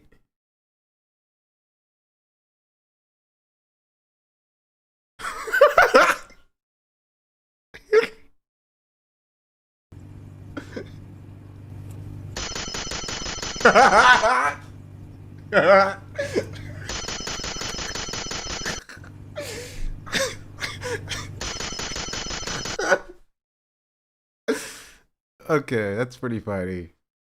That's pretty funny. That's pretty funny. I don't know if it's doxing. No, it's fine. It's fine. It's fine. I don't need to see it. I've seen enough. I've seen enough. That is so funny. Man, Nick, you really want this ball, don't you? Okay, come on.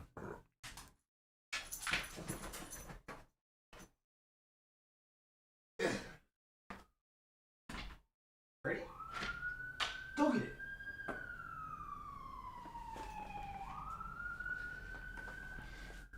That is hilarious. Here, I'll link this. Oh.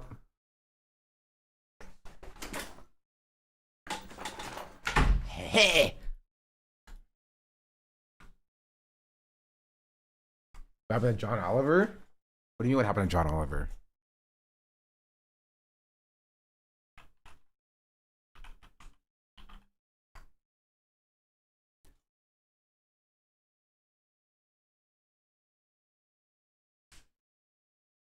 I did see Linus bought a jet. Indeed. Oh, this looked like John Oliver. Okay, I get it. I get it. John Oliver did fall off. It's such a funny thing. I'm sorry. It's so funny. It's hilarity. That's hilarity.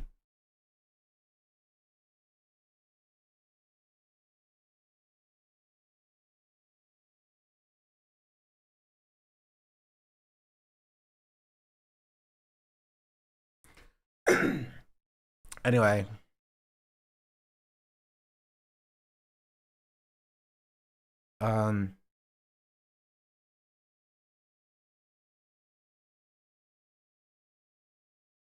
That's it. That's all I have.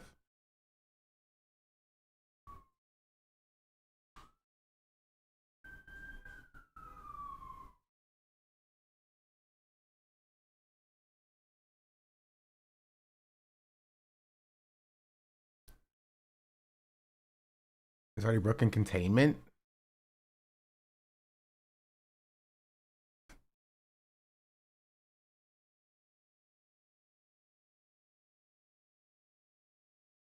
It's gonna be everywhere. It's, to be fair, it's a hilarious video. You already talk about the Diss Wars thing with Cinna and Bonnie? What do you mean Diss Wars? Did you watch the video? We did watch the video already. We just got finished watching the video. What Diss Wars from Cinna and Bonnie?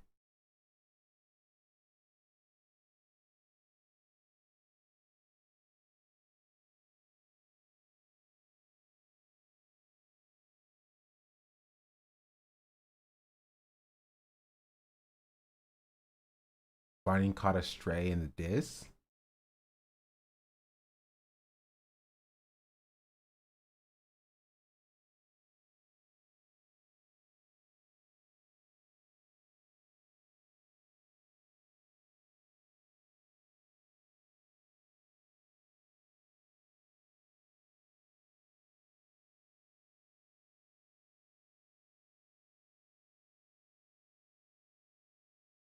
When did you see? I want to go back and watch the VOD. This video, like, literally, we just finished watching it like 2 seconds ago. So, like, last 20 minutes.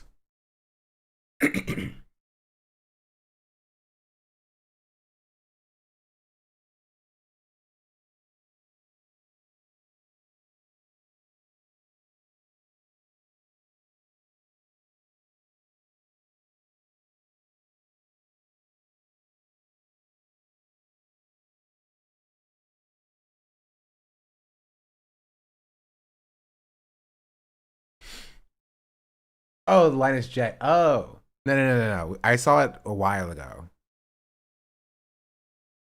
Like a few weeks ago.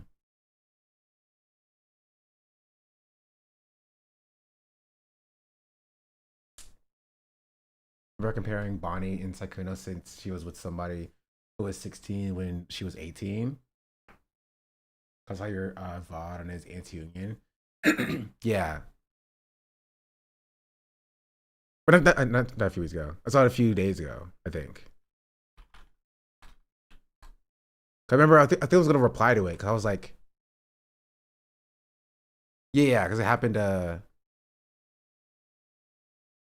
didn't see the video, but I saw this from Dexerto. I was going to reply. I was going to be like,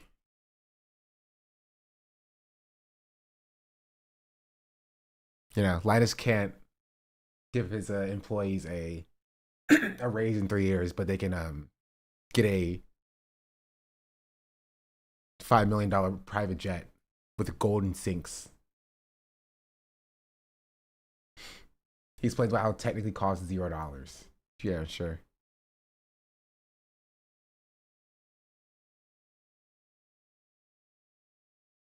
So the April Fool's wasn't a joke? We actually bought a jet? What started as a meme on WAN show when I discovered So the April Fool's wasn't a joke? We actually bought a jet? What started as a meme on WAN show when I discovered that a jet-propelled aircraft is not as expensive as I initially thought. I'm serious. Okay. Even Luke was shocked. So I started exploring various options, and my uncle's in aviation and has been for many years on the pilot side, mechanical side, and operations side. Okay. So when I started to explore that one aircraft that I was like, this is shockingly affordable, he did a bunch of the due diligence for me and ultimately brought me 2 sales brochures, and he went, don't do this. But if you're going to do this, these are the 2 best ways you can do it. Okay. And I picked a Dassault Falcon 900B. I have so many questions. You and everyone. When you say it's not that much, how much is that? So because of the non-disclosure agreement that we signed in order to purchase it, Okay. like, this whole world is very closed door. Yeah. I can't actually tell you how much I paid. But what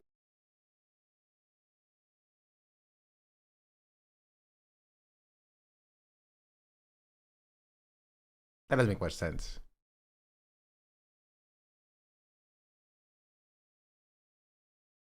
I can tell you is that if you Google it, it's less than that. And the second thing that I can tell you is that with a little bit of girl math, $0. I would have been crazy not to buy it.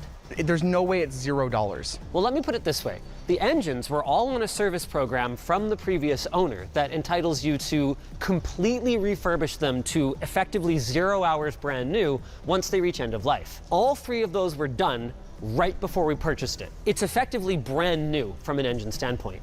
Each of those refurbishments is worth anywhere from $1.1 to $1.2 million. Each? And there's 3 of them? The jet was also in for a 12-year. He's just justifying why it's okay for him to buy a private jet. Simultaneously, when he has employees quitting because they don't get raises in 3 years. That's genuinely it. That's it. This was a process that was in place before he got into the controversy about not paying his employees more money. And he feels the need to now justify it to his audience because it was a controversy to begin with.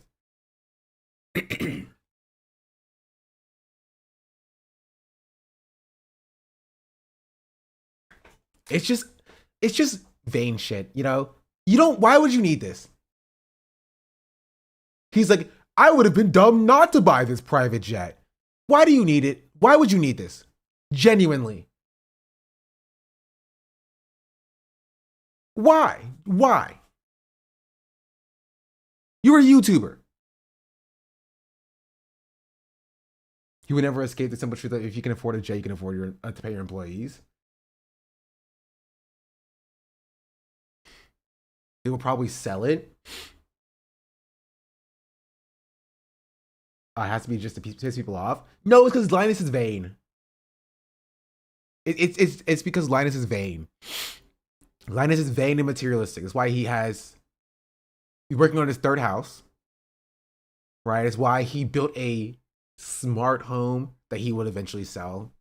Inevitably for a plan for it. Like, it's because of his vain personality of like, he just likes materialistic things.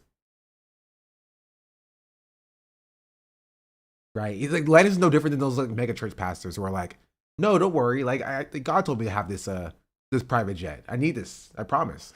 I guess I will say Linus is a little bit better because he's not doing it like under the guise of like religion and faith and belief. So like, it's not exactly the same, but like, it's a similar vibe of like, no guys, you have to understand it's okay. I need this private jet, even though as a YouTuber, even though I can't pay my employees more money. And my employees, please don't unionize, please. It would make me feel like such a failure. It would make me feel like such a failure if you unionize. It would make me feel like such a failure if you unionize. And I wouldn't like it very much if you unionize. And it's not very good at all if you unionize. And I wouldn't like it at all. But also, I bought a private jet. Service. And because my uncle's a shrewd negotiator, he put together a purchase. See, LTT, Linus Media Group, listen to me. I'll talk to you directly. Listen. As somebody who has organized the union from 0 to contract, listen. Organize the union. Get some contract stipulations on that jet. If it's a company jet, if it is a jet that is owned by the company, unionize your gosh darn workplace and get some contract stipulations on use of the jet. That is your jet if you unionize your workplace. I promise you. Unionize your workplace, it's your jet too. Hold on.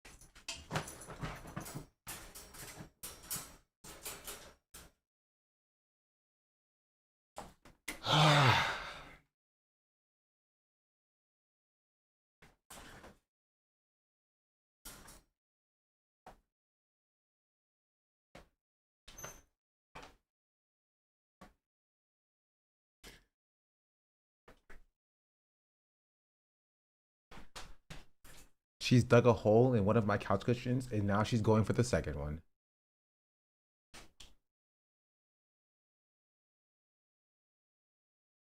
So.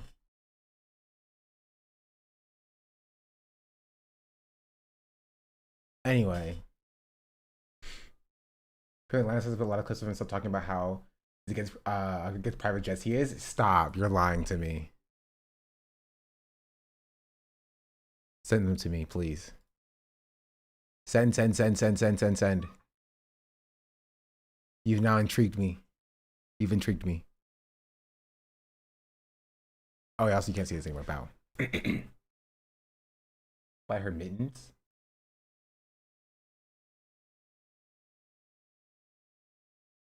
Ooh. Should probably bite him off. Not a bad idea.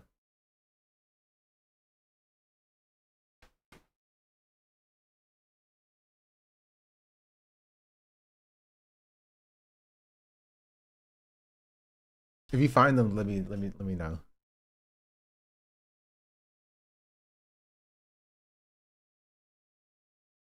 Anyway, I might call it for YouTube chat here. Thank you for watching YouTube chat. I catch y'all on the flips.